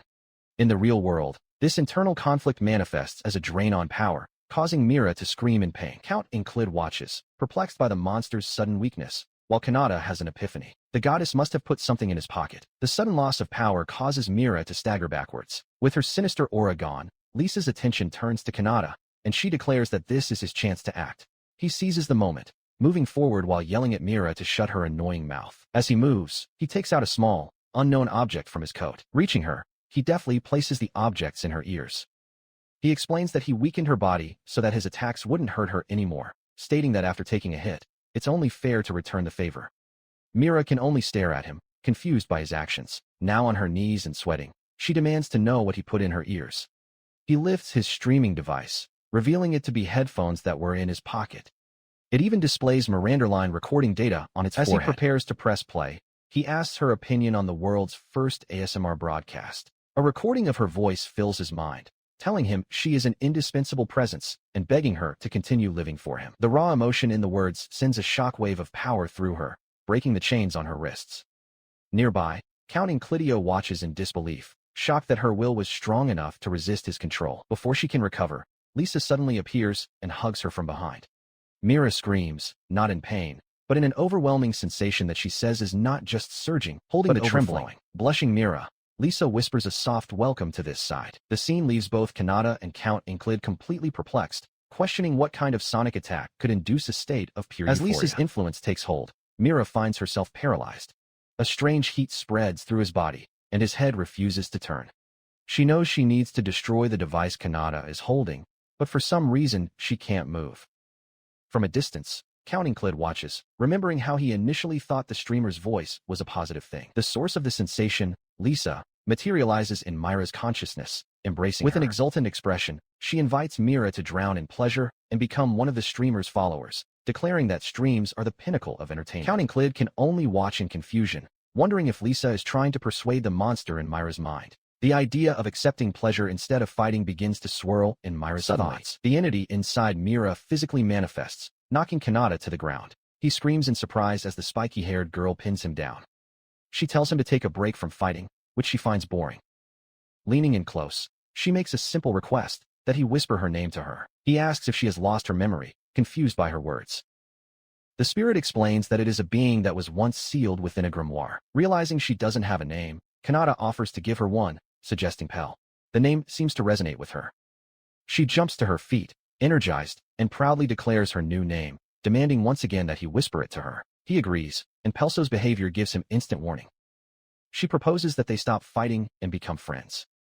Still trying to understand, he decides that, even if he never knows her past, they must work together to prevent such a tragedy from happening again. His sincere feeling is apparently conveyed to his audience, who marvel at the events. As Pell contemplates this, Liz's influence envelopes her again. Liz explains that the unsatisfied feeling in your solar plexus is called love. She tells Pell that she grew up without experiencing true love, but through the streams, all her followers deliver their feelings. Overwhelmed, Pell questions whether this powerful sensation is love, realizing that the streamer is much more than mere entertainment. She finds a sense of closure.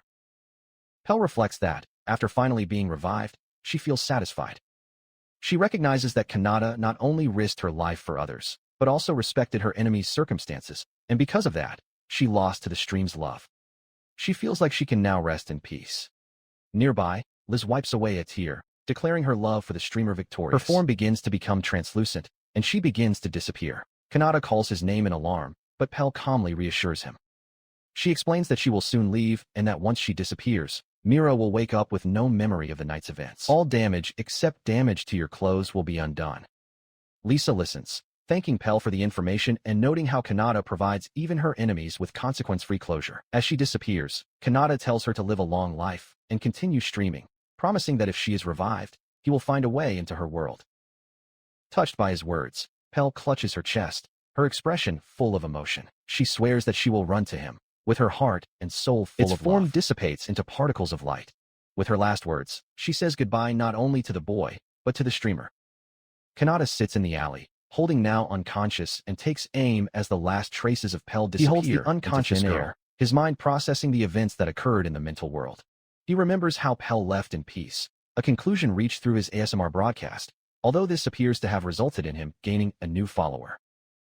His attention returns to the girl in his arms as he apologizes to Lisa for the trouble. As if listening, she murmurs in her sleep, promising to see him tomorrow and declaring Lord Streamer to be her hero. He looks at her, surprised by her words, and softly calls her name. After gently laying her down on the floor, he looks up through a hole in the ceiling, his expression hardening with determination. A single thought solidifies in your mind. It's time to go. Meanwhile, at the conclusion of another fierce battle, Maria, Mira, and Athena stand victorious. Their defeated opponents, members of Kajiru, are tied up before them.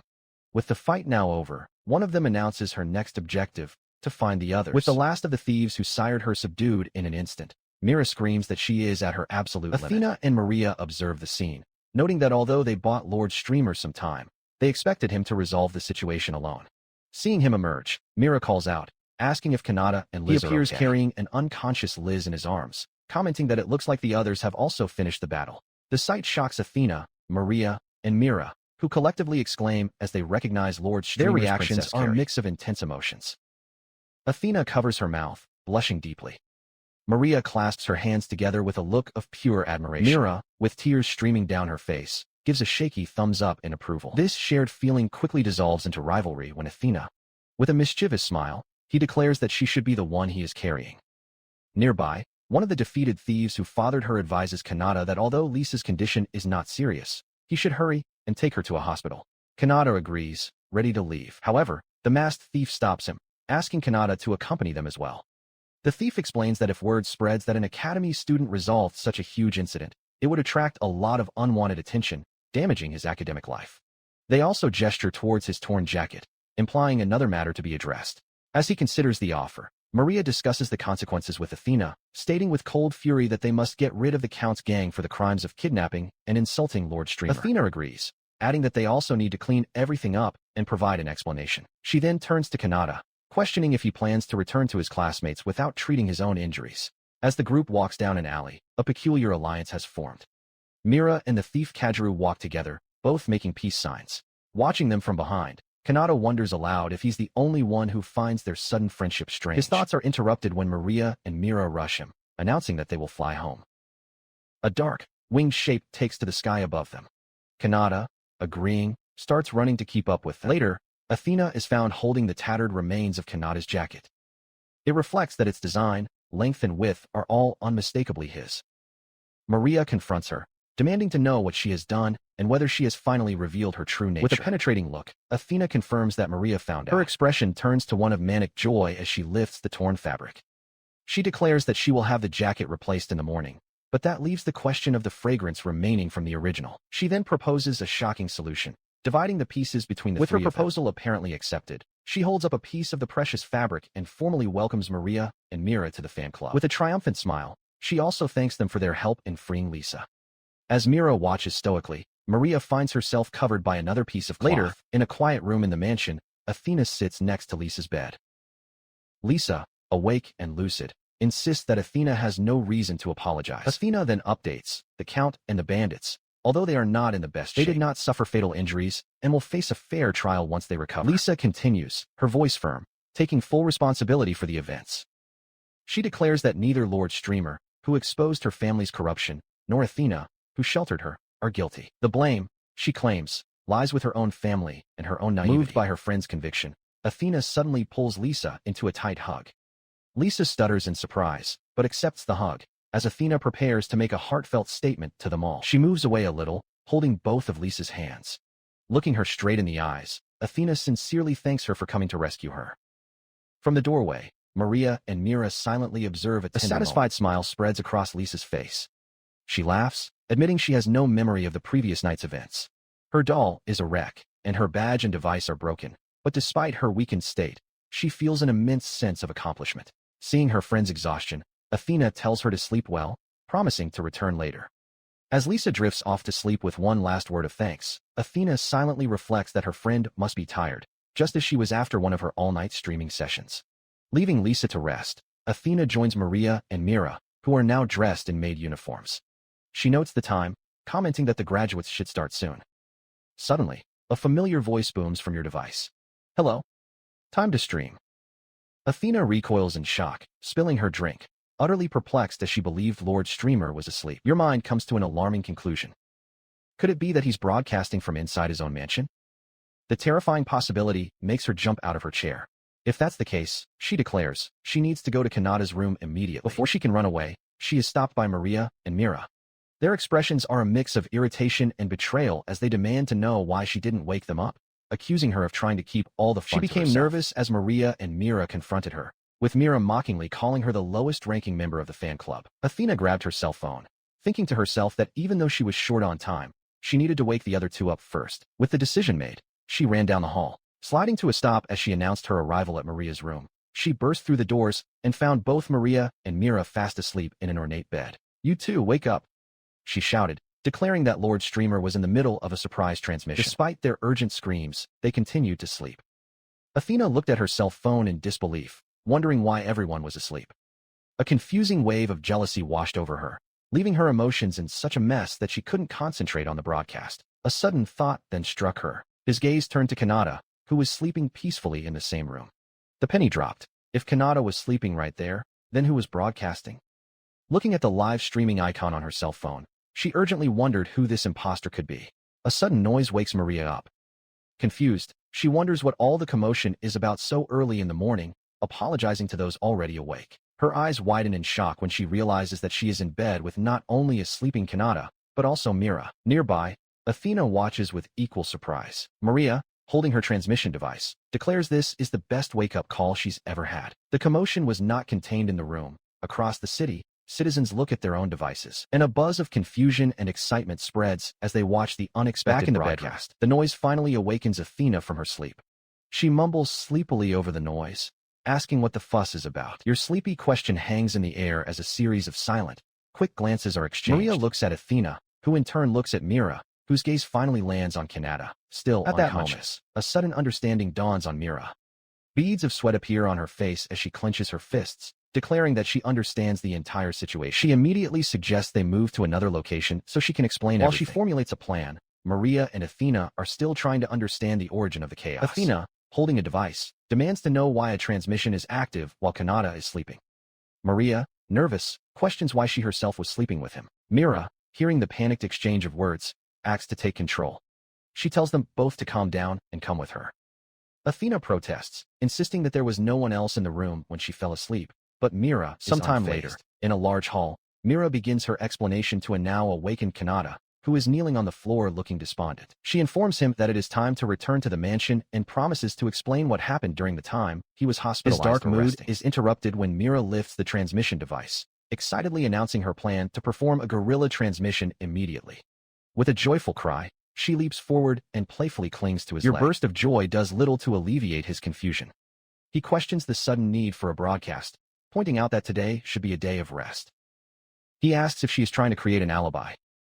Mira confirms her suspicion, explaining that she understood everything the moment he reflects on the new reality, finding it difficult to believe that his words can affect the lives of his listeners so much. Mira, pointing at his transmission device, exclaims in disbelief that he's only now realizing Kanata explains that he started broadcasting because he saw it as a source of salvation and hope for tomorrow. Her frustration grows as she imagines the powerful figures he influenced. Remembering that there were cases in which his words changed the fate of entire countries, bringing the conversation back to the present, Mira asks if he intends to broadcast without any of his usual equipment. Explains that although the system is incomplete and can only transmit in 10-minute intervals, he can use its subterminal. Using magic as a remote control, he can connect it to the main terminal in his dorm, create a simple transmission source, and send the signal. She processes the information, comparing it to Wi-Fi connections from his previous life. It confirms your understanding. As long as it can connect to the main terminal, it can transmit from anywhere. Kanata states that she is correct. He then reveals a significant complication he discovered through secret testing. In addition to the 10-minute limit, there is a transmission delay of 5 to 7 hours. Mira realizes this means that whatever he says now, his audience won't hear from him until the morning. With the preparations apparently complete, he tells Mira that she can return to the mansion to rest, assuring him that he will return as soon as he is finished. He thanks her for her help. She, however, has no intention of leaving. Out of nowhere, she materializes a chair and a listening horn, declaring that she always has them ready. Kanata, momentarily perplexed, internally notes that she is one of his most dangerous listeners, and that it is beneficial for her to hear his words before anyone else. In another location, Athena Faratoa and Maria Alpha listen carefully to the transmission. Athena explains to a perplexed Maria that this is in fact the streamer themselves, not the imposter, but that their broadcast is reaching them. Upon hearing Myra's voice on the broadcast, both Athena and Maria scream in frustration, regretting that it's unfair that she can be there with him while they can't. In a separate scene, Alphana and Maria Alpha sit with Kanata. Alphana holds out a piece of fabric, telling Mira that they prepared scraps for her. She encourages Mira to smell to understand, while the group takes a deep breath. Moreau observes, confused by the term remain. She and the others learned the true nature of the leftovers they were offered. The content of the transmission was a discussion Kanata had with the spirit Pell, awkwardly exploring ways to eliminate prejudice and conflict, the same promise he had made to her. The transmission took Alphana, Mira and Maria Alpha to a state of ecstasy. The effects of this transmission spread. According to rumors, a ceasefire agreement was reached in one country's conflict as a direct result. While some dismissed the broadcast as a childish fantasy, others took it seriously, their hearts full of gratitude. For Alphana and Maria Alpha, the experience was overwhelming. Having completely lost themselves in the essence of the broadcast, the live had already ended before they even realized it, leaving them passed out from exhaustion. Athena, having missed the event, decided to listen to the file later. But her focus quickly shifted to the immediate problem of the bed, and she let out a cry of frustration. Her agitation boiled over when she confronted the other two, demanding to know what Kanata had done to them while they slept. Alfana and Maria insisted that nothing had happened, but their continued happy laughter only fueled Athena's anger, who screamed that there was no chance of that being true. After finishing the broadcast and taking a shower in the mansion, Kanata was completely exhausted. Moreau found him dozing in a hallway, exhausted. As the other girls' voices designated his sleeping form as a sacred place, Mira decided she needed to move him, worried that he would catch a cold or be attacked by Count and Klit's daughter. With a grunt, she lifted the sleeping streamer. While charging, she admitted that her own fatigue was at its limit after moving all day. She noted that her room was on the 3rd floor of the east wing, the same as Maria's, but her thought was lost. Deciding to rest for just a moment, she laid him down on the nearest bed, planning to take a quick 30-minute nap before heading to her own room. Soon she fell fast asleep next to him. Sometime later, Athena burst into the room, shouting for the two to wake up, announcing that Lord Streamer was beginning another guerrilla broadcast. She then explained the situation to the others who had gathered, Mira and Kanata. Both exhausted, they didn't realize they were in the wrong room and simply fell asleep. Hearing this, Maria Elfa approached Mira. She stated that if it had been any other room than hers, Kanata would have been severely stigmatized. With a gentle expression, she told Mira that everyone makes mistakes, and the important thing is to learn from them, before leaning in close. "Please do the same thing to me next time too," she asked, her true feelings leaking out and leaving Mira completely perplexed. As the tense morning unfolds, Athena Ferrato announces her departure, leaving the rest of the matter to Alfana and Maria Elfa. Nearby, Mira shudders and starts to walk away. His silent retreat turns into a sprint down the hallway.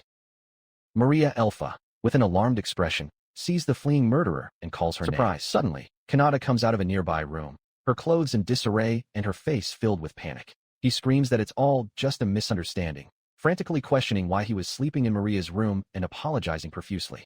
As he bows, Alfana and the others try to calm his frantic explanation. The Maria Elfa watches Mira disappear, correctly assuming that the young assassin must have sensed Kanata's presence and fled. What is he doing?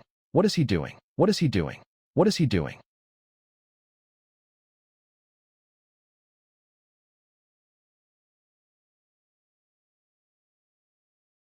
Asking the girls if they saw the coat he left in the ruins. On the floor nearby are the tattered remains of his uniform.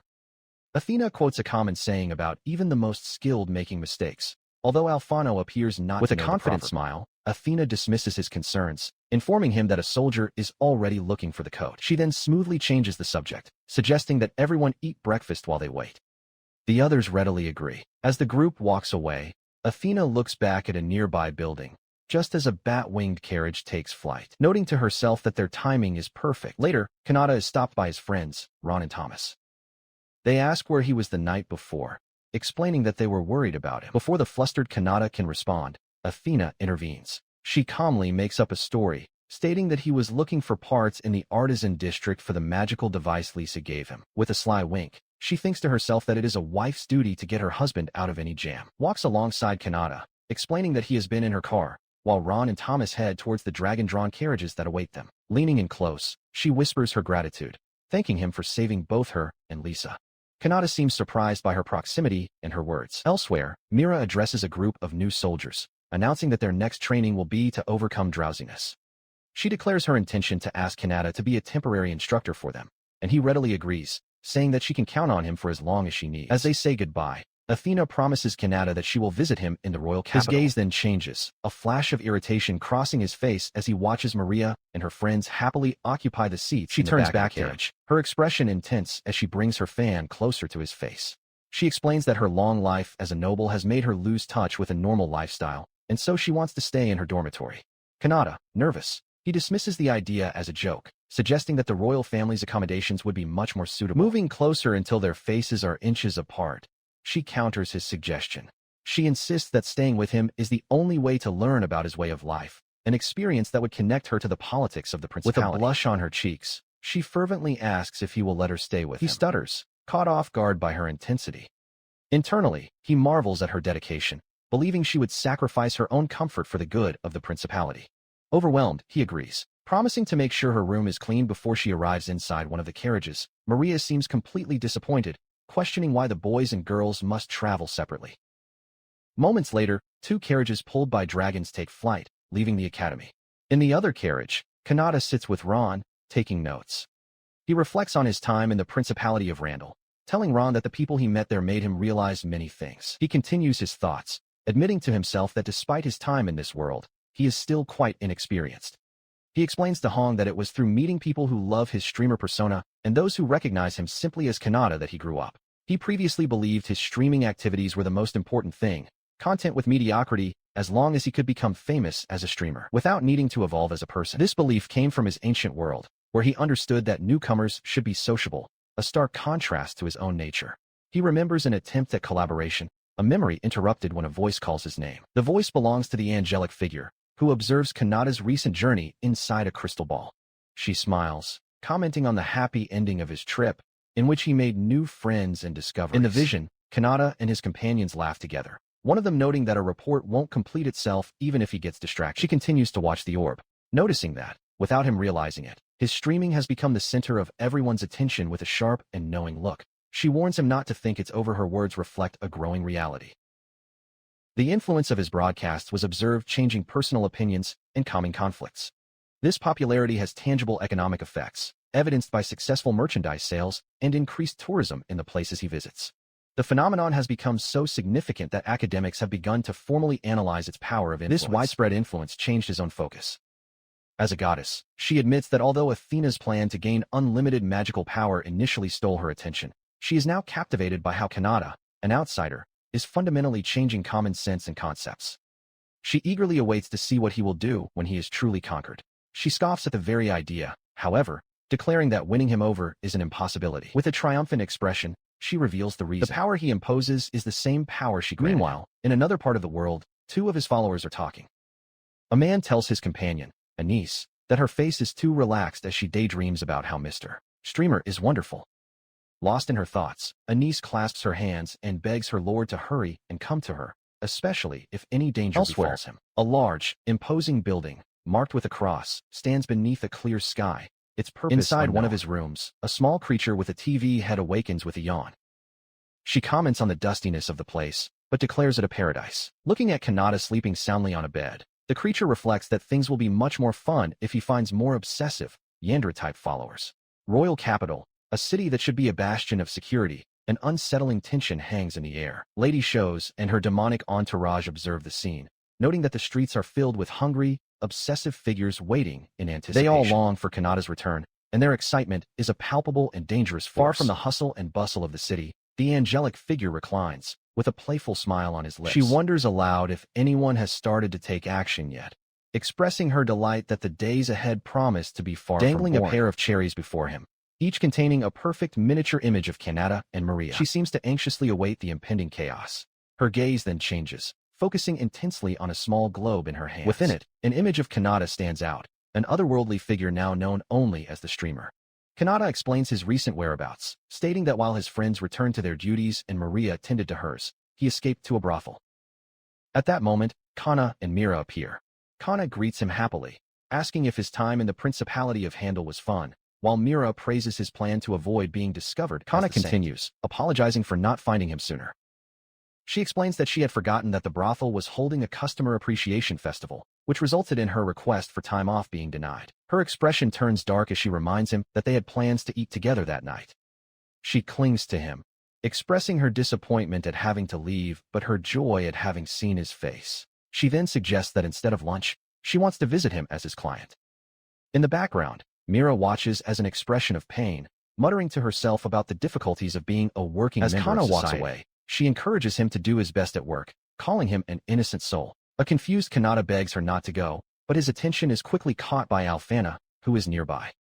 He apologizes to her, explaining that a lot has been building up and he really needs to get it off his chest. Alfana, blushing, agrees, thinking to herself that this must be what is known as a date. Now sitting at an outdoor cafe, Mira snacks on a snack, misinterpreting Kanata's words about things piling up. Kanata, meanwhile, works on a report, telling the fan that although his work is due next week, he doesn't have to do it right away. Alfana protests, asking if he intends to provoke her after she waited so long. Myra's imagination goes out of control as she envisions Kanata and Alfana engaging in various forms of intimate training, escaping from ropes, sharing a single chair, and even brushing each other's teeth. She clutches her head in distress, wishing she could just abandon all logical thought. His fantasies intensify further into self-defense training and counter-assassination training. which appears to be nothing more than a massage. Overwhelmed by her own thoughts, Mira finally snaps back to reality, shouting an apology to Alfana and declaring that she has finished her report. The real scene is much calmer. Alfana sits with composure, reminding herself that, as the saint, she must remain formal and proper before Mr. Dreamer.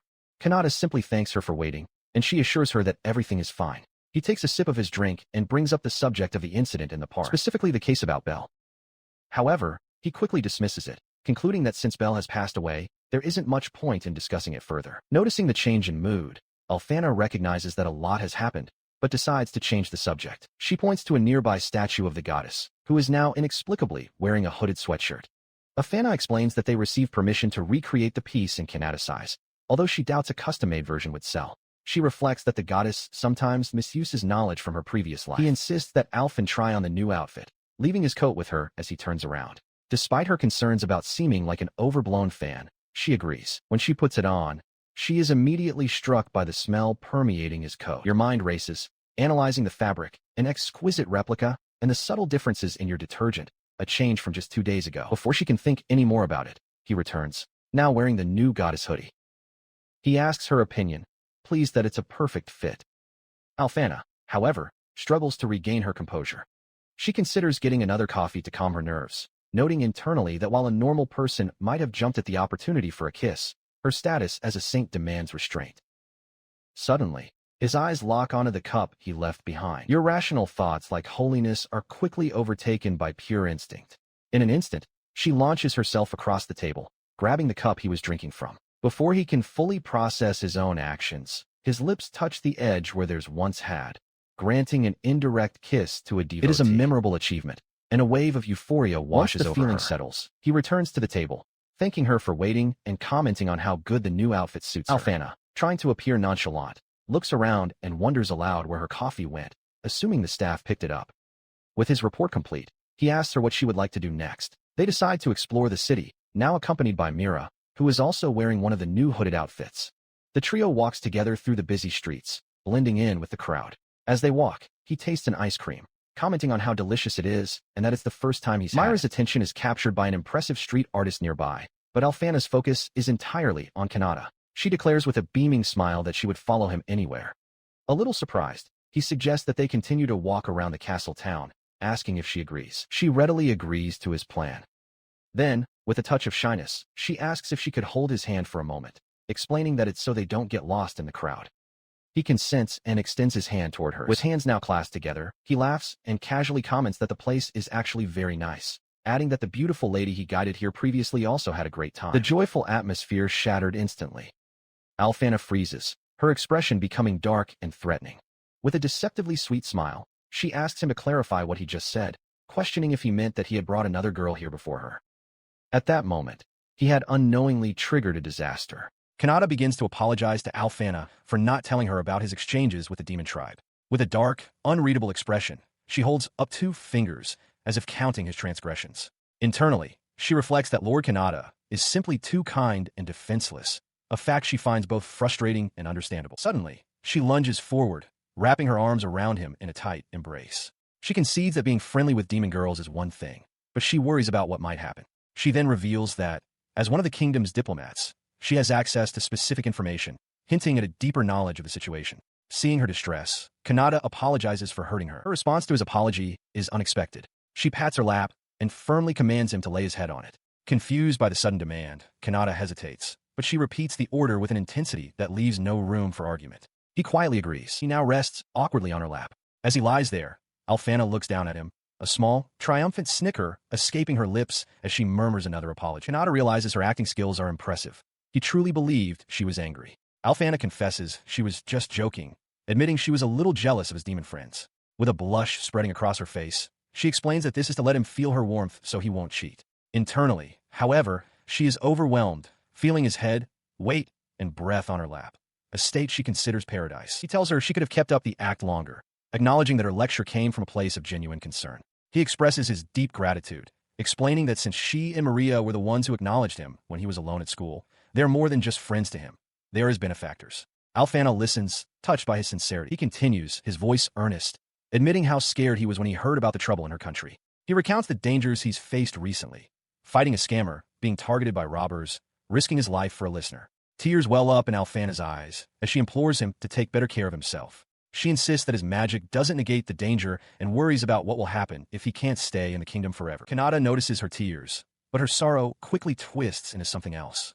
Alfana explains her terror at the thought of him encountering danger far away. Then, with a sudden, manic laugh, she declares that if he refuses to be careful, she will tie him up so he can never go anywhere again. Unfazed by her threat, he gently reaches up and touches her cheek, wiping a tear away. He tells her that even when saying something so extreme, she is still too kind. He then pats her head reassuringly. From a distance, Mira watches the scene unfold, wondering what she should do now that one of Kanata's hands is occupied. His simple, kind gesture breaks the tension completely.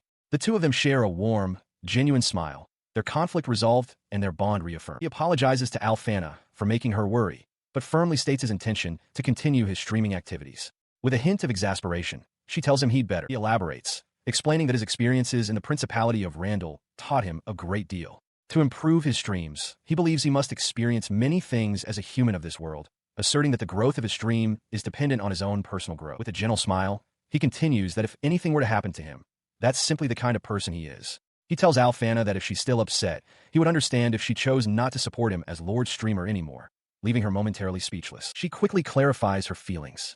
Alfana explains that while she initially held feelings for Lord Kanata, spending time with him made her want to know him better. She corrects herself, stating her feelings are not for the noble, but for Lord Streamer. Her cheeks flush as she takes a step towards him, her voice filled with emotion as she begins a heartfelt confession, starting with the words I low. Kanata looks on, completely taken aback by her sudden declaration. A single word, you, hangs in the air, leaving her vulnerable and flustered before him. She stammers, unable to fully articulate her feelings, her hands clasped nervously. Kanata, still processing the moment, calls out her name in question. Overwhelmed, Alfana turns as if to flee. In that instant, he vanishes.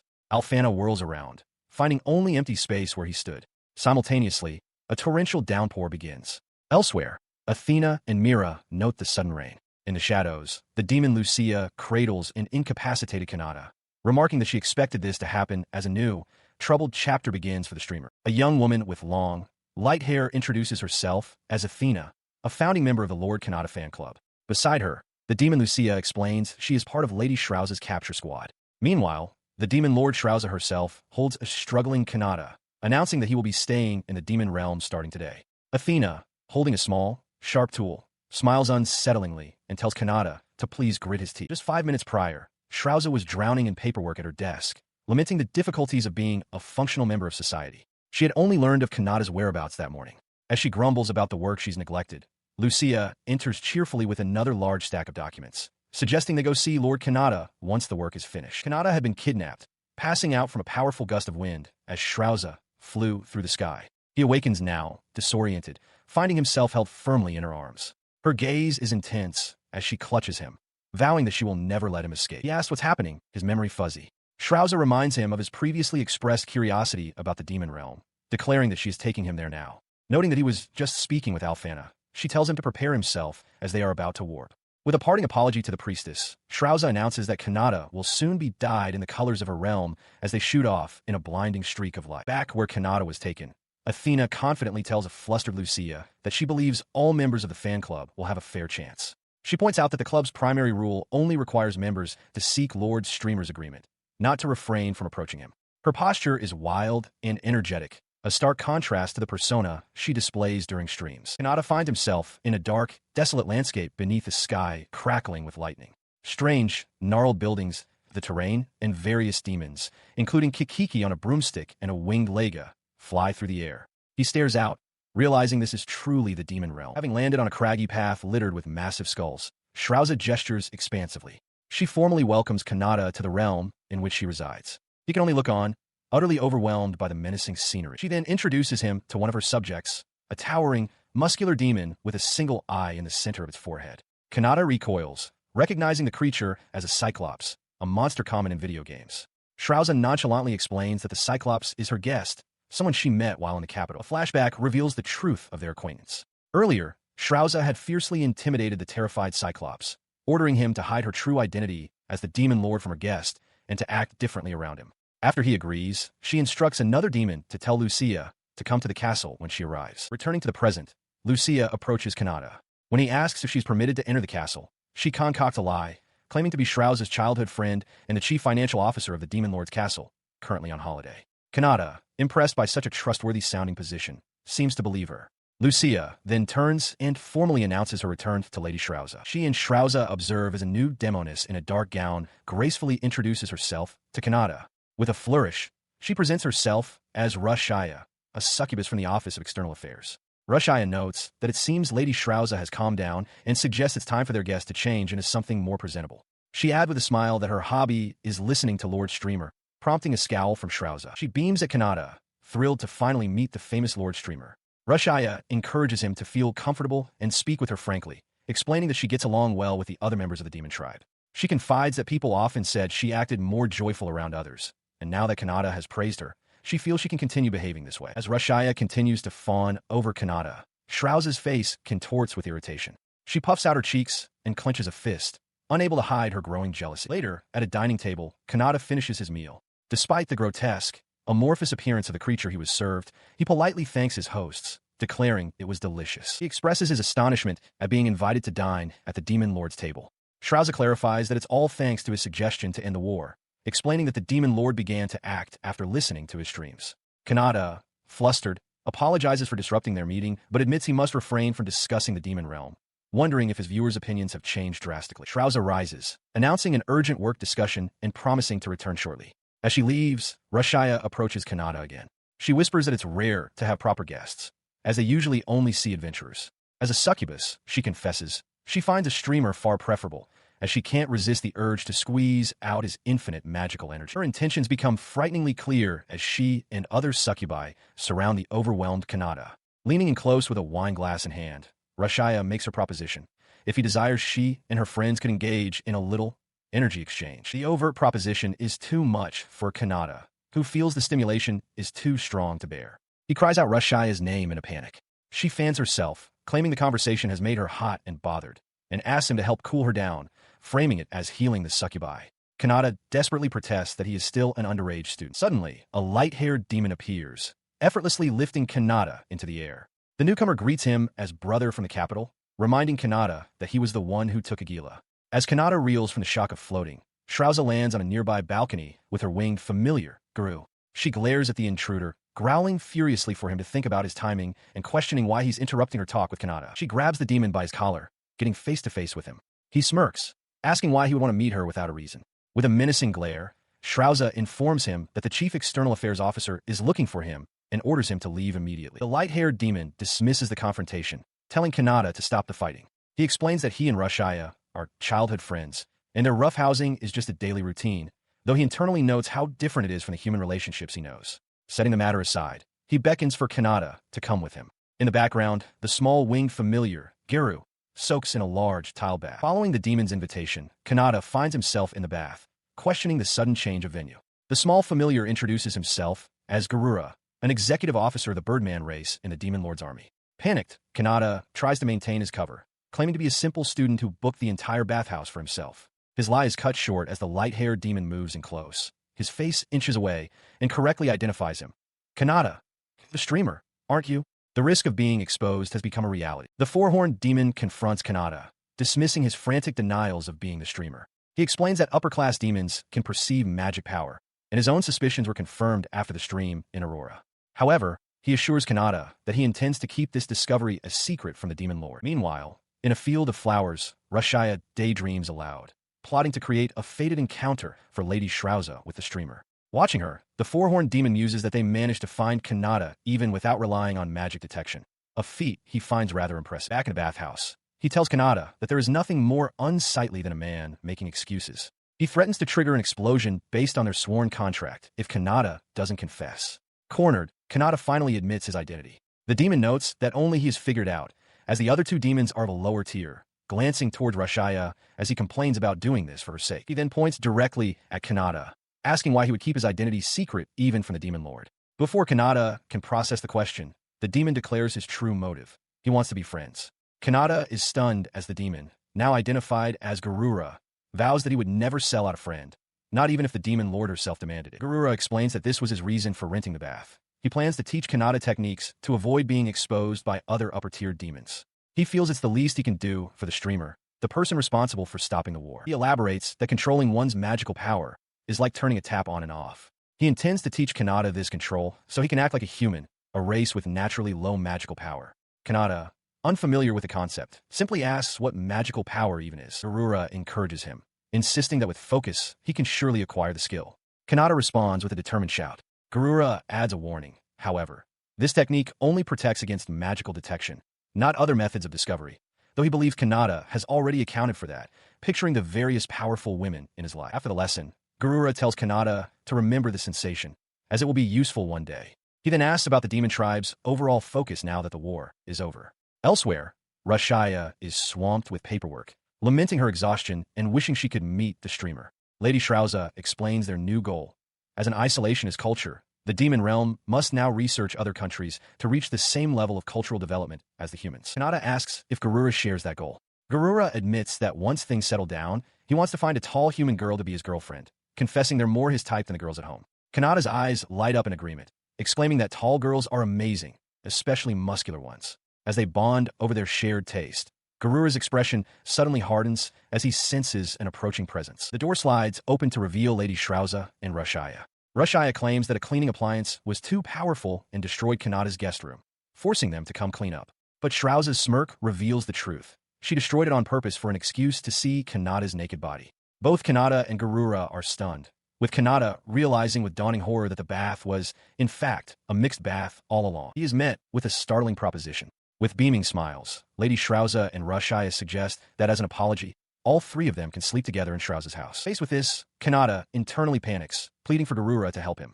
Lady Shrauza explains, with a sly look, that for the demon tribe, the highest form of hospitality is to sleep with one's guests, a complete fabrication. Desperate, Kanata suggests he would rather go to Garura's place instead. His desperate plea puts his friend in an impossible position.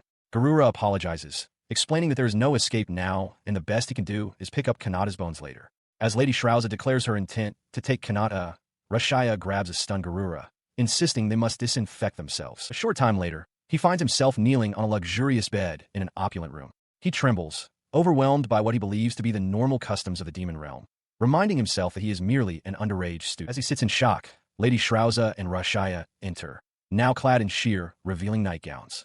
Shrauza remarks that Kanata must be feeling the effects of the stimulating cooking and that their battle dresses will now have an unstoppable effect on his desire-filled body. Their intentions are clear. Lady Shrauza confidently wonders if even an ability to stop time could affect her as she reaches for the door to make her entrance. But as she steps through, a radiant angelic figure materializes, blocking her path. Shrauza recoils, demanding to know who she is.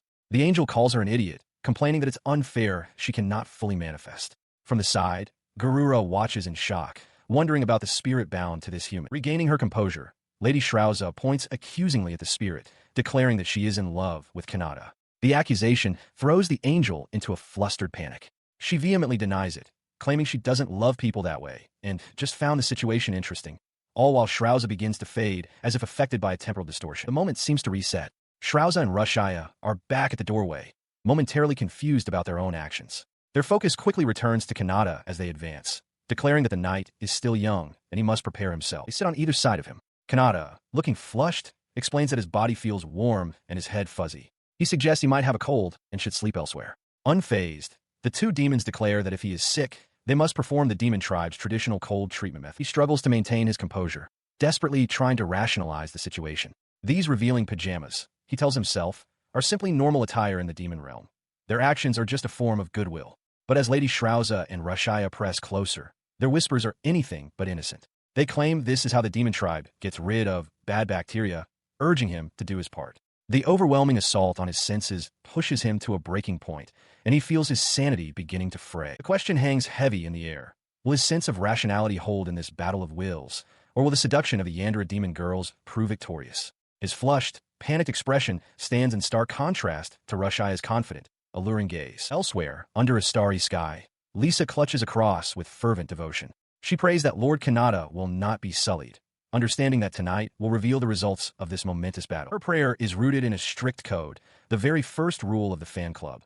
One must not simply go with the flow without the express agreement of Lord Streamer himself. This principle stands as a direct challenge to the Yandere demon tribe's impending actions. In the demon realm, Kanata finds himself in bed, pinned down by two succubi, Rashaya and Lucia.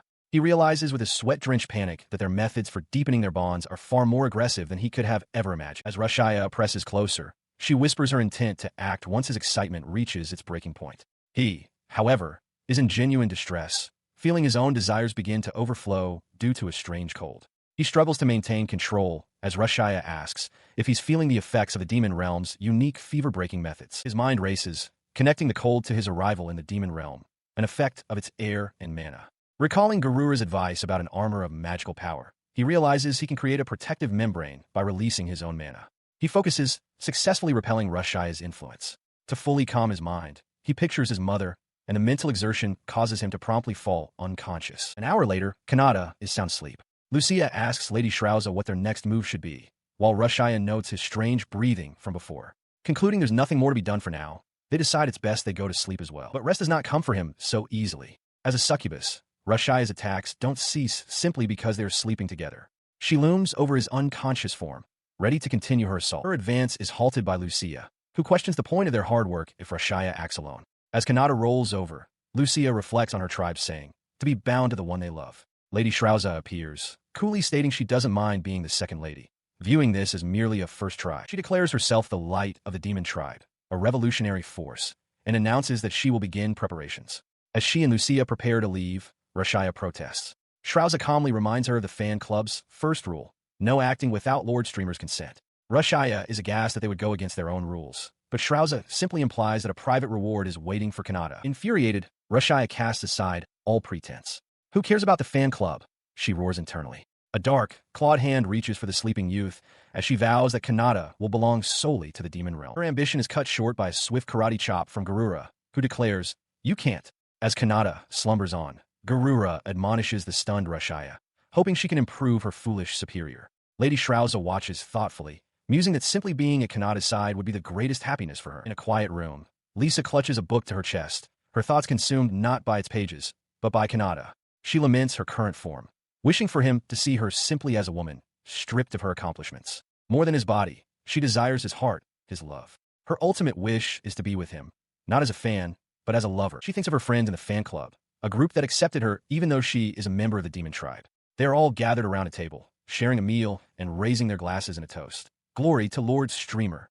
Their shared devotion is a bond, but one Lisa seems ready to betray for her own desires. Her thoughts return to the present as she gazes at Kanata, who sleeps soundly in a bed. The sight makes her chest ache. With a soft sniffle, she sighs, unable to calm her racing heart. She acknowledges her own foolishness, admitting to herself that she is a woman who could only resort to kidnapping him. Her sorrowful expression twists into one of dark, possessive intensity. Tears stream down her face, now cast in shadow, as she vows that Kanata will eventually share her feelings. She demands that he love only her, look only at her. His sleeping face, she thinks, belongs to no one else and will, one day, be hers alone. Leaning over him, she whispers her affections repeatedly, a mantra of "I love you." She decides to be patient, just for tonight, and resolves to simply hold him tightly as he sleeps. As the night passes, two angelic figures observe from another plane, one expressing immense relief that the mortal realm remained peaceful and that nothing terrible happened. The next morning, Kanata walks towards the school's back door, letting out a large yawn. He wonders aloud why he fell asleep, and Shrauza, walking beside him, chides him for yawning. He turns to her, noticing the dark circles under her eyes. Concerned, he asks if she's all right. Shrauza laughs it off, reminding him that she was the one who invited him. She then playfully suggests that if he likes, he could come live in the demon realm. After noticing him shiver, she comments on the revealing nature of demon attire and jokes that he could manage a succubi brothel after graduation, an idea she quickly dismisses. He then presents her with a folded shirt, explaining it was a gift from his streamer fans. Feeling bad about the large quantity, he had tried one on but decided against wearing it. Shrauza accepts the garment, stating she will take it for research and development, while noting that his physique is still somewhat underdeveloped. As their escorts arrive, Shrauza informs Kanata that it's time for their morning meetings and they must part ways. She expresses her disappointment, but promises to see him soon. Nearby, Garura watches their exchange with a low growl. Kanata agrees, and they go their separate ways. Deciding to head back to the dorms, Kanata's path is suddenly blocked. From the direction of a waiting carriage, where an attendant is told to halt, two figures lunge forward with terrifying speed and intensity. It is Alfana and the elf princess Maria, their eyes wide and manic as they shout in unison, "I found you." A chaotic morning reunion erupts as Alfana and Maria accost Kanata. Alfana, frantic, grabs him and demands to know if he was abducted by the demon realm, a fact she claims to have heard from him. Maria presses in just as close asking if he is alright. Overwhelmed by their energetic concern, Kanata can only protest their proximity while his other friends watch the scene unfold. To verify his state, Alfana and Maria present him with a holy cross. They explain that the relic can only be held by those who have maintained their purity. If touched by one who is unworthy, it will shatter. With bright, confident smiles, the two girls hold the cross together. Kanata watches from a distance, perplexed, as nothing happens. His purity seemingly confirmed, Kanata is left bewildered as Alfana and Maria cheerfully skip away, promising to see him tomorrow. As a carriage departs in the distance, the two girls collapse in relief. Alfana remarks that Shrauza must have had some common sense after all, but Maria admits she was scared out of her wits, especially since the kidnapping occurred right in the middle of his confession. As they recover, Alfana advises Maria not to be so anxious next time, noting that Kanata's behavior suggests he doesn't remember the latter half of their date. Leaning in close, she whispers a critical question, asking if Maria is aware that Lord Kanata's jacket has been duplicated. Maria's eyes widen in shock at the revelation. Far away, in the demon realm, Lady Shrauza blissfully wears the original jacket, calling it her boyfriend clothes as she diligently works at her desk. Her subordinates, Lucia and Kikiki, ask for her next task.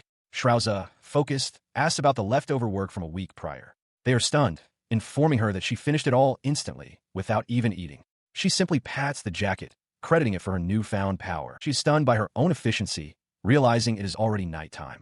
As Lucia announces she will be retiring for the evening, Shrauza is suddenly struck by a realization. It's time for the stream. At that very moment, Kanata sits before his monitor, preparing to go live. He announces his return to the usual schedule, reflecting that while it has only been a few days, it feels like a long while since he last streamed from home. His return to the airwaves is met with intense emotion. Alfana and Maria watch the stream, tears welling in their eyes. Alfana is so moved she has to cut her memorabilia in two, while Maria declares the stream amazing. Alfana's possessiveness flares as she warns Kanata not to thank any super chat donations from others. He, meanwhile, scans the chat, noting the general praise before a peculiar message catches his eye. A first-time super chatter asks for the best place to propose or be proposed to. The question makes Kanata reflect on the beautiful scenery he witnessed, something so different from his previous life. The mention of a beautiful place sparks an idea for Maria and Alfana, who decide to create a field of flowers in the capital. In the demon realm, Lady Shrauza overhears this on the stream. She looks out over the desolate, blood-soaked plains of her kingdom, a land so barren not a single blade of grass can grow, and wonders what such a place would look like if it were to overflow with flowers. She continues listening to Kanata's broadcast, her expression thoughtful as he speaks. He suggests that if one were to have a fight, they should simply go back and make up. She quietly poses a question to his image on the screen, wondering if he would truly consider fighting in such a beautiful place. His on-screen persona suddenly brightens, exclaiming that it's because she is a truly interesting person. The unexpected compliment catches her completely off guard. Meanwhile, the stream's chat fills with comments from his audience, calling him naive and cute, speculating he's the unpopular type, and one viewer even declaring him their type and asking him to be their marriage planner. The idea of marriage planning sends her spiraling into a vivid daydream. She imagines a future where humans can visit the demon realm easily, a place where she and Kanata can reveal their true identities and confess their feelings. With newfound resolve, she declares her decision. She will make the demon realm flourish with greenery and flowers. In her fantasy, she and Kanata stand together, and she announces that to start, they will fill this very field with flowers. She muses that once it's complete, she will proudly introduce it to him. Elsewhere, her subordinates react to the situation. Garura bursts into laughter, mocking Kikiki by telling her she's free to imagine whatever she wants. Lucia sighs in exasperation nearby. Kikiki, flustered, reminds Garura that their work is not yet finished, and that she wants to catch the livestream too. He then offers to help, suggesting he'll take half of her workload. Kikiki, blushing furiously at his earnestness, dismisses his words as cringy and threatens to go home. Changing his tone, Garura offers a piece of sincere advice, telling her that she needs to capture the heart of the man she's fallen for, not just rely on physical appeal. The scene shifts to the culmination of Lady Shrauza's fantasy. She stands in a flowing white wedding gown, holding a massive bouquet of white roses. Her phone displays a message from Garura, framed as a super chat, explaining that his earlier words were an early celebration gift for her. The chat buzzes with questions about how many children she wants. A brief memory surfaces of the next day, where she visited a florist and purchased an unprecedented amount of flower seeds, lining up with other patrons. In the Riwado Republic, a story unfolds about a lady who loves toys. On a busy street, onlookers murmur about a young woman who never seems to make a sale, wishing she had a normal job. This woman, a toy maker named Rumiu, clutches one of her creations, her face a mask of despair. She couldn't sell a single one, and her thoughts drift to a streamer she follows. A month prior, she had pleaded with a shopkeeper. He noted her persistence, but questioned if his store could handle such a difficult toy. Rumiu explained her dream was to bring joy and happiness to everyone through her products. The shopkeeper was unmoved, suggesting she makes simple toys to trick kids for a quick profit. Desperate, she offered to lower her dividends to a minimum, begging for a chance, insisting her toys wouldn't be sold in stores otherwise. Her pleas were met with fury. The shopkeeper, his patience exhausted, threw her out, roaring that her ideals couldn't feed anyone and that she shouldn't come back. Cast out onto the street, Rumiyu sat in defeat, wondering where else she could possibly go now that this store had rejected her. Back in the present, she sat alone, consumed by her concerns. Rent was due this month, and she had no idea what to do. Deciding to take a chance, she composed a message to the streamer, asking for advice. Though she doubted he would even read it, she sent it anyway. She gasped in astonishment as he read it almost immediately. From his own location, Kanata read the message from a dreaming creator who couldn't get people to buy her products. His advice was simple. If that was the case, she should try selling them on the roadside. The suggestion resonated with Rumiyu. Heeding his words, she sold all of her furniture to acquire a 1-month business license. Now, set up on a street corner, she sighed at her remaining stock. Just then, a figure in dark assassin's gear, Mira, approached her small display. She looked over the wares with curiosity. Mira asked what kind of store it was, and Rumiyu explained that the card-like items were toys inspired by tarot cards, but they weren't selling because people didn't know how to play. Mira, remarking that she was usually only capable of destroying things, expressed admiration for someone who could create. She then asked the price, and Rumiyu timidly stated it was 3 copper pieces. Finding the price shockingly low for a handmade item, Mira apologized for only having 5 silver pieces and handed them over, telling the toy maker to have more confidence. Rumiyu was overwhelmed. To receive so much for her creation brought tears to her eyes. Thanking Mira profusely, she felt a renewed resolve. With tomorrow being her last day, she would give it her all and live with no regrets. As the day ended, she watched families pass by, reflecting that at 26, she needed to face reality while her friends were already raising children. Elsewhere, Mira reappeared in Kanata's room. He was startled, asking if she had been traveling to Rancel Kingdom for weeks. She brushed off his question, telling him not to worry about the details. She then announced she had a souvenir for him.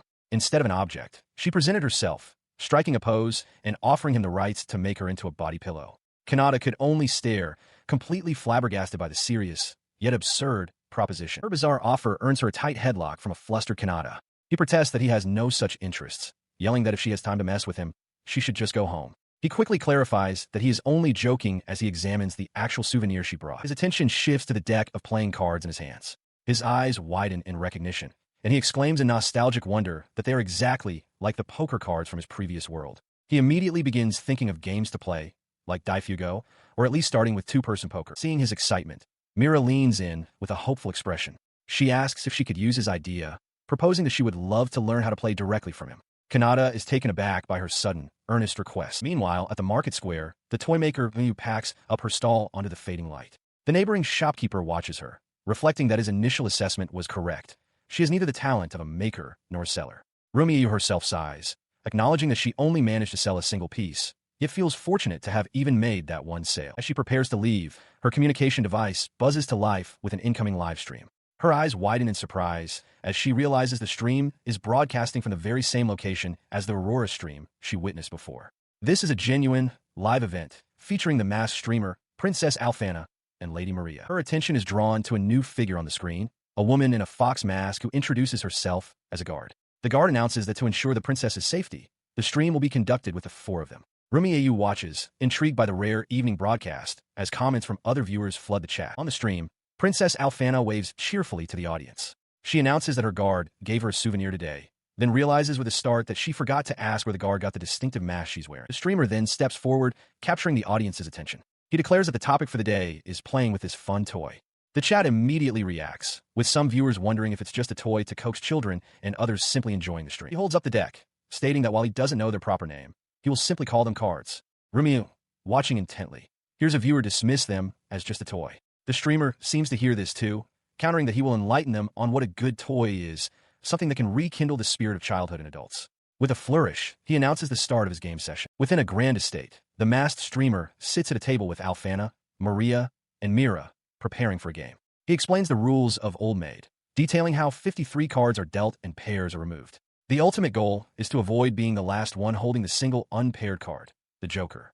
With a flourish, he reveals the Joker card, announcing that for this round, it begins with him. As the game progresses, Maria deftly plucks the final card from his hand. With his cards gone, the streamer declares his victory. The entire scene is broadcast on a device, where an unseen viewer marvels at the psychological battle unfolding, finding it surprisingly interesting. Having received the Joker from Maria, Alfana holds the card to her chest with fierce determination. She thanks Maria for entrusting it to her, vowing to see her well done.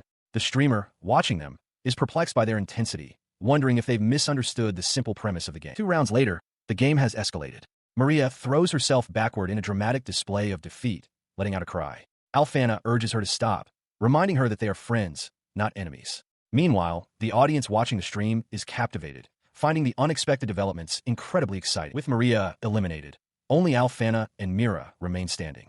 Alfana calmly addresses Mira, suggesting they decide the victor. The air grows thick with tension as the others watch, their bodies rigid with nervousness. Her expression is one of intense focus. As Mira reaches for a card, a single bead of sweat trickles down Alfana's temple. Mira's hand closes on a card, and she pulls it free with a confident declaration. "I've got you." Mira triumphantly completes a pair, but Alfana reveals her deception. She explains that her specialty is water magic, and she had secretly made the left card cold and sweaty to the touch. Mira realizes she was tricked. From the side, the streamer acknowledges Alfana's well-played strategy. Her ruse successful, Alfana is suddenly embraced by an ecstatic Maria, who congratulates her on a marvelous victory in defending the streamer. Confused by this interpretation, Alfana can only question it. Maria then suggests they rename the game Guardian. The streamer tries to interject that Alfana actually lost, but his words are lost in their excitement. The 3 girls huddle together, frustrated yet clearly having enjoyed the chaotic game. Alfana clutches the Joker card as if it were a trophy. Watching them, the streamer concludes that since everyone had fun, the outcome doesn't really matter. He then shifts the topic of his stream, holding up a small toy box. He states that everyone must be curious about its maker. As he reads the name from the box, Ms. Remieu from the Roado Republic, a woman with spiral-lensed glasses and a beret appears in a flash, letting out a shocked cry. The toy maker, Remieu, stares at her phone in disbelief as Kanata's stream continues. His viewers are in an uproar, all clamoring to buy her Guardian game. Kanata himself praises her, calling the toy maker a genius. Overwhelmed, Remieu can only stammer, asking to buy some cards herself. She begins to cry, tears of joy streaming down her face. It feels like a dream. She whispers her thanks to the streamer and to the girl from the previous day. Meanwhile, on the stream, Alfana, Maria, and Mira prepare for a second round of their game, with Mira fiercely declaring that she will not lose this time. Her thoughts spiral as a deep blush covers her face. This is the first time a man has ever praised her work with such sincerity. A wild conclusion forms in her mind. If he loves her work, does that mean he loves her too? Her eyes swirl with dizzying emotion as she clutches her phone, vowing to treasure his cards. This newfound emotion is intoxicating. She had never fallen in love, always considering it a drag.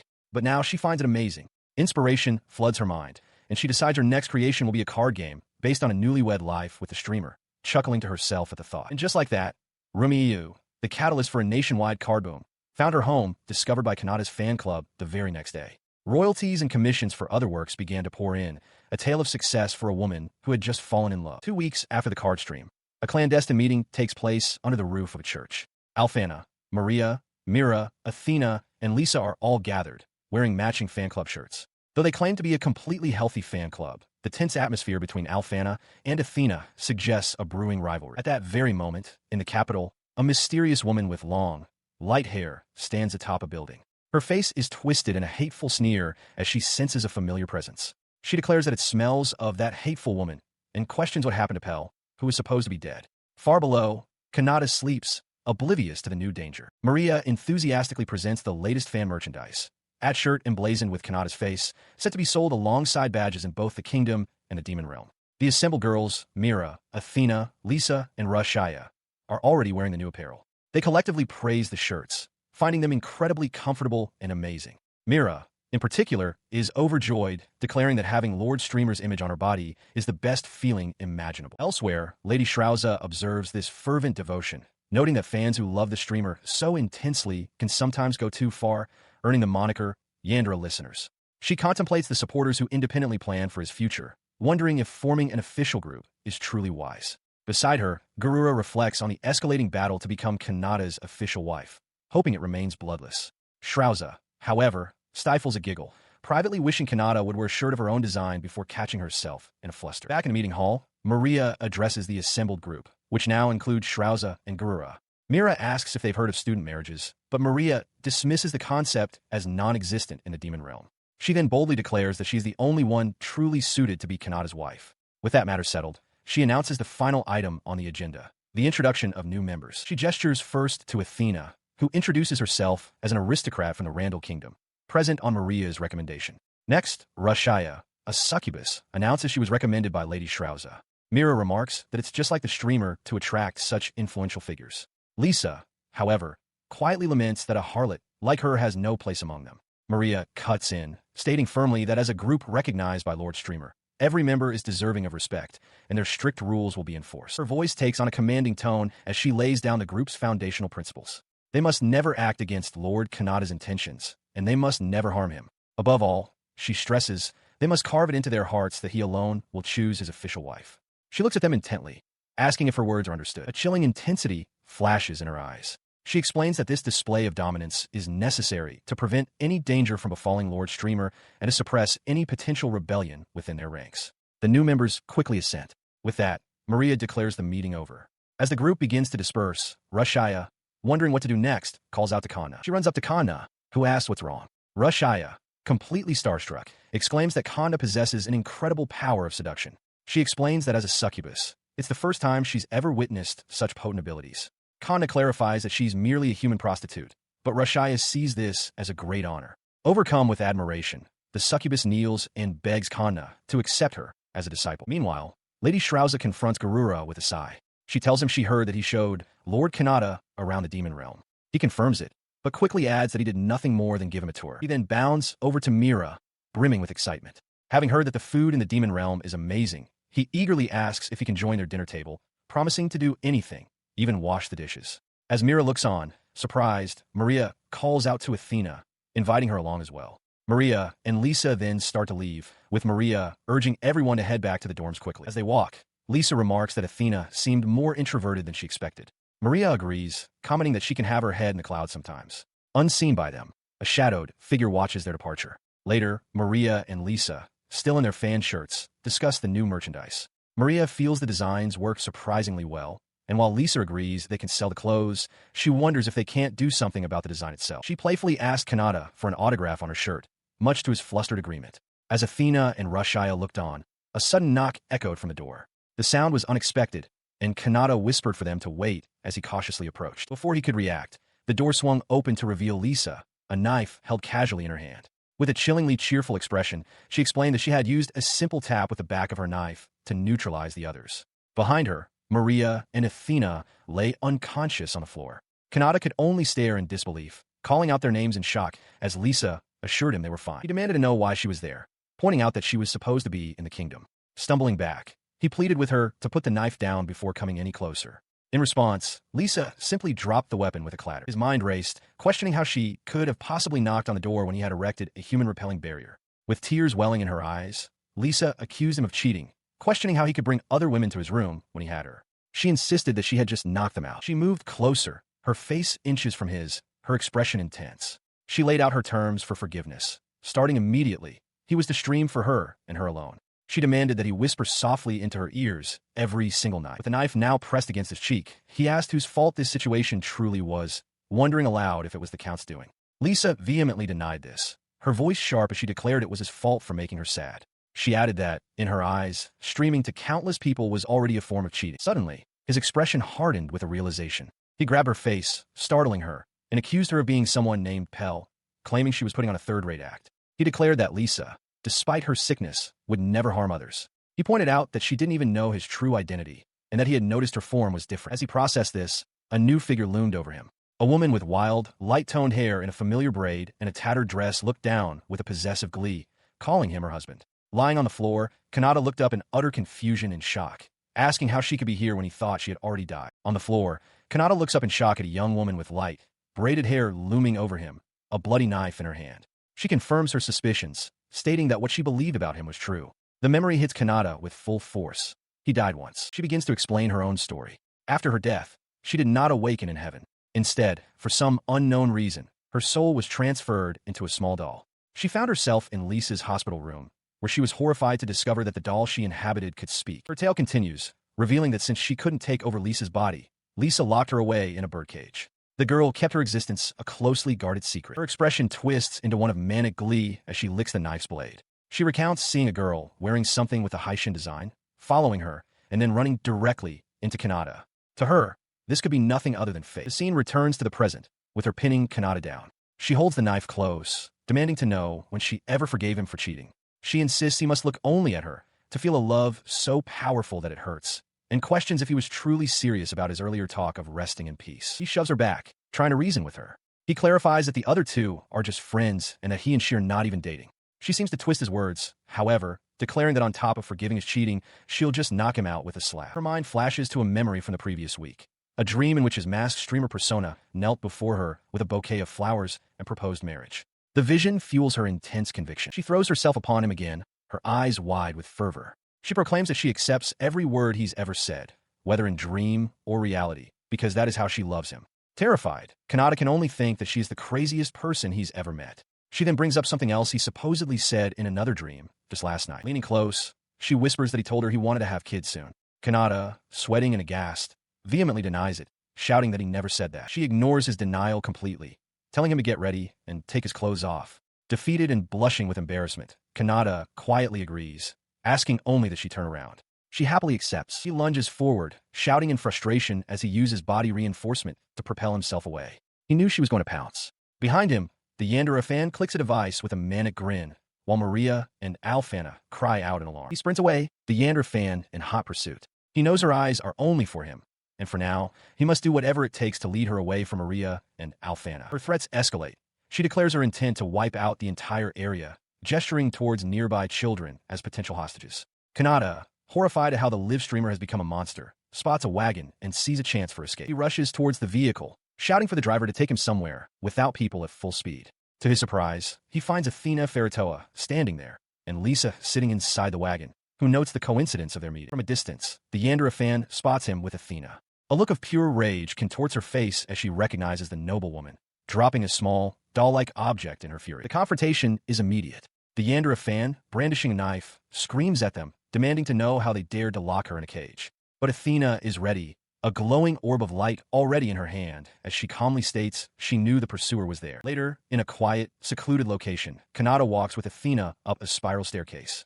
He admits to her that he's been on edge all morning, ever since a messenger from the principality informed him of the fan's escape. She leans against him, apologizing that their reunion had to be under such circumstances and musing on why nobles are so clingy. She then leans in closer, remarking on his pleasant scent and inviting him to touch her hair, assuring him she takes good care of it. He hesitantly agrees. As he nervously touches a strand of her hair, she smiles, amused by his reaction. He admits his nervousness, explaining that he isn't used to touching hair so beautiful. His attention then shifts back to Lisa, who is now sitting up. He asks if she is all right. She, in turn, asks why he hit her.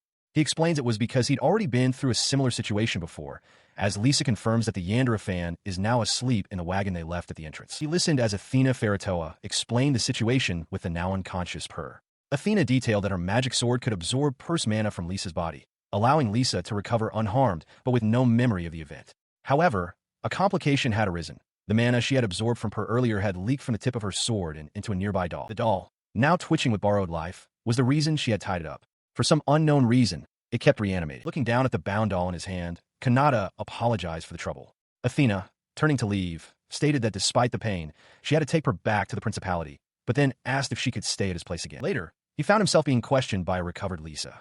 She demanded to know why Per had been with him, adding that she vaguely recalled Per following them to Maria's dormitory. He recounted the events to Athena, who quickly pieced it together. She surmised that when Per heard a voice similar to Kanata's, she assumed it was him and attacked. Kanata confirmed her deduction was exactly right. He bowed deeply in apology. As a carriage departed outside, Athena told him that while she would let it slide this time, anyone else would not have forgiven him for using such a terrible excuse. She then leaned in close, a mischievous glint in her eye.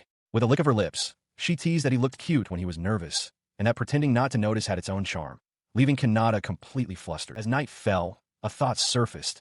Fantasy and reality have nothing to do with each other. That is why it is so important to consider the other person's feelings. Attempting to return to his routine, he prepared for his dream, but found he couldn't focus. Alfana and Maria sat directly behind him, watching with unnerving intensity. Alfana, nibbling on a snack, seemed resolved to never make a mistake like that again. Meanwhile, in the demon world, his broadcast was being received with far more enthusiasm. Lady Shrauza and her subordinates cheered to the screen, declaring it an absolutely top-tier epic.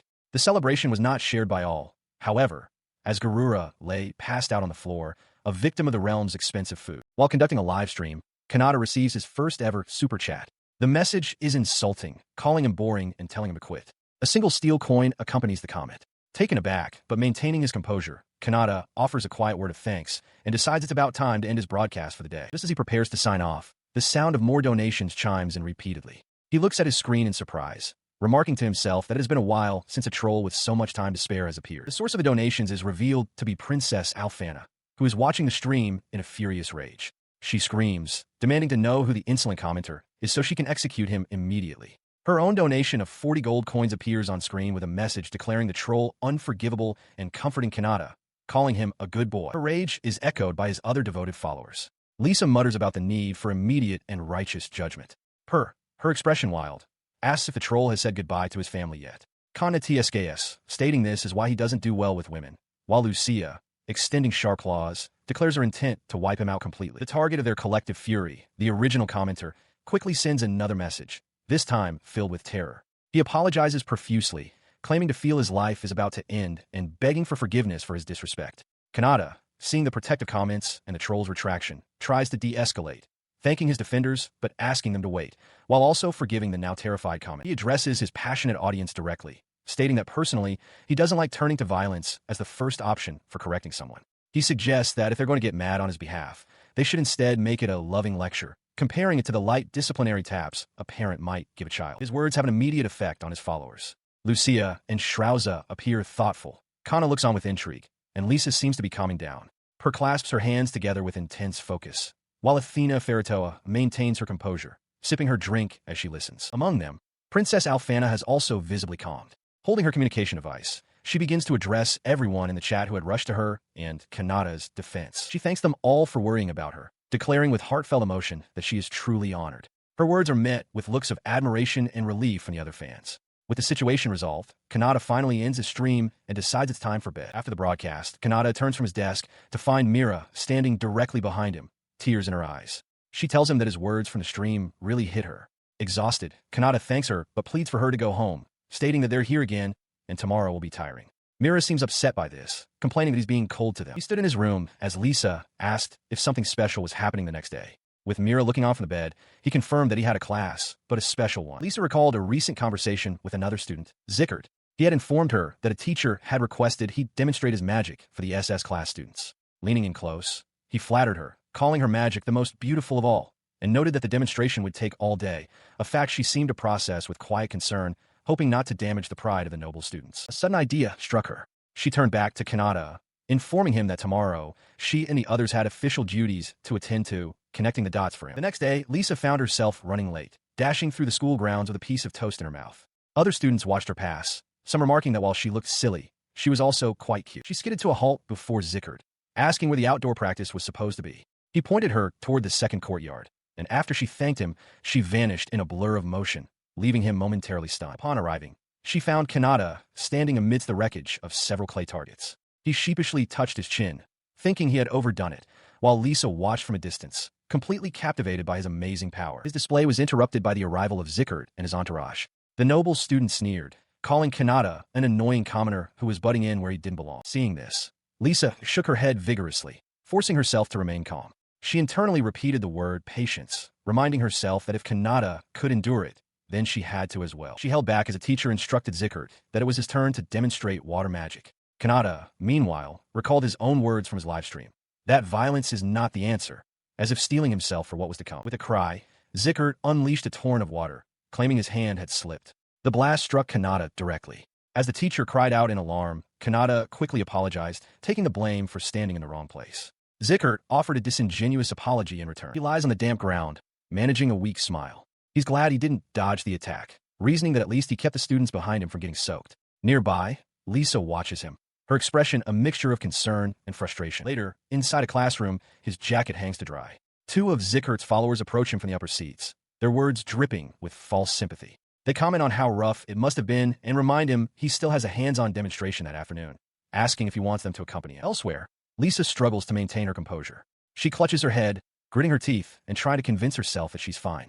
She thanks them under her breath for their concern, but internally resolves that she will not be defeated by class discrimination. The harassment continues. Zickert's followers physically block the entrance to a restroom, shoving someone back with a bottle. They shout for the person to move, declaring that the restroom is for nobles only. The person they shoved is Kanata, now sitting dejectedly on the floor outside the door. Zickert and his entourage, including a short-haired female student, look on as one of the bullies sneers that a commoner who stinks like a beast should be satisfied with using the bushes. Walking away, Zickert smirks to his followers. He dismisses the black-haired commoner as ridiculous and promises that during the afternoon class, they will play with him as much as they want. His lackeys laugh, agreeing that Kanata's expression was pathetic. The confrontation escalates. The bald follower grabs Kanata by the shoulder, getting in his face and repeating the taunt that this place is for noble men only. In a flash of movement, Lisa intervenes, striking the bully across the face with a powerful, glowing hand. As he reels back, she turns away, apologizing to Kanata for being a bad girl. Zickert and his other followers can only stare in disbelief at the sudden violence. The aftermath is tense. The bald follower lies on the ground, blood trickling from his head. Zickert seethes, demanding to know why Lisa is crying. She stands over the fallen student, sniffing, as another follower remarks that she's completely crazy and that violence is forbidden. Zickert struggles to contain his rage. His fury finally erupts. Pointing a trembling finger at Lisa, Zickert roars at his remaining followers, ordering the idiots to teach the crazy girl some manners. They immediately lunge forward to attack her as she stands her ground. Before Zickert's followers can act, a new figure in a dark robe and a stark white plague doctor's mask intervenes, brutally stomping on one of the students. Blood spatters across the floor as Zickert stares, utterly shocked by the sudden, violent intrusion. The masked individual is revealed to be a young girl, Mira, who now sits atop the fallen student, Rikiai Uroya. She asks what the hell he is, prompting a bewildered Zickert to demand her identity. Mira dismissively states that learning his name was easy, and she knows more than just names, holding up a document as she explains she can access his registry records and even his parents' business dealings. Her voice rises with fury as she declares that she cannot forgive trash like him who trample on her husband's wish for a world without class differences. From the floor, Rikiai demands to know what he ever did to her to deserve this. As she speaks, a second, much taller figure in an identical mask and robe appears. Mira issues a chilling threat. If Rikiai so much as lays a finger on another commoner student, this new arrival will erase a member of his family. The tall figure draws a long, thin blade, holding it menacingly over the terrified student. Rikiai pleads for his life, swearing he won't do it again and begging for mercy. The figure commands him to first apologize to every student he has ever wronged. Ignoring the pleas, the tall figure's fist connects with Rikiai's face in a brutal, bone-shattering punch. Mira watches, remarking that his words reminded her that this isn't violence, but rather a loving lesson. The force of the blow sends Rikiai hurtling backward through the air. As he flies, Mira adds that she is also grateful for something, leaving the thought unfinished while her tall companion stands over another of Zickert's down followers. Later, a battered and bloodied Rikiai and his companion are seen kneeling outside Kanata's house. They desperately beg for forgiveness and plead for Kanata to show his beautiful magic to pathetic fools like them. Kanata stands before them, utterly bewildered by the scene. Unbeknownst to him, Mira hangs upside down from his roof, peering into his window. An expression of pure adoration is on her face, a small heart floating beside her as she watches her unsuspecting husband. In his room, Kanata addresses his online audience during a live stream. He calls out to the nameless princess, acknowledging the 10 gold coins she just sent. He asks if she's doing okay and questions the source of her wealth. Elsewhere, his #1 fan, Alfana, collapses in sheer delight. She celebrates that her donations are funding his cute broadcast. Her celebration is cut short by a knock at her door. Annoyed, she wonders who could be interrupting her streaming time. Outside, 2 maids overhear her excitement, whispering to each other that she is completely absorbed in her streaming life. Still in her pajamas, Alfana opens the door to find her attendant, Seabass. He apologizes for the intrusion, noting the sounds of excitement from her room, but explains that he must deliver a message. Her father, King Adarashisu, has summoned her. Alfana flushes with embarrassment, realizing she's been caught. Sometime later, a different princess, Maria, stands before the king. He asks how her life as a student is progressing. Maria reports that, as a princess, she is diligently applying herself to both her studies and martial training. He nods, remarking that she is indeed his daughter, before adding that there is something he has been meaning to discuss. Meanwhile, Maria is shown happily interacting with her friends, unaware of the serious turn the conversation is about to take. The king's casual demeanor vanishes. He holds up a device displaying a familiar user profile and demands an explanation. Maria, he asks sternly, what is this nameless princess with such immense financial power? Maria freezes, her face a mask of shock as she recognizes her secret identity. Her mind races in panic. She desperately tries to formulate a defense, thinking she could claim the donations are just pocket money and that she's merely acting as a wholesome listener. However, she quickly realizes her father is too sharp to be deceived by such a flimsy excuse. Seeing her silence, the king speaks bluntly, ordering her to cease this donation life immediately. He declares that Maria's bank account is to be frozen, and her time living in the dormitory will end this week. He explains his reasoning. Excessive kindness is a gentle poison. He believes that letting people grow through hardship is better than coddling them. It was for this reason, for her future, that he permitted her to live in the dorms in the first place. To emphasize his fury, the king grabs a nearby official by the collar. He roars that he never approved donations just to get someone to comment, declaring that this isn't a simple donation. Maria and her friends watch in stunned silence as she realizes her father has completely misunderstood, believing she is depositing money rather than giving it away. His shock was met not with an apology, but with a grand public spectacle. His daughter, Maria, cheerfully announced her intention to provide the wedding funds for the streamer she admired. Beside the stunned king, Princess Alfana pointed out the obvious flaw in this fantasy. As royalty, she could not possibly marry a commoner. She then whirled around, pointing an accusatory finger directly at her bewildered father. Maria reminded him of a childhood promise to marry her, declaring that a father who obstructed her path to love was nothing but a great nuisance. As her friends commented on the king's sudden unpopularity, Maria stormed away. 3 days later, the consequences of her father's actions were palpable. Walking through town with Kanata, Maria's mood was visibly foul, her face contorted in a scowl as she tugged at the brim of her cap. Noticing her demeanor, Kanata innocently asked why she was so upset. His question went unanswered as his attention was immediately captured by a fruit stand advertising a sale. He cheerfully suggested they stop by, but his lightheartedness only ignited Maria's temper. She spun around and grabbed his face, aggressively challenging him to try and fix her mood. Kanata could only shout in panic, completely unable to comprehend the situation. Kanata stares at his bank book, sighing at his financial state. He laments that in his previous life, taxes and high prices were a serious problem, and donations are his only real income. As he worries, a young woman in a witch-like hat approaches from behind, calling out his name and asking if he is indeed Kanata. She moves uncomfortably close, her expression stern. She points out that recently, his streams have had fewer comments and donations from his listeners. With a determined look, she declares that if things continue this way, she will have to intervene. Her questioning continues as she asks if he wants to meet that girl.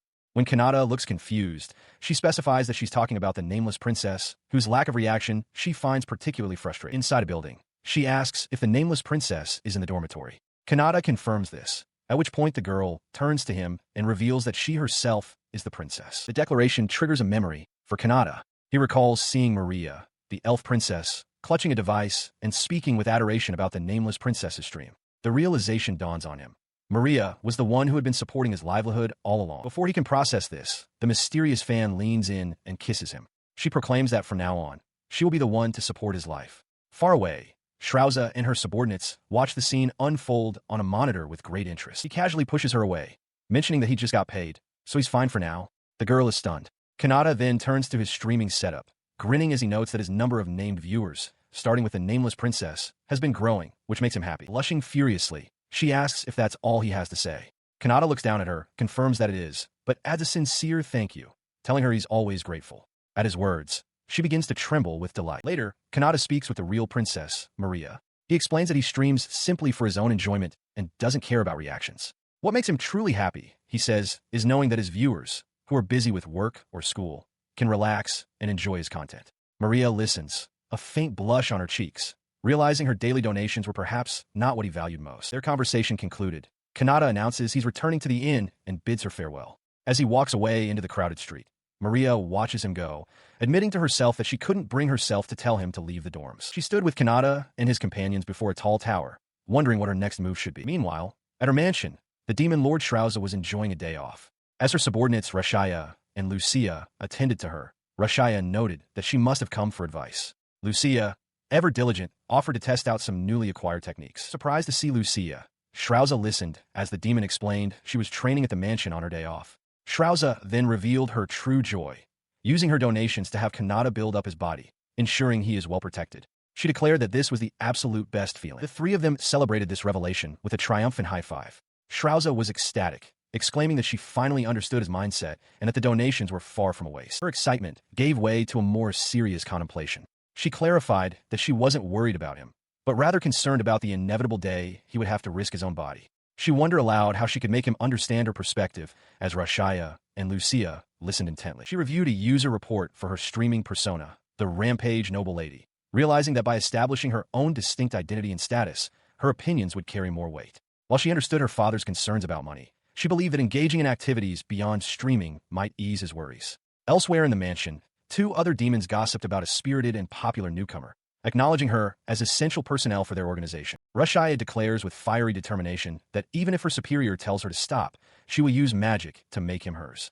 Lucia, observing her, calmly reassures her that it's fine, as Kanata isn't about money. She then tells Rashaya to get ready, adding that she will be observing from the side. Meanwhile, in another part of the realm, the attendant Seabass informs Maria that he will escort her to the dormitory. He instructs her to head to the castle upon arrival, as the diplomatic mission will then commence. As they speak, a small, hunched figure is seen scribbling on the ground nearby. Inside her transport, Maria's face contorts with manic focus as she speaks into a communication device. To prove her worth, she vows that she will be more sincere and dedicated than anyone else, her mind racing through a dizzying array of tasks and responsibilities. By dawn, the results of her efforts are already being felt in the royal court. Officials marvel at the screen, reporting to the king that Lady Maria's instructions to the various territories have been both decisive and precise. The bewildered king asks his daughter for an explanation. Maria responds with a gentle smile, stating that she was merely helping her father, who is always so busy. Her modest explanation is cut short as another official rushes in. He breathlessly reports that cases they have been struggling with are now being resolved one after another, citing the settlement of land disputes, market relocation problems, and the restoration of trade with a demon-plagued village. The king is left utterly speechless. He looks over to see Maria comforting her younger brother, Ars. The king recognizes the intense, unwavering look in her eyes. It is the very same expression she wore during her slave liberation exercises. This realization fills him with dread. He tells Maria she needs rest, warning her not to become a work demon. She dismisses his concern with an unnerving smile, insisting that he should be the one to rest while she, his obedient daughter, handles his work for him. The king flinches, unsettled by her intensity. She maintains her serene facade, sweetly telling her father how much she loves him and appreciates him. The king can only watch, deeply troubled, as she speaks of accepting a life of dormitory living and relying on donations. Suddenly, she leans in close, her expression shifting to one of intense possession. She whispers, asking her father which he prefers, being called Papa or Haitian-sama. The king breaks out in a cold sweat, terrified by the implication. He and Ars cling to one another in fear. The king quickly stammers that he likes Papa just as much, and Ars chimes in that he likes father too. Satisfied, Maria turns and walks away with a cheerful wave. She approached her father's desk with a serene smile, reminding him that it was nearly time for his meeting. The king, buried in paperwork, looked up and asked if she had forgotten anything. Maria affirmed that she had, her smile unwavering. Leaning in close, her voice dropped to a soft, insistent tone. She reminded him of her mother and then demanded he repeat a phrase for her. "You're the best in the world, my beloved daughter." The king sat frozen, a bead of sweat on his brow as she held his chin. The king's desperate plea echoed in his mind, a silent prayer to the streamer Haishin to take his daughter. He envisioned a chaotic scene. Maria, with boundless and alarming energy, launching herself at the unsuspecting streamer, as her friend watched in shock, and the assassin Mira slept peacefully on a nearby branch. Meanwhile, Kanata received a message from the nameless princess. He sighed in relief, learning that her father, the king, had officially acknowledged him. Maria's message confirmed that she had been forgiven and that his payment for the day had been sent from the treasury. In her own room, she clutched her device, a look of fierce determination on her face, pleased that her plan to be recognized was succeeding. At his desk, Kanata lets out a weary cough while streaming. A message from a viewer appears, asking if he has a cold and advising him to be careful. The viewer notes that it's getting late and suggests they go buy a fan together sometime, a thought that seems to register with the exhausted streamer. Despite his fatigue, he rallies with a sudden burst of energy, giving a determined thumbs up to his audience. He declares his intention to stream all through the night, thanking his viewers for their concern but resolving to push forward. His chat feed floods with messages of excitement and support for the impromptu marathon. His declaration sends ripples through his varied audience. While Rebecca and Maria have already fallen asleep, others are galvanized. Mira stares at her screen in shock before vowing to stay with him, and Rashaya eagerly agrees with a blush. Elsewhere, Lucia and another demon note they have a morning meeting, unable to join. The streamer himself, however, has already passed out at his desk. The next morning, the consequences of the all-night stream are apparent. Kanata shuffles toward the school building, completely drained of energy. In stark contrast, Mira, Maria, and her friend walk alongside him, looking refreshed and full of life as they greet the day. As they cross the school grounds, Maria's friend asks why they are all trailing the day's Kanata. Nearby, his classmates Ron and Thomas walk past, commenting on the bright morning sun, oblivious to his sleep-deprived condition. Mira gestures down a different path, informing the group that her classroom is in that direction. Kanata, still stumbling from exhaustion, barely seems to register her words as he continues forward, drawing a curious glance from Maria. He finally reaches the S-class classroom and slumps into his seat. His classmates, including Ron, Thomas, and Zickert, are already settled, with one audibly preparing for another day of hard study. Hours later, he is still fast asleep at his desk when a hand taps his shoulder. Ron and Thomas are there to inform him that classes are over for the day. Kanata groggily lifts his head, blinking in confusion. Ron then explains that Kanata wasn't alone in his exhaustion. He reveals that nearly half of the S-class had stayed up watching his all-night stream, and subsequently slept through their lessons.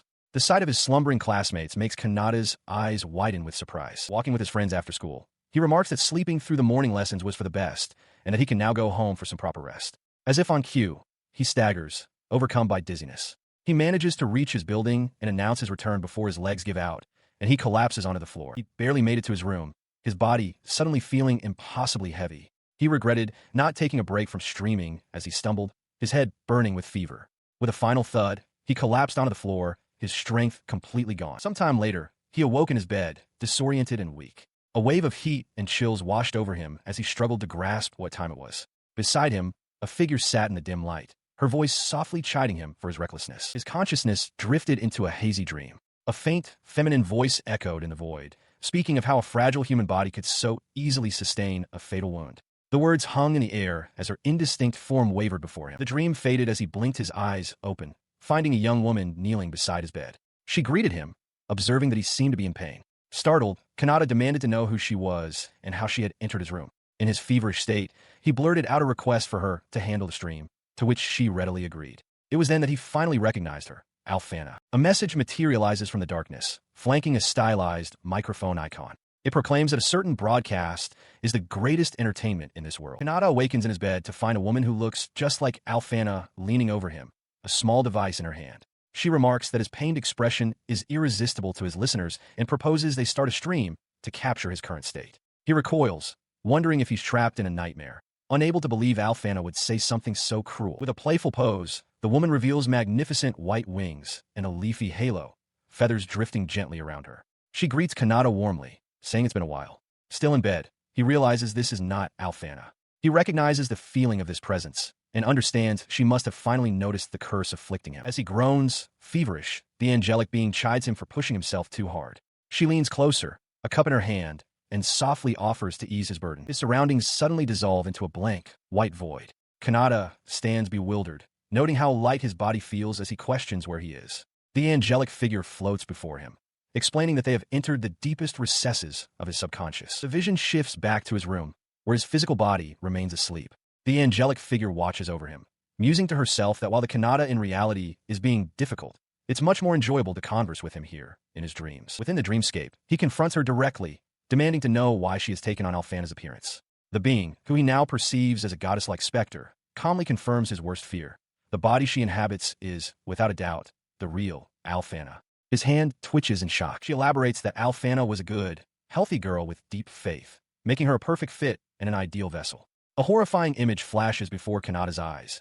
Alfana, her clothes torn, bound cruelly to a cross. The angelic figure smiles, declaring that she chose Alfana as her host. Kanata is frozen in horror. The being continues her explanation, stating that meeting him in the real world as a goddess is a momentous event, and using a vessel lessens the impact on the world itself. She illustrates how a safe existence on the surface is different from a non-existent one, which could cause concepts to collapse. Ignoring her lecture, Kanata lunges, demanding she return Alfana immediately. The being simply tells him to calm down. She grabs him firmly by his tunic, her tone shifting.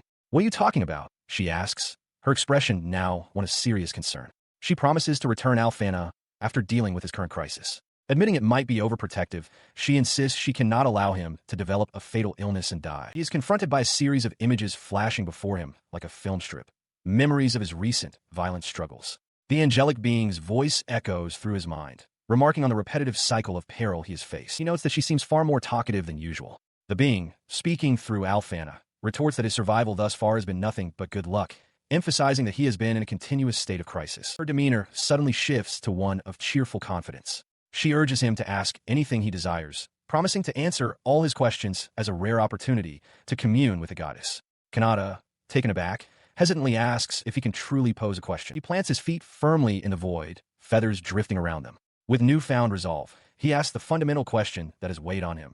Why was he the one to be reincarnated? In response to his query, the very fabric of his subconscious inverts, casting them both into a disorienting, downward fall through a grid of light. As they tumble, she clarifies his question, asking if what he truly wants to know is why he, specifically, was chosen to be reincarnated. Within a formless void, Kanata confronts an angelic being. He asks if she has memories of her past life, explaining that while he recalls culture and hobbies from his previous world, his own personal details like age and profession are frustratingly vague. The winged figure, identifying herself as a goddess, dismisses his concern as a matter of course and offers to enlighten him.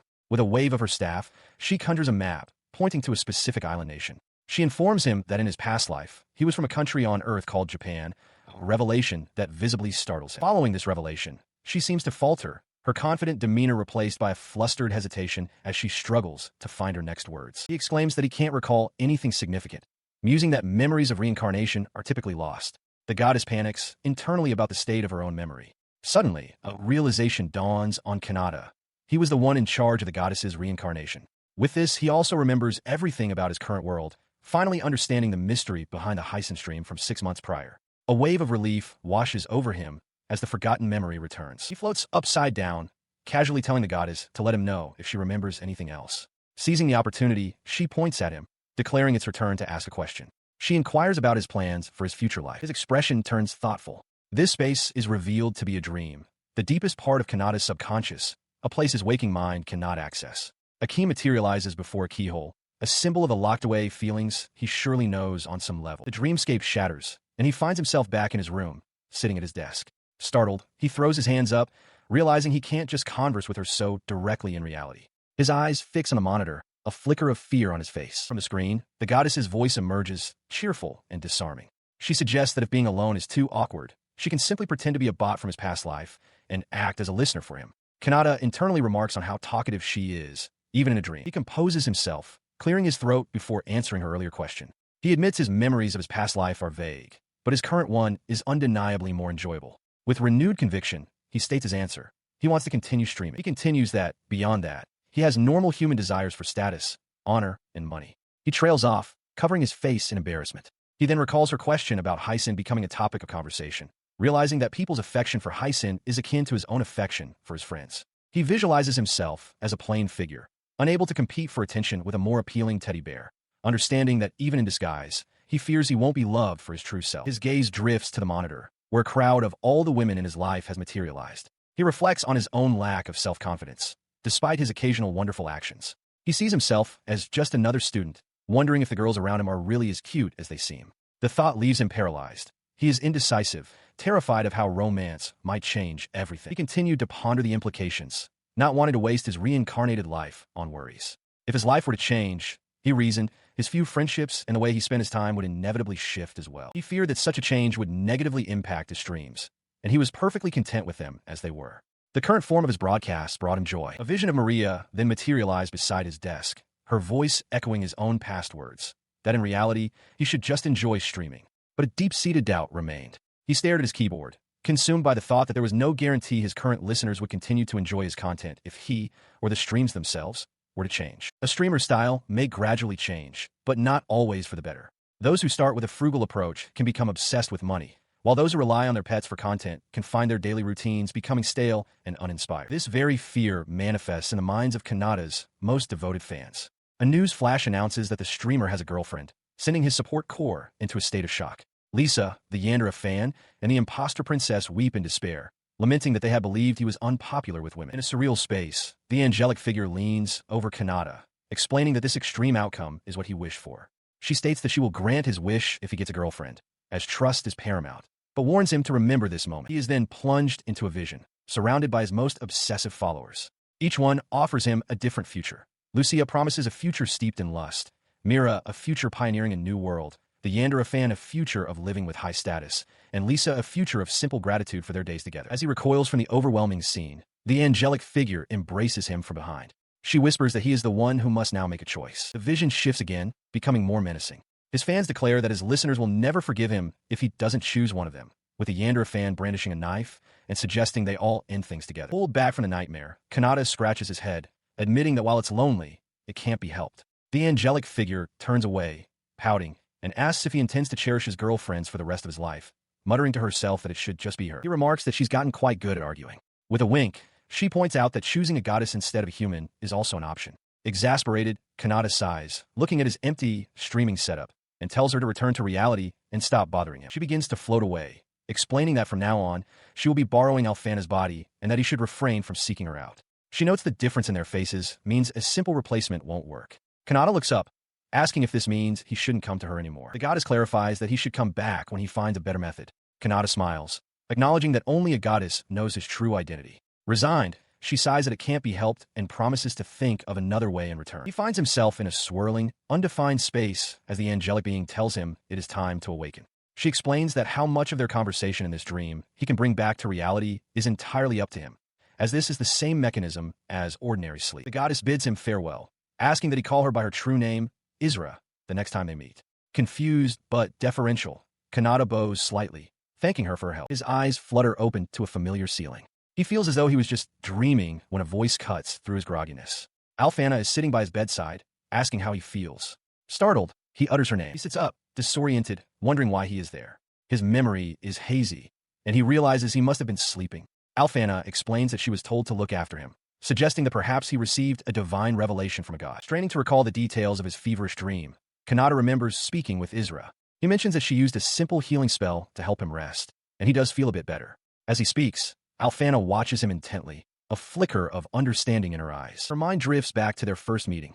She recalls how his hand was trembling at the time, a memory that seems to surface for Kanata as well as he falls back against his pillow. She quietly confesses her regret for not having used healing magic properly back then, and how she hasn't been able to see him since. With a gentle smile, she expresses her happiness that they are now in a world where they can meet. Leaning closer, Alfana asks if he's healed. Kanata, half asleep, murmurs that it's fine since he's a patient. Her expression suddenly hardens. Pinching his cheek, she warns that while she'll be lenient this time, he shouldn't expect it to always be this way. As he drifts off completely, she leans over his sleeping form, her thoughts turning to the confession he made, a confession that has now been swept away by recent events. She gently presses a kiss to his forehead. The gods will forgive me for this, won't they? She whispers to the sleeping Kanata, her hand resting gently on his chest. Her moment of affection, however, was followed by an unforeseen consequence. 2 days later, Kanata's streaming activities continued, but the cold he had suffered from had found a new host. Akuta now lay in bed, coughing weakly. Standing by his bedside, Kanata pressed his hands together in apology, expressing his regret for getting him sick. Alfana, watching the scene unfold, seemed flustered, thinking to herself that if it had been Kanata's cold, she would have gladly caught it. While conducting a stream, Kanata notices a comment from a familiar name, Ice Maiden.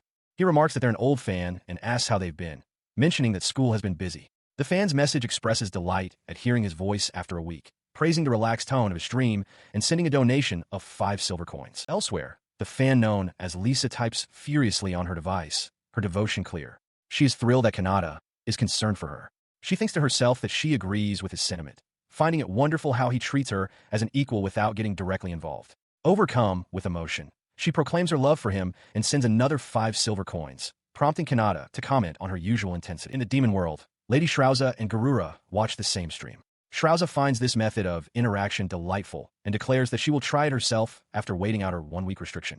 Garura observes as she excitedly points at the screen, her chosen username visible. I'm a Demon World resident. Any questions? Her week of waiting proves to be an ordeal. With 7 days remaining, she already feels it is too much to bear. The next day, she is slumped over her desk in boredom. On the final day of her restriction, she stares intently at her device, wondering if Kanata is doing well. The anticipation has worn on Garura as well, who has fallen asleep at his own desk. In his slumber, he mutters the beginning of Shrauza's chosen username, a sign of his own disappointment and fatigue. As Shrauza relaxes in a bath, a notification from the stream finally arrives. Her body instantly shatters like glass before reforming in a seated, alert position as she hears Kanata's voice again. In response, a colossal, winged demonic form materializes in the stormy skies above the demon capital. Despite this overwhelming display of power, a note indicates that the demon world is peaceful today. The immense being joyfully exclaims, I'm fine, marveling at the large text message on the stream. The following day at the academy, Garura, now in a human student's disguise, and a young woman with pigtails thank an unseen person for their help. Garura politely insists that the pleasure was all theirs. As the pair walks away, the young woman tells Garura she will handle some procedures and that he should go on ahead to the carriage. He agrees. Nearby, Kanata overhears their exchange and wonders if they're students from another school. He glances over his shoulder, and his eyes meet Garura's, who returns the look with a flash of annoyed recognition. Inside a classroom, a teacher with spiky, light-toned hair and glasses lectures his students. Holding a piece of chalk that crackles with faint energy, he explains a phenomenon he calls the attribute magic acquisition limit, making a series of sharp, distinct sounds as he demonstrates. He then announces that, as part of an exchange with the Xandered Empire's Academy, a group magic mock battle will be held soon. Kanata, sitting at his desk, listens with a serious expression, absorbing the weight of the news. A fellow student asks for clarification on what the event is. As Kanata glances over, Mira appears outside the window, hanging upside down, her attention fixed on him. She notes to herself that she thought she heard a voice from outside. The teacher explains the rules. It is a team battle to capture the opposing general, with mechanics like a territory control game. The news sends a buzz through the classroom, with students excitedly discussing the magic battle and the high-stakes selection process. Amid the chatter, Lisa is overcome with terror. She trembles violently, biting her nails as she thinks that she cannot allow the Imperial Academy to have Kanata. She panics, wondering who would take responsibility if he were to get hurt. Her dream of a quiet life with him in the capital suddenly under threat. At the academy, Maria's thoughts swirled around Kanata. One moment, she was playfully fantasizing about being on his team for the mock battle, her expression giddy. The next, her face was a mask of desperate anxiety.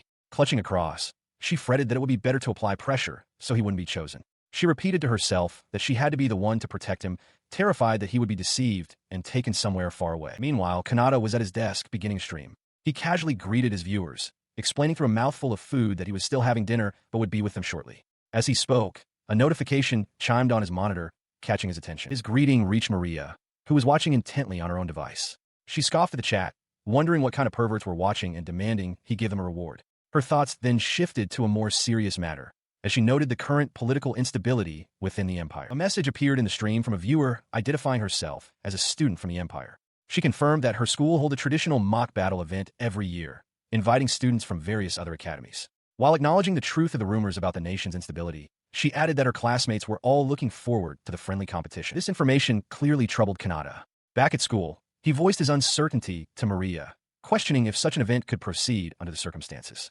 Maria, holding a small orb of light, tried to reassure him. She noted that a mock battle was far better than a war where people were needlessly hurt, but admitted she was still concerned and prayed for a swift resolution. Kanata listened, a flicker of suspicion in his eyes. Her words seemed to calm him, and he smiled, saying he could now go to the Empire without worry. At that very moment, in the Empire itself, a new power had risen. A colossal warrior with an eye patch stood before a cheering army, his great axe held high. A soldier reported to him, as it was chronicled, that this man's overwhelming power had led to the Empire's swift and utter defeat. This new conqueror held a familiar streaming device in his hand, scoffing at the message on its screen. He mocked the idea of making the country peaceful through a simple broadcast, dismissing it as a prank. Behind him, captured citizens, including children, were bound and helpless. Yet, as he looked at the device again, he considered the possibility, wondering if he could truly bring peace by streaming from this land. His cynical demeanor shattered in an instant. He clutched the device, his face twisting into a look of desperate obsession. He roared that the Empire was now his to rule,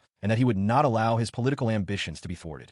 Then, his tone shifted to one of manic glee as he screamed that he wanted to meet the streamer, Hysin, because he had been dreaming of him. He declared that he was coming to the Empire. While the conqueror made his intentions known, back at the Academy, an official announcement was made.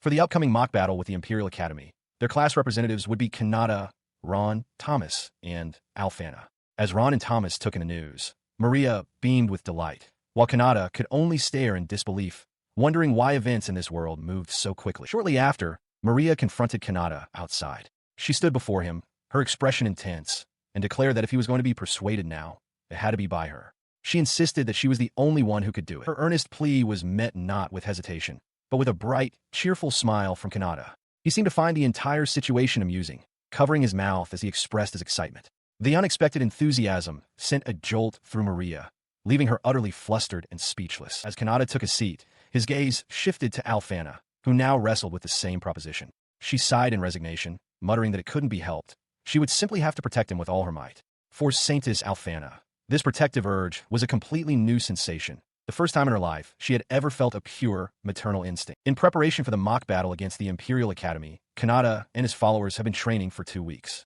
His most ardent supporters, Anise, FaZe, and their muscular companion, stand ready. Anise declares that she will handle the streaming duties, leaving Kanata looking somewhat overwhelmed by their intensity. The day before the match, his mood is more subdued. Sitting with his friends Ron and Thomas, Kanata reflects that their battle is about to begin, noting with some concern how fired up his teammates are. Ron explains that their opponents, the twin siblings Anise and Glavault, are formidable. He states that Anise wields ice magic while Glavault uses flame magic, and they must not lose to them. Thomas adds that they are the children of a famous noble house, renowned winners of martial arts tournaments, and that the Imperial Academy is filled with many such recognized powerhouses. Ron confidently declares he will take one of them on. His confidence is infectious. The 3 friends bring their fists together in a determined huddle, with Kanata smiling and agreeing that they should give it everything they have. Meanwhile, Maria expresses her profound frustration to her friend. She cannot accept the team arrangements, complaining that the kingdom's teams are segregated by gender while the empires are mixed.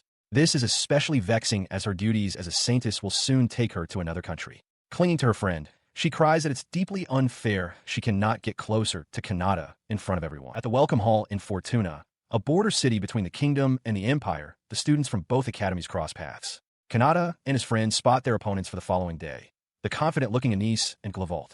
Just then, a waitress announces that dinner is served, and Ron enthusiastically suggests they eat up for the battle ahead. He and Thomas then dash off toward the dining hall, shouting for Kanata to save them some food from the buffet. Kanata is left standing alone in the suddenly quiet corridor. His solitude is broken by the sudden appearance of Mira, who cheerfully announces her presence. She explains that she has brought his streaming materials and, as a gift, a meal ticket for a high-class inn. She tells him everything is prepared and he can eat there tonight. A flustered Kanata asks if this is really all right, accepting the ticket. She leans in close, her face beaming, and confesses that she has been looking forward to this day. Kanata, blushing, quiets her but agrees to go to the stealth viewing area later, telling her to go on ahead. As he walks away, he resolves to sleep in his own bed tonight. In the background, Maria urges her friend to hurry so they can get to the venue. His thoughts are interrupted when Anise, one of his followers, trips and crashes in his back, sending them both to the floor. As FaZe rushes to help her, Kanata looks on with a grimace. He thinks to himself that he needs them to be a little more tense and aware of their surroundings. His own followers, he realizes, are a bigger worry than the structural integrity of the building. He came face to face with his opponents, a confident young man with long, light-toned hair and an energetic young woman with impossibly long twin tails. Kanata recognized them from their reputation as the Empire's strongest twins. The young man introduced himself as FaZe Glavolt and his sister as Anise. He acknowledged that while their title as strongest was debatable, they were indeed the correct opponents. Anise, meanwhile, offered a cheerful wave and a friendly greeting. He returned the introduction, stating his name was Kanata. Glavolt, observing Kanata and his teammates standing nearby, questioned why they weren't enjoying the dinner party. Kanata explained that they were actually on their way there at that very moment. His words sparked an unexpected reaction from Anise. She suddenly seized his hands, exclaiming that she was hungry again and that if he had free time, they should go sightseeing. As Kanata stood stunned, Glavolt sighed, recognizing his sister's impulsive habits resurfacing. Before anyone could object, Anise began dragging the protesting Kanata away, shouting for the very sky to freeze as a trail of crackling ice formed in her wake. As rain begins to fall, Kanata and the young woman, Anise, find themselves in a strange predicament. What is this? She wonders aloud. Kanata realizes with a start that the raindrops are defying gravity, solidifying in midair as if time itself has stopped. She cheerfully explains that she's made a roof between the buildings to keep them from getting wet. Just then, another figure appears, his hand wreathed in flame. It is Anise's companion, who sternly tells her not to bother the outsiders. He turns his attention to Kanata, crossing his arms and asking if he understands how much trouble he causes for him, referring to himself as FaZe. In the background, Anise insists that he leave them alone. FaZe ignores her, instead pointing an accusatory finger and complaining that she is always the one causing him trouble. Anise reacts with theatrical outrage, shouting at the accusation. His frustration suddenly shifts back to Kanata.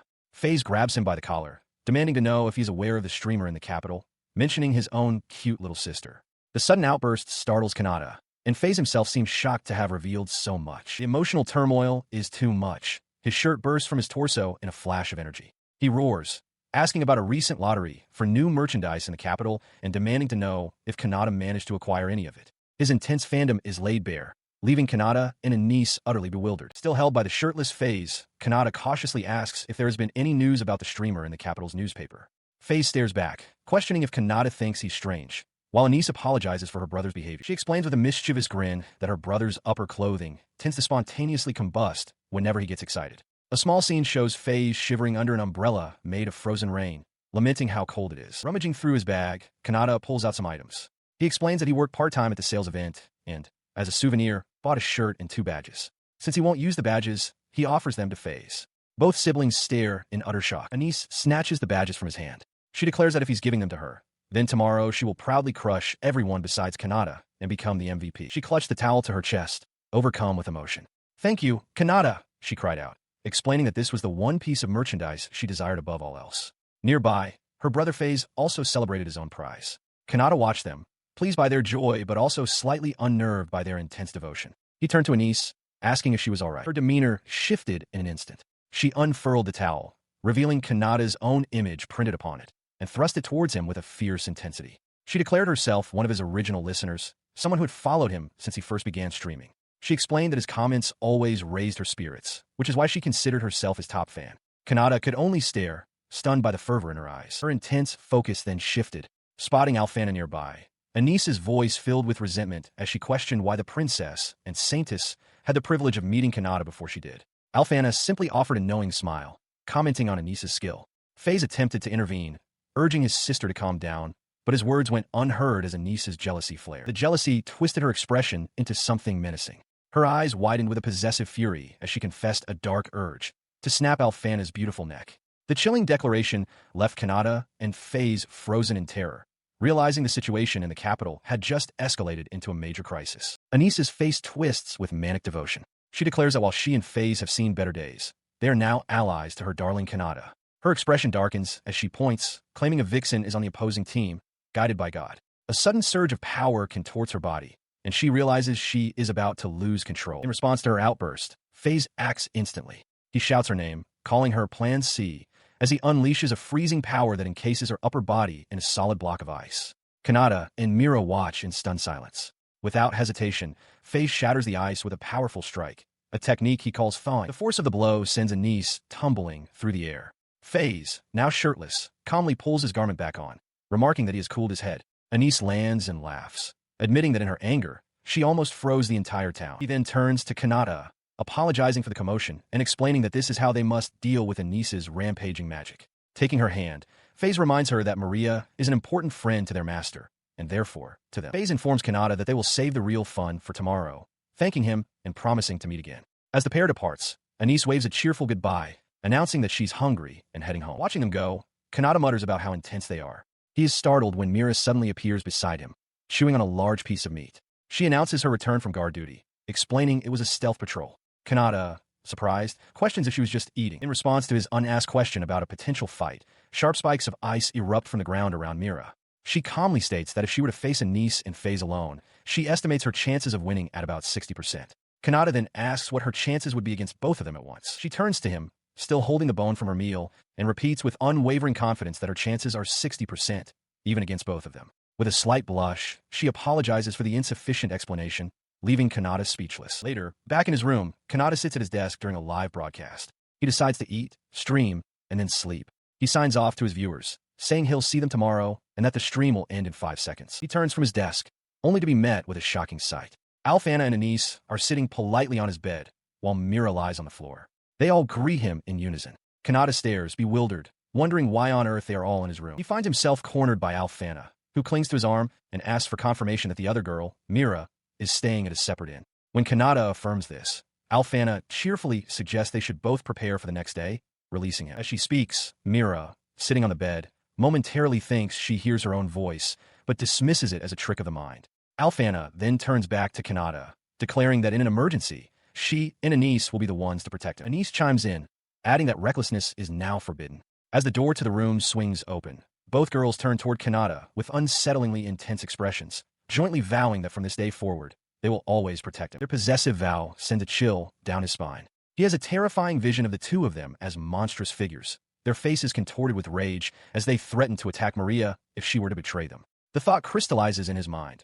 If he angers Anise tomorrow, he is finished. The dark premonition is shattered by the current reality. Mira, now in casual clothes, enthusiastically waves a fan to cheer on Alfana, noting the deep-seated tension in the room. Seeing them, Kanata's fear turns into resolve. He realizes he must be the one to protect Mira and Alfana from Anise. On a vast, rocky plain far from Fortuna, the assembled students stand ready. A voice rings out, announcing that the magic mock battle is about to begin, and the participants brace themselves for the coming conflict. Kanata thoughtfully considers the rules of engagement.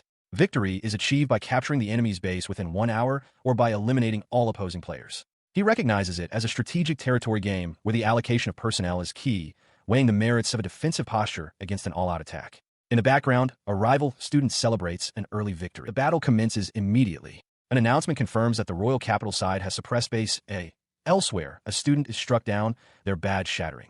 The mechanics of the match are made clear. When a participant sustains a fatal blow, a special badge breaks in their place, causing their uniform to vanish and marking their elimination. Alfana watches a defeated student, a look of mild concern on her face. This strange rule has an immediate and startling effect. Anise, one of Kanata's followers, suddenly finds her clothes have vanished after taking a hit. Faze rushes to her, asking if the badge truly protects against fatal wounds. Flustered but unharmed, Anise confirms it does. She was caught in a spontaneous combustion spell, but is perfectly fine. He then points out with alarm that a fatal wound to the chest would result in one's breasts being exposed. He frantically urges her to get to her assigned position immediately. Meanwhile, back with Kanata's core team, the pre-battle tension is non-existent. While Kanata fidgets nervously, Alphana is casually playing cards with Akuta, Zeus, and Rebecca. She confidently declares herself their guardian, even as she admits she thought they would win easily. The atmosphere is strangely relaxed. She continues her game, triumphantly showing a winning card to an exasperated Rebecca. Kanata observes them, remarking that this is just what he'd expect from the princesses.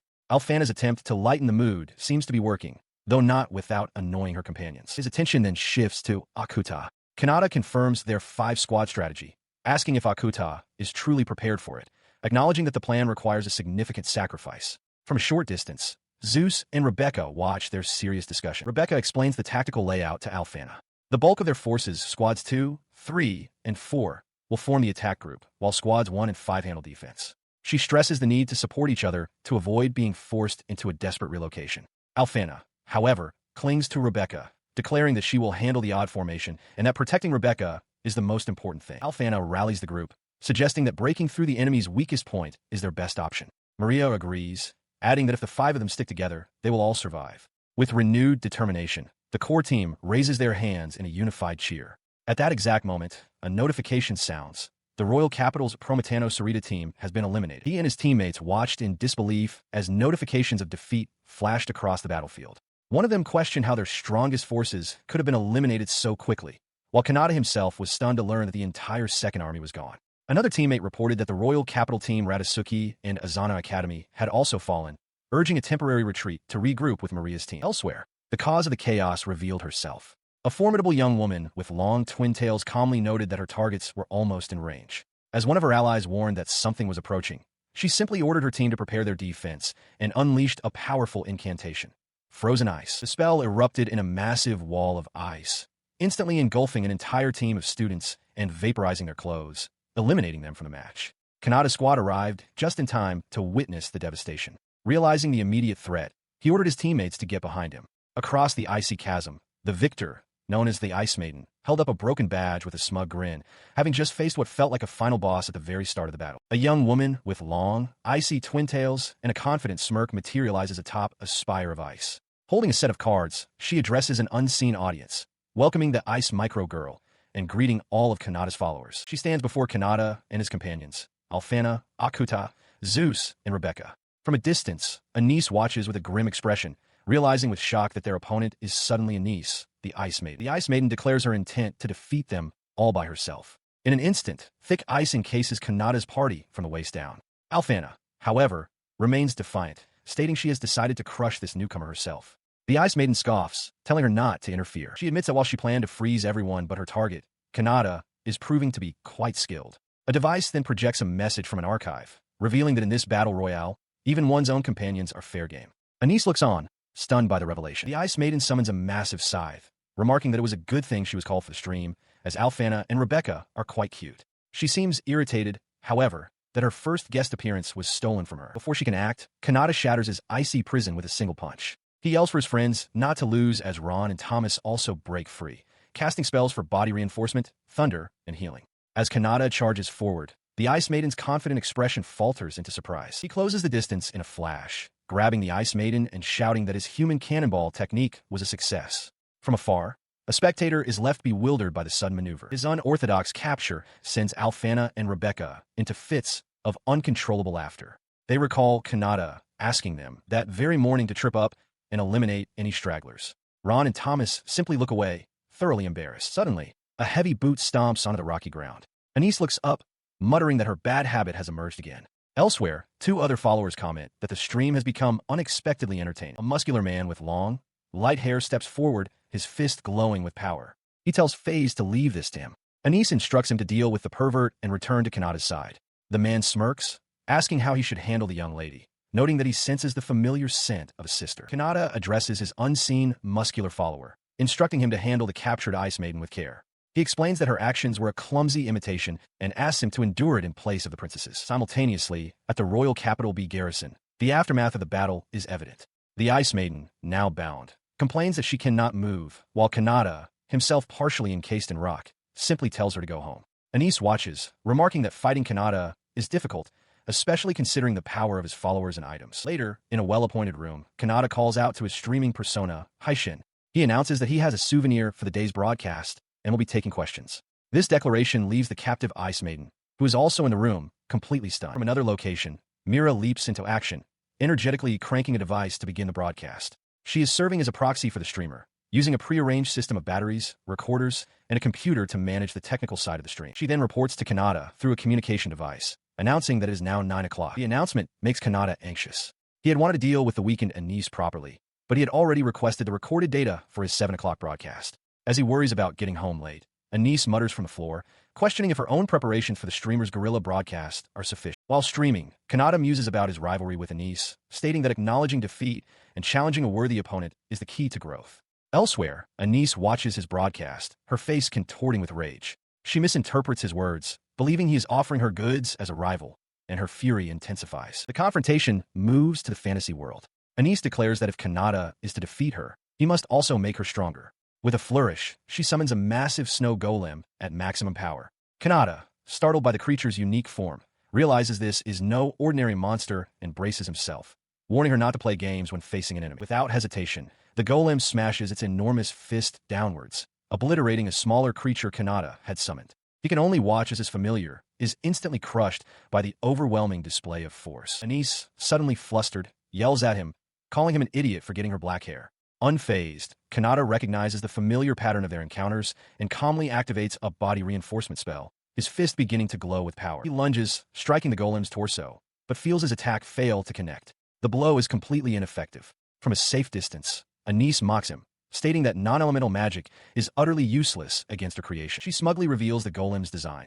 It has been embedded with 5 different elemental magic cores for fire, water, dark, grass, and thunder. She boasts that it cannot be defeated without targeting these specific weaknesses. Kanata, however, has a flash of insight, recalling a similar trope from an anime he once saw. Channeling his power, Kanata unleashes a combined elemental attack, striking the golem's chest with a single, devastating blow that shatters it completely. Anise stares in disbelief, whispering that her golem has been defeated for the very first time. The outcome is beyond anything she could have anticipated. He stands over the golem's remains and explains to the stunned Anise that he simply used all 5 elemental magics at once to defeat it, admitting it was the first time he'd been so resourceful. As he finishes his explanation, Anise is suddenly drenched by a cascade of water falling from above. She stands perfectly still, soaked, and utterly bewildered by the sudden downpour. Kanata points out that her hair ties have melted. Touching her loosening hair, Anise comes to a shocking realization.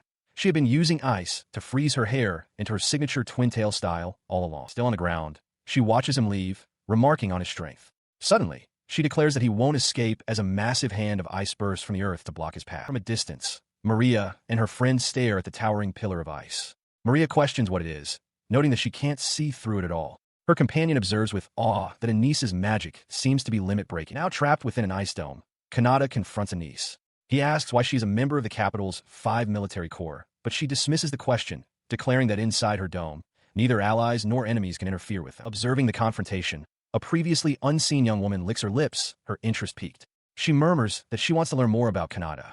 Meanwhile, a flustered Kanata suggests they continue this later, offering some streaming advice about lighting and distance from the device. A new heroine has made her explosive debut. Anise sits stunned on the floor, staring at her phone. She had been casually invited, only to have her message read and left unanswered. From his desk, Kanata speaks into his streaming device, telling her that if she wants to talk, she can join his stream anytime. Anise laughs to herself, acknowledging that it's a rather one-sided conversation. She blushes, a thought crossing her mind as she clutches the device. She wonders if it's truly all right for her to visit Haitian's place whenever she pleases. The situation had escalated quickly. Previously, Kanata had tried to dismiss her, stating that even if she claimed to know him, he was just a student in the royal capital. Anise had waved him off, but he had insisted, telling her through his device to stop bothering him. Later, in a rocky clearing, Anise confronts Kanata directly. She remarks that his voice sounds familiar, a comment she claims people often make. As she presses him, asking if he knows about attribute limit acquisition magic, a teacher's lecture on that very topic echoes in the background. The concept is explained. Both humans and demons are limited in the number of magic attributes they can acquire. A normal person can learn 1, while an excellent individual might learn 3. Maria notes that she herself has 3, which is quite impressive. The only exceptions are transcendent beings who have surpassed history, like the Demon Lord, who possess an infinite number. With this knowledge, Maria concludes that if Haishin possesses limitless magic, everything would make perfect sense. He smirks at Nice, boasting that since he can use about 5 types of magic, he must be considered an elite back in his village. He then casually adds that he is, in fact, live streaming at that very moment. Her eyes widen in horror as the realization dawns on her. This is a surprise guerrilla stream, and it's being recorded. A donation notification chimes. Anise covers her face, mortified that she's been ignoring all the comments and donations. Kanata, meanwhile, curses his own terrible mistake, aghast that he hadn't noticed he was recording his very first broadcast. His potential is vast, possessing unimaginable magical power, surrounded by devoted officials and guards like Maria, Athena, and Mira, and having the spirit to trade away premium goods for land and support. His influence is growing in ways the royal capital cannot perceive. Returning to the present, Kanata whirls on Mira, who is bowing low to the ground. He furiously demands to know why she didn't tell him the true value of the goods, questioning if she had been aware of it since the day before. He could only watch as Anise, seated across from him, trembled with rage. She accused him of being with other women, declaring that she had sworn her life to him, yet he had lied. Her jealousy was a palpable force. Her fury then twisted into a smug smile. She mused that perhaps his limitless magic had corrupted him, or maybe it was the influence of the Fox girls now playfully tormenting him. 2 of his other devoted fans, one in a witch's hat and another with fox ears, confirmed her suspicions, claiming he was under a mental contamination spell. With that, Anise decided on a course of action.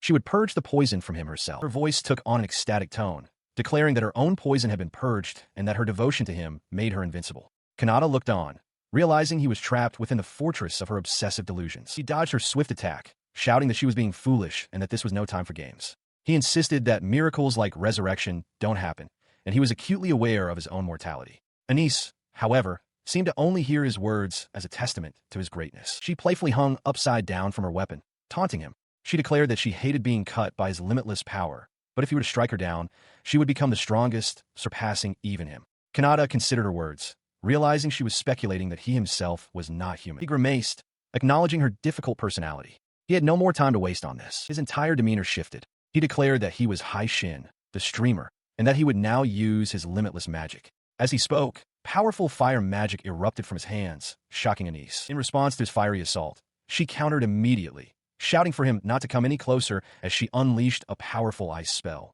Frozen ice. The ice spell was massive, seemingly overwhelming Kanata's attack. A message declared the royal capital team had been eliminated. Anise stood victorious, but her expression quickly turned to confusion, surprised by the speed of the outcome. With the royal capital team eliminated, Kanata stands victorious. Before him, Anise crouches, stunned by her defeat. She reflects that despite her immense magic power, she is still just an amateur in true combat. Meanwhile, the angelic figure Isra watches the events unfold on a screen.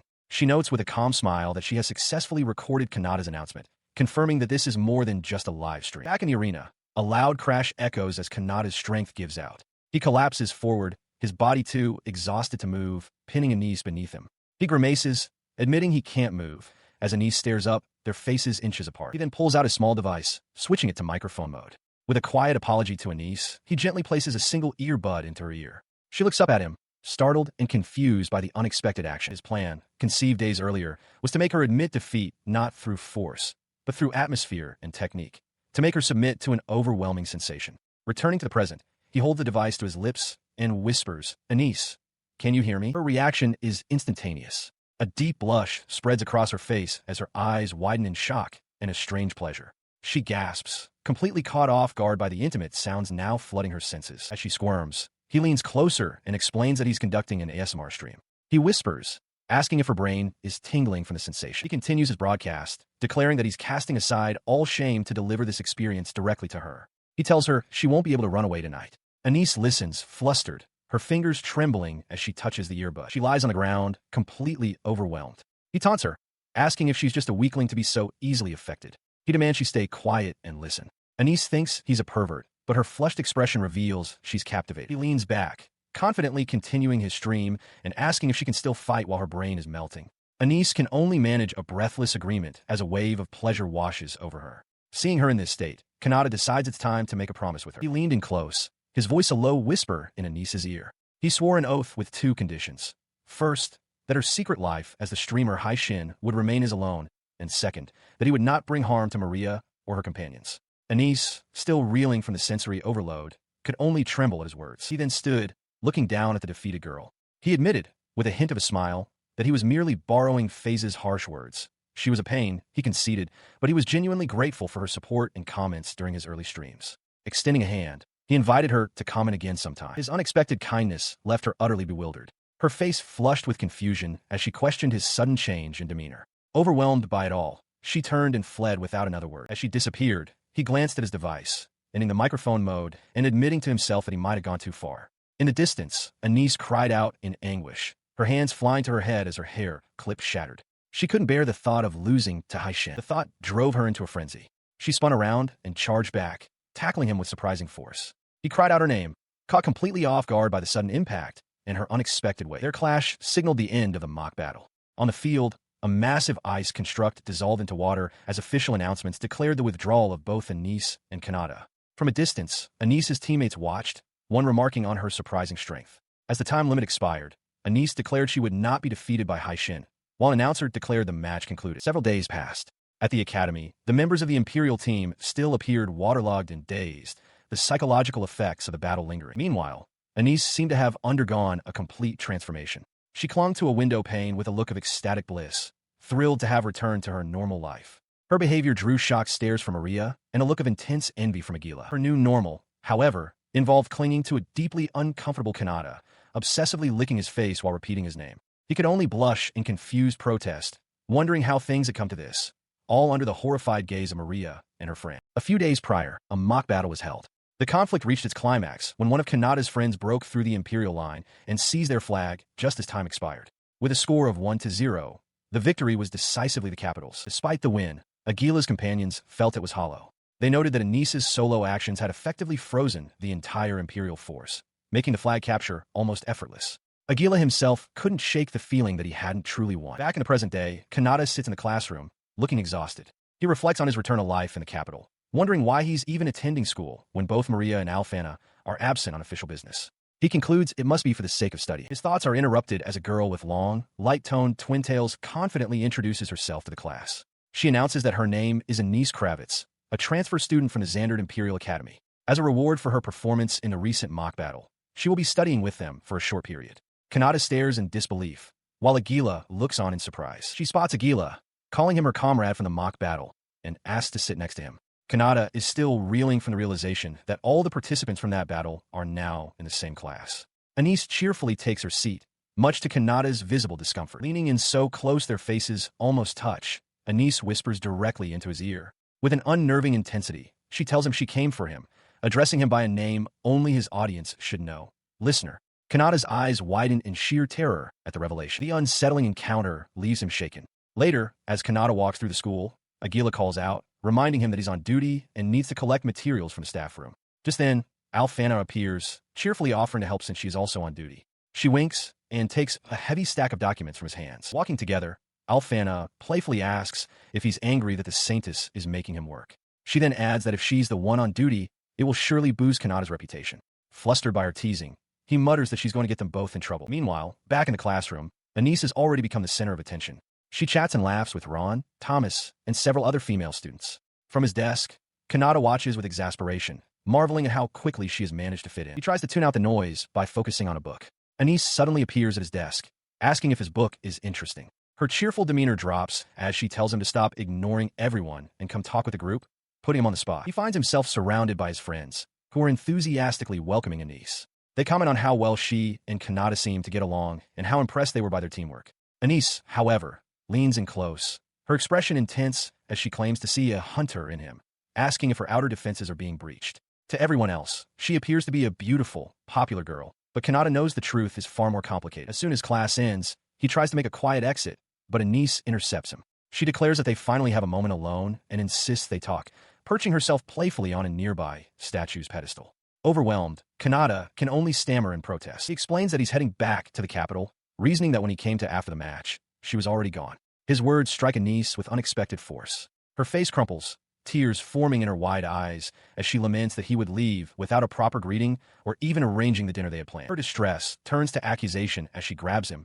demanding to know why he won't reveal his true identity to her follower, Phase. She reminds him that she swore to keep his secret. Caught off guard by her intensity, Kanata can only manage a weak thanks. He tries to placate her, pointing out that she's drawing attention and pleading with her to help protect his peaceful school life. He explains that he has to leave for his stream, and a flustered Anise quickly agrees. With a promise to see her the next day, he makes his escape. Later, safely in his room, he begins his stream. He holds up a book recommended by his audience, explaining that the reveal of the childhood friend's true identity was genuinely shocking. He enthusiastically tells his viewers that he's going to read through it with them, though he admits he hasn't finished it himself. As he reads, a donation notification chimes. It's from the nameless princess, who requests that he read her book instead.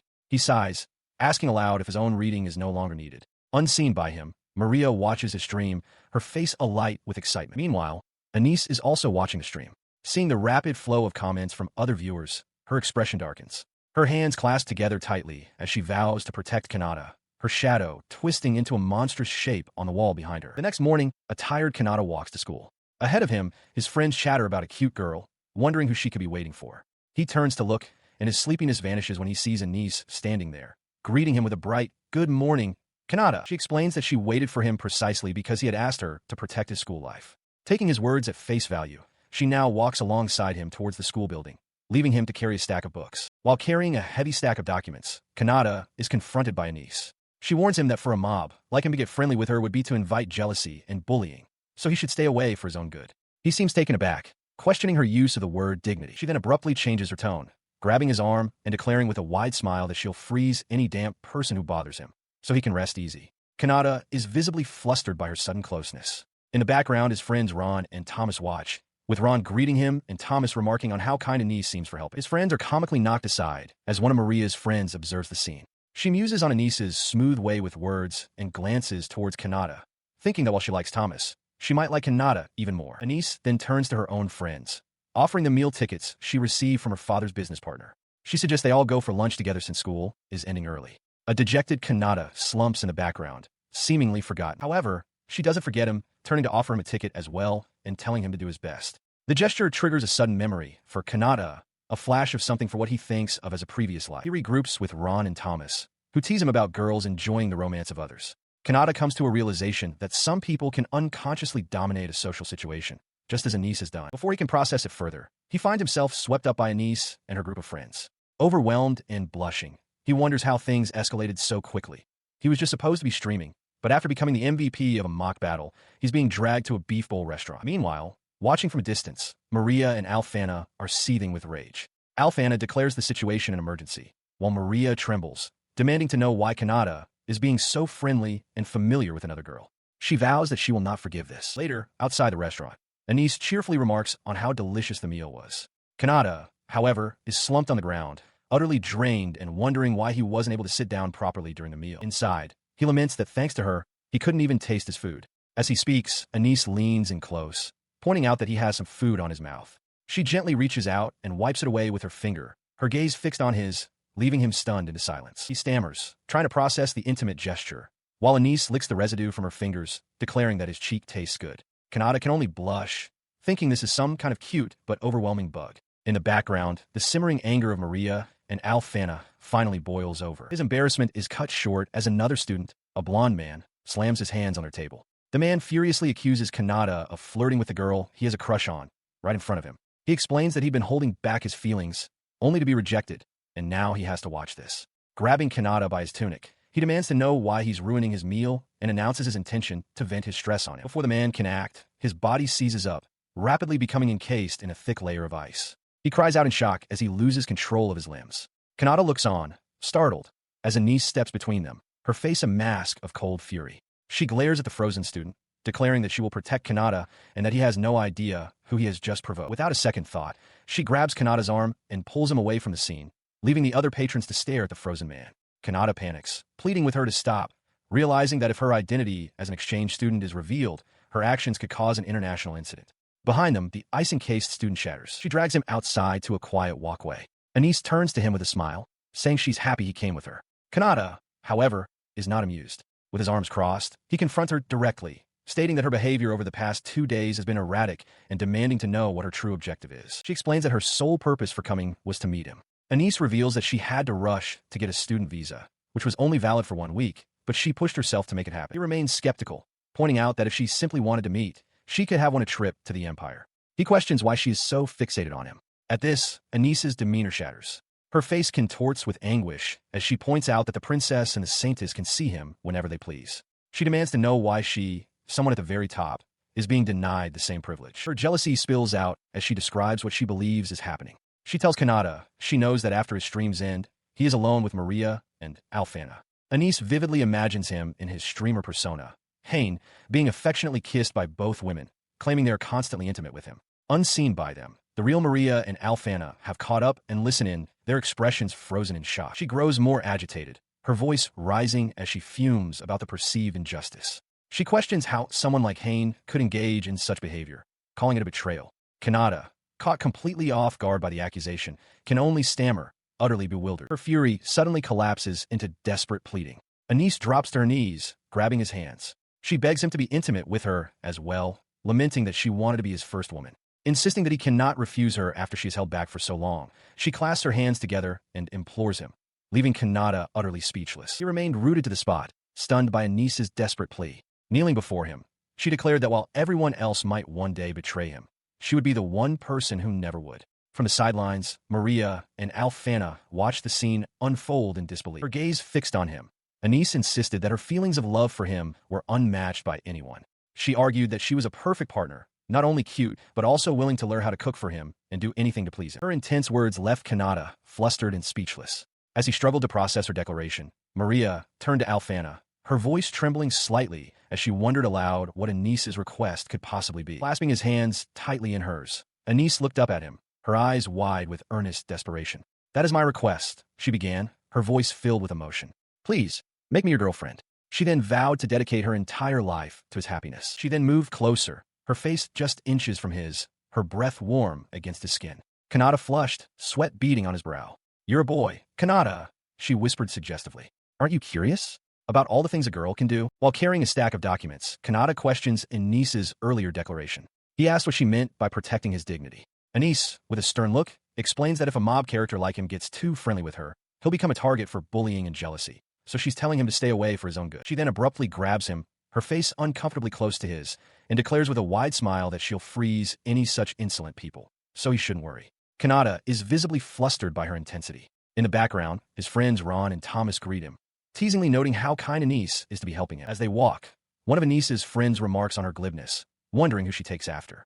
The friend then glances towards the group and internally muses that while she likes Thomas, she might be starting to like Kanata even more. Anise then presents Kanata with a pair of meal tickets, explaining that she received them from one of her father's business partners. Her friends chime in, suggesting they can use them for lunch since school is ending early. Kanata, however, looks completely drained by the attention. He recoils from the offer, a sudden realization striking him. He remembers something from a past life. Behind him, Ron and Thomas cheer Anise on, encouraging her. Thomas asks what's in it for him, but Ron explains that girls enjoy watching other people's romance blossom. With a start, Thomas realizes he has been unconsciously keeping the situation under control, much to Anise's delight. Surrounded by the group, Kanata feels completely overwhelmed. He was the MVP of the mock battle and had only intended to continue his streaming, but now he's being dragged along by an overly enthusiastic Anise, who is already anticipating their meal together. Their progress is halted by another student, a new heroine with a stern expression, who furiously confronts Anise. She demands to know what this spectacle is, suggesting it's some kind of trial. Anise glares back, retorting that Kanata is just being shy and that she won't forgive this interruption. Later, Kanata sits slumped on the ground outside a restaurant while Anise stands over him, cheerfully declaring that the meal was delicious. He wonders why he wasn't even able to sit down properly. Inside, he reflects that thanks to her, he couldn't taste a thing. Anise notices a crumb on his mouth and leans in close. With a soft puff of air, she blows it away, her expression gentle, leaving Kanata momentarily stunned by the sudden, quiet intimacy. He flushes with embarrassment as Anise licks the crumb from her fingers, commenting on the taste of his cheek. Their moment is shattered by an angry shout from a blonde-haired student. The enraged student grabs him by the collar, revealing that he had been flirting with a girl who had a crush on Kanata. The student explains that he was rejected because of Kanata, and now, seeing him with Anise, he intends to take out his frustration on him. Before the aggressor can do anything more, a splash of water hits him, and his body instantly freezes solid. He stares in shock as Anise steps forward protectively, her expression icy, declaring that she will protect Kanata from any nuisance. She grabs Kanata's hand and pulls him away, leaving the frozen student behind as onlookers murmur. He panics internally, realizing that if Anise, an exchange student, is found out, it could cause an international incident. He pleads with her to stop, saying the man will melt soon enough. Having found a quiet spot on a walkway, she turns to him cheerfully, glad he came with her. He, however, cuts through the pleasantries. He states that her behavior for the past 2 days has been strange and demands to know her true objective. She explains that she wanted to meet him. She reveals that because she was in such a hurry, she couldn't get a long-term student visa. She pushed herself to the limit and now only has 1 week left. He remains confused, questioning why she can't simply meet the princess and the saintess if she wants to win a trip to the empire, since they are always at the academy. Her face darkens with frustration as she retorts that as a top student, she is precisely the one who can't meet them. She reveals the reason: a widespread rumor that the streamer Hain is dating both the princess and the saintess. She imagines the two women fawning over him after stream. He listens with a grimace as other students are shown gossiping about the same rumor. Her frustration boils over into a furious shout. She fumes about the sense of superiority Hain must feel, questioning what makes him so special. He can only stare, shocked by her intense outburst. Her rage vanishes as quickly as it came, and she collapses to her knees before him, crying that it's unfair. She begs him to grant her a single request, promising it won't be difficult and pleading for his help. He watches as Anise, still on her knees, addresses the two girls beside her. She proclaims that while others might one day betray Hain, she is different. Her feelings for him, she insists, are stronger than anyone's, and she will never be outdone. She then turns her attention back to Kanata, continuing her plea. She argues that she is cute enough and that she is even willing to learn to cook for Hain. She is strong, she adds, and is prepared to compromise and walk one step behind him if it means being with him. He remains silent for a moment, taking in her desperate sales pitch. Finally, he speaks, asking her to clarify what exactly this favor entails. In response, she lunges forward, grabbing both of his hands and looking up at him with intense, pleading eyes. She reveals her request, begging him to make her Hain's girlfriend. She vows that if he does, she will ensure Hain's happiness for his entire life. Her grip tightens as she leans in closer, her face just inches from his. Kanata flushes, taken aback by her proximity. She whispers to him, asking if he, being a boy, isn't curious to know all sorts of things about a girl. In the neon-lit streets of the city, Anise reflects on a series of small kindnesses. She recalls how someone at a company dinner steered her away from a harassing section chief and changed the topic, earning praise from a superior. Each action, she muses, has steadily built up in her heart. The scene shifts abruptly as she confronts Kanata, grabbing him by the tie. He stares, startled, as she asks him how he feels. She wonders to herself if this is a scene from some cheesy old movie. He is taken aback as she suddenly produces a glowing crystal, her face flushed. She tells him not to be so formal, admitting that while she's happy, she has to say sorry. Kanata can only stare in confusion, questioning why she would apologize. Her pleasant demeanor shatters. She angrily questions if her face is the problem and demands he look at her properly. A spiked knuckle duster appears on her hand as she tells him to take his off, declaring that things are different now that he's a student. He recoils, clutching a document, a marriage registration form. Flustered, Kanata declares his long-held ideal, to marry the very first person he dates and build a happy family with them. With this ideal in mind, he bows deeply before Anise, offering a sincere apology. He explains that he cannot enter a relationship lightly. He must first understand everything about her before he can agree to be with her. His apology is met not with understanding, but with a sinister glee. Anise's hands begin to crackle with a strange energy as she smiles menacingly, finding his reasoning to be a nuisance. Her glowing hands coalesce into a massive, ornate scythe. She informs Kanata that the Haitian Sama she fell for was his online persona, not the real him. She finds the real Kanata's maternal instincts amusingly ticklish, but promises that one day, she will make him understand her. She then grabs him by the collar, shouting for this foolish pig to be shipped to the market. Turning her intense gaze on him, she demands he clarify whether he's a psycho or a masochist. Her grip tightens as her expression turns deadly serious. She leans in close, asking him directly, does he truly believe that Kanata and Haitian Sama are two different people? She pressed closer, her face just inches from his, and clarified her point. In the end, she explained his real self and his streamer persona were one and the same. Simply you. Kanata, caught off guard, could only stammer, asking what she meant. He recoiled, shouting that she was wrong and that he was simply Haishin. He argued that people naturally adopt different personas for different situations, with family, lovers, friends, or even enemies, and that all these facets combine to form a person's true charm. Unmoved, Anise coolly told him to calm down.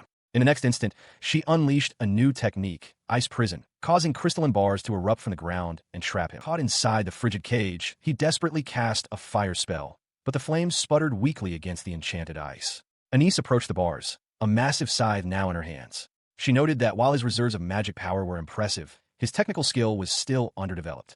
Declaring that her patience had run out, she informed him that they could now have a long, slow talk. As Anise lunged, a new figure intercepted the attack. Mira, blade held steady, warned Kanata to stay back. With a slight smile, she then introduced herself as Mira, his official bodyguard, who would be joining him for the night shift. His confusion was evident. As Anise tumbled away in the background, Mira apologized for the previous recorded stream. Kanata dismissed it, telling her to forget what happened and thanking her for the help. Though he couldn't help but question why she was at his home. He insisted that at this rate, he would be late for his own stream. Across from them, Anise recovered, demanding that Mira not interfere with her date and calling her a pest. Kanata, exasperated, shouted that he had to get ready for dinner and told Anise he would see her tomorrow. Unseen by the trio, the entire exchange had been witnessed from a distance. Maria and her friend stood in shock. One of them asked if this meant Maria would become a mistress, while Maria herself, aghast, questioned if they had truly seen her confession. As the group walked on, Anise explained that they were on their way to lunch when they luckily ran into Mira returning from her part-time job. She claimed she had been observing quietly, but her patience reached its limit, framing her impending actions as self-defense. Meanwhile, Maria urged her friends not to believe enemy intelligence and to trust in Kanata. With a cry, she lunged at Mira, who effortlessly parried the blow. Anise laughed, impressed by Mira's strength, and goaded her to stop defending and engage more seriously. In response, Mira simply let her sword droop with a weary air. Anise, mirroring the gesture, casually tossed her own weapon aside. Anise then gave Mira a light tap on the stomach, causing the bodyguard to double over in surprise. Anise remarked on how amazing she was, as Maria's friends watched in disbelief. The truth was that Mira had already lost the moment she let her guard down. The combined fatigue from her night shift and the relief of seeing Kanata safe had overwhelmed her. By the time Maria's group arrived on the scene, Mira had already collapsed. Anise, realizing she had lost her opponent's attention, found Mira to be an interesting foe to be saved for last. With a triumphant wave, she turned her focus back to the others, calling out to Mira as well. Her attention now fully on Maria and her companion. Anise maintained a confident smirk. Maria, a tear of frustration welling in her eye, defiantly stated that she would ensure both her own happiness and Mira's. Anise coolly replied, telling her to just watch from the sky. With that, she exploded into motion, a massive scythe materializing in her hands. She declared that she would make Maria regret ever stalking Kanata, and with a wild grin, added that she would enjoy herself on the other girl's behalf as well. The clash of power shatters the air as Anise and Maria trade blows. Panting, Maria struggles to keep up. Anise, however, seems to be enjoying herself, remarking that it's about time to wrap things up for the day and that fighting someone with real strength is quite fun. Nearby, Kanata lies defeated on the ground as Mira watches the duel. From his room, Kanata watches the stream, noting that Anise and Mira are still fighting. He muses that Mira seems to be getting along with Anise, having come to his aid. Beside him, a bruised and battered Lisa clenches her fists, declaring Anise to be a monster far worse than the rumor suggested. He leans toward his monitor, deciding to give one final, subtle instruction to his viewers. He whispers a message, telling them that if possible, they should stop what they're doing. Following this instruction, Anise effortlessly catches Maria's attack. She tells her opponent to go take a bath and get some sleep to prepare for the next day. As the two walk off, Mira, who had been lying motionless on the ground, suddenly sits up with a yawn. She stretches, remarking that she slept well and wonders what's going on. Anise and Maria decide that since their streamer commanded it, they will disperse for the day. On the third day of the exchange program, life at the academy continues. Anise finds herself under the constant, thorough surveillance of Princess Maria and Saintess Lisa. During a meal, Lisa attempts to feed Kanata, but Anise intercepts the food, insisting she wants to eat with him too, much to Maria's silent disapproval. The fourth day brings another after-school session. In a secluded area, a deathmatch where pride is on the line unfolds once more, the force of their battle shattering a massive rock formation. From a safe distance, Mira watches, noting to herself that Maria and the others are being overwhelmed. By the fifth day, a strange routine has formed. As Kanata walks with his friends through the halls, they see Anise and Maria walking arm in arm, with Lisa trailing closely. To the uninformed student body, they simply look like the beautiful flowers of the academy, completely unaware of the fierce rivalry. After school on the sixth day, the battle continues. Anise, panting slightly, compliments her opponents, acknowledging that in just a few days, their movements have become considerably better. Maria, also catching her breath, agrees that they have indeed grown stronger. Watching from a distance, the new heroine sits beside Lisa and wonders aloud how Kanata can remain so composed while surrounded by such beautiful girls. Lisa, her expression darkening, thinks about how she has faced them for days. She then turns to the new heroine, stating that being praised so honestly is nice, and that she wouldn't mind being praised by her as well. Her group rests after their training session, their faces flushed. Mira, striking a pose with a wide grin, loudly proclaims that while she may seem like an airhead, she's actually quite excellent. This declaration causes Anise, Maria, and Lisa to blush with secondhand embarrassment. Her comment immediately draws a reaction. Mira whirls around, puffing her cheeks out in frustration, demanding to know what part of her is an airhead and insisting they buy her tea. Anise leans over to Maria, quietly admitting that she agrees with the assessment.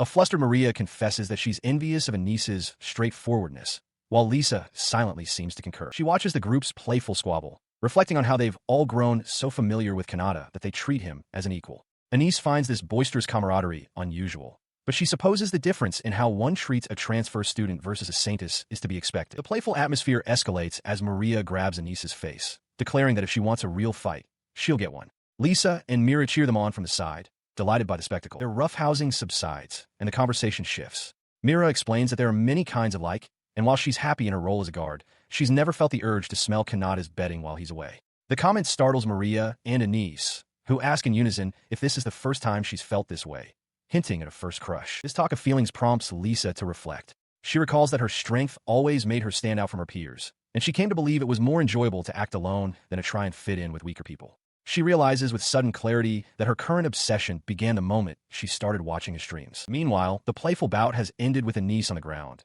exhausted but smiling defiantly. She insists she hasn't lost yet. As the others look on, Maria quietly mentions that she doesn't have any friends back in the Empire. Her words trigger something in Anice.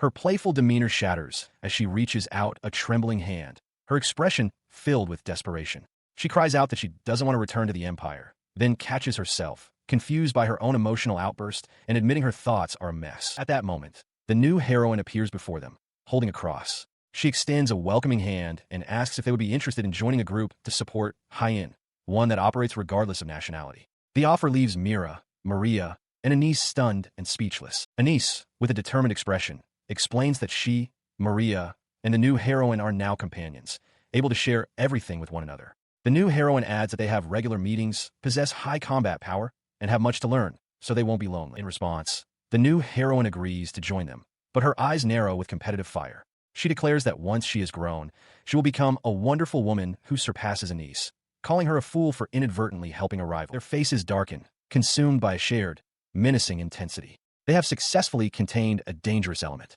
The new heroine internally resolves that even though Maria is a friend, she is far too close to Kanata's heart and must be kept in check through these meetings. Later, on the final day of the study abroad program, Kanata walks with Maria. He reflects on the turbulent week and apologizes for being unable to focus during the latter half of their time together. Maria assures him it's fine, though her thought trails off. He watches the three girls whispering conspiratorially and wonders how they became friends so quickly. A nervous sweat breaks out on his brow as he worries they'll discover he's been following them to the castle town. The time for goodbyes arrives. Anice waves farewell, clutching a stuffed animal, and musing that she'd be hated if Ron found out. Just then, Faze arrives, explaining he came to pick her up, and Anice calls out his name. Her brother, Faze, bows politely to Kanata and the new heroine. He thanks them for looking after his willful sister, and asks that they entertain her should they visit the Empire.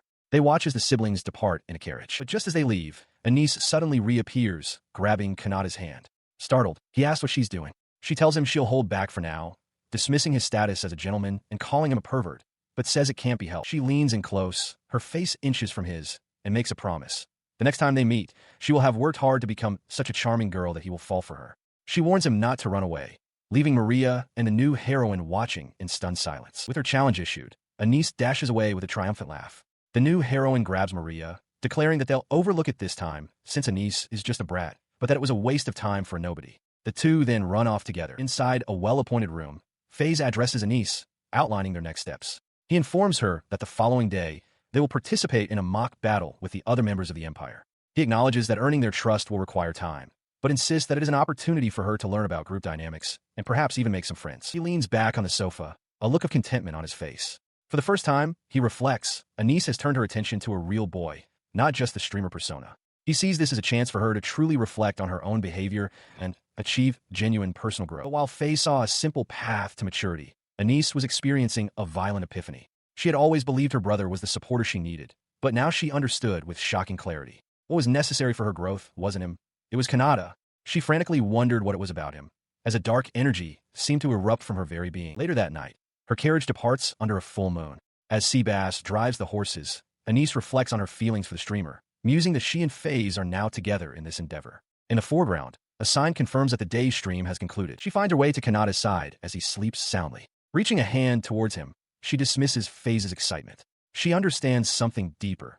Whether in reality or during a stream, she is unchanged. All facets of her personality, she concludes, are part of her true charm. Her words linger in Kanata's mind. This entire experience, centered on Anice's golden words, has sent a massive shockwave through his Yandere listeners. The support group is rapidly expanding, its members, including a distressed Maria and the new heroine, growing more fervent and monstrous in their devotion. During a remote conversation, Kanata asks Shrauza if she still thinks about the time he proposed to her in a field of flowers. With a warm, knowing smile, she assures him that of course she does. Since that day, Shrouza has been diligently working to reform the soil of the demon realm, intent on creating her own flower field. To this end, she has enlisted the help of Kanata's mother, Meza, a farmer. Meza observes that thanks to Shrouza's guidance, the soil has already begun to recover. Meza presents a basket filled with a particular weed, prompting a curious Shrouza to ask what it is. Meza begins by saying she wants to use honorifics for her husband's mother, but Shrouza dismisses the formality, insisting they are friends.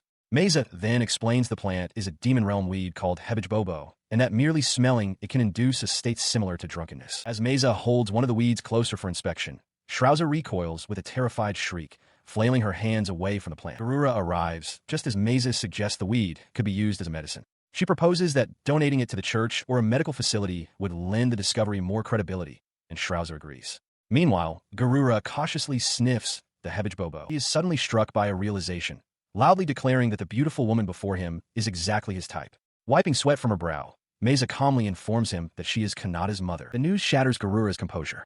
As Meza cheerfully introduces herself as a friend of his, he cries out in despair, lamenting that she is a married woman. Utterly dejected, he announces he is going to bed and trudges away. Meza watches him go, remarking on his serious demeanor as he departs. Several days later, the new heroine reports to Alfana. She confirms that she has notified the hospital and warns Alfana to be careful with the hebejbobo, noting that while it seems non-addictive, it had been left unattended on a desk. Just then, Kanata opens the door calling out for Alfana. He is met with the sight of her and the new heroine standing over a large, unconscious figure on the floor. The new heroine sternly tells him that entry is forbidden, as a strange effect, described as human repellent magic, is active. He watches as the new heroine stands dazed, while Alfana, holding one of the dandelion-like flowers, smiles with satisfaction. She muses to herself that it's going to be a fun day, having just finished her official duties and part-time work. Kanata, looking at the basket full of the plants, realizes with a start that they are dandelions. The new heroine, now with a flower tucked behind her ear and another held absently in her mouth, stumbles forward.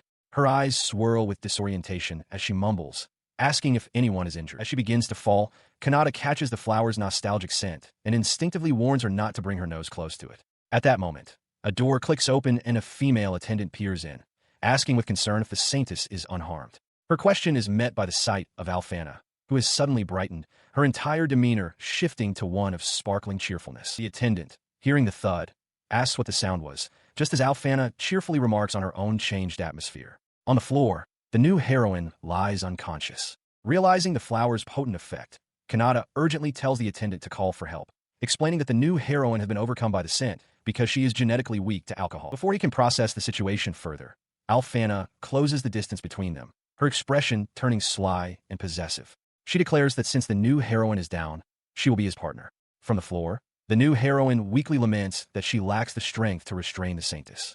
A dreadful realization dawns on Kanata.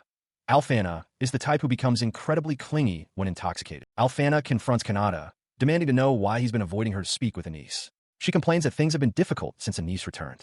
As Kanata stammers an apology, she grabs his face, her expression hardening as she commands him to look only at her. She then throws her arms around him, clinging tightly with a possessive pout. Despite the alarming intensity of her actions, Kanata finds himself thinking that her jealous display is dangerously cute. His train of thought is broken when Alfana's attention is completely captured by Small Rabbit. Her demeanor shifts instantly to one of pure sweetness as she offers the creature a carrot. Kanata tries to get his Alfanaso back, but she ignores him, completely absorbed in cooing at the animal. Turning back to him, her expression darkens once more into a possessive glare. She menacingly suggests that she should share these intense feelings of hers with all of his viewers, an idea that makes Kanata visibly uneasy. Suddenly, a screen materializes, displaying a live stream.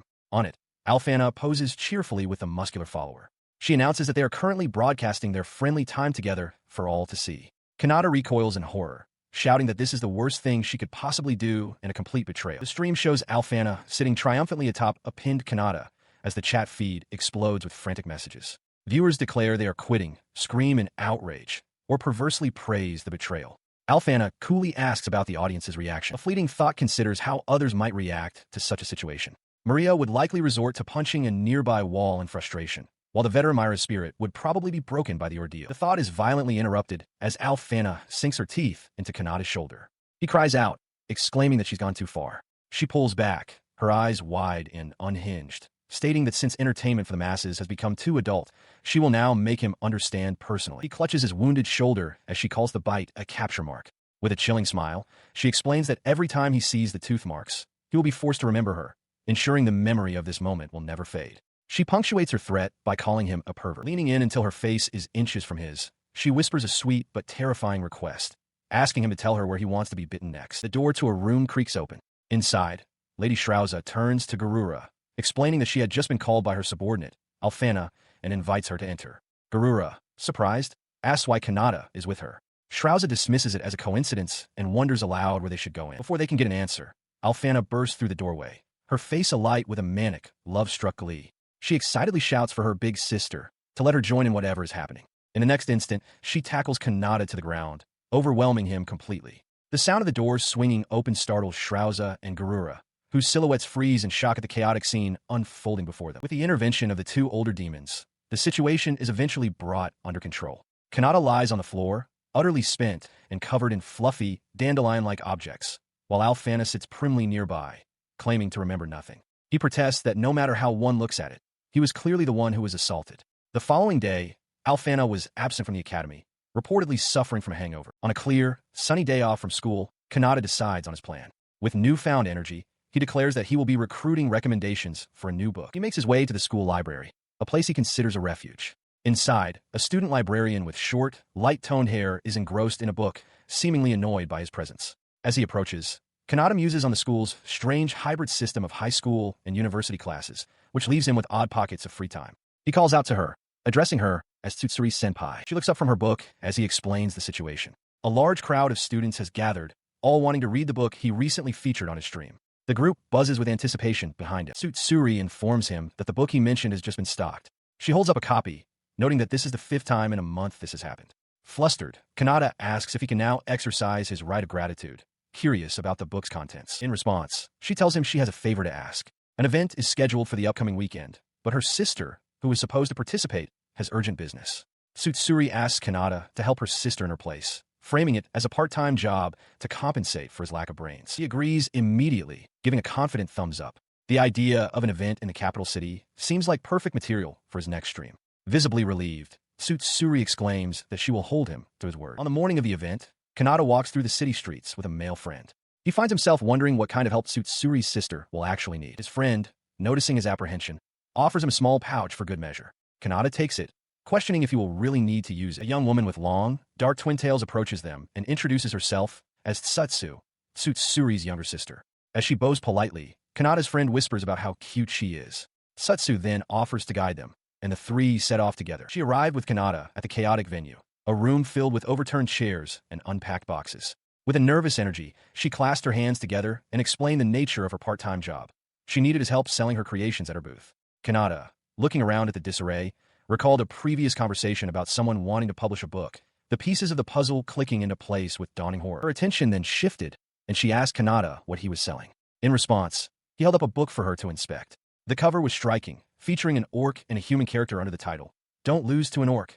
The Ultimate Reconciliation Stream, 90 Minutes." She became flustered, explaining that while it was embarrassing to show her work to others, it was a dream of hers to publish a book at least once. She confessed that it was written hastily and that a sequel was already planned out. As Kanata began to read, her embarrassment turned into fervent passion. She declared that this was proof that the streamer and the orc were the most precious, compatible pairing in the world. With her passionate speech concluded, she held the book aloft, vowing to spread its story to everyone at the event. It was then that the full truth became clear. This girl was none other than Kanata's upperclassman, Tsutsuri, the author herself. As she stood proudly over a table stacked high with copies of her work, Kanata quietly turned and walked away, muttering that he needed to use the restroom. A memory surfaces for Tsutsu, explaining her current appearance. Back in middle school, she reviewed her entrance exam results. While she had passed, her acceptance was for the girls' division, a place she felt she didn't belong due to her low magical power. She lamented that with her flat chest and boyish build, she was clearly a boy. A radical idea formed.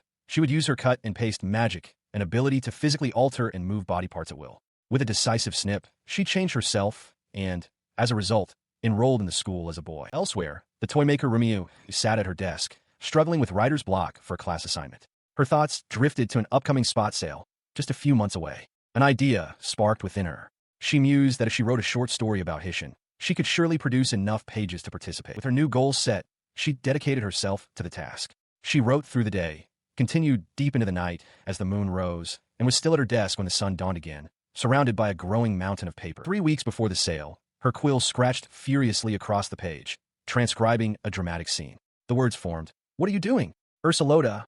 So saying, Hishin kissed the orc's neck. The words flowed from her in a manic torrent. She became lost in the visceral experience of creation, papers flying as she wrote. From afar, Satsu watched her, realizing that Rumie was pouring her very soul into this perverted novel about Hishin.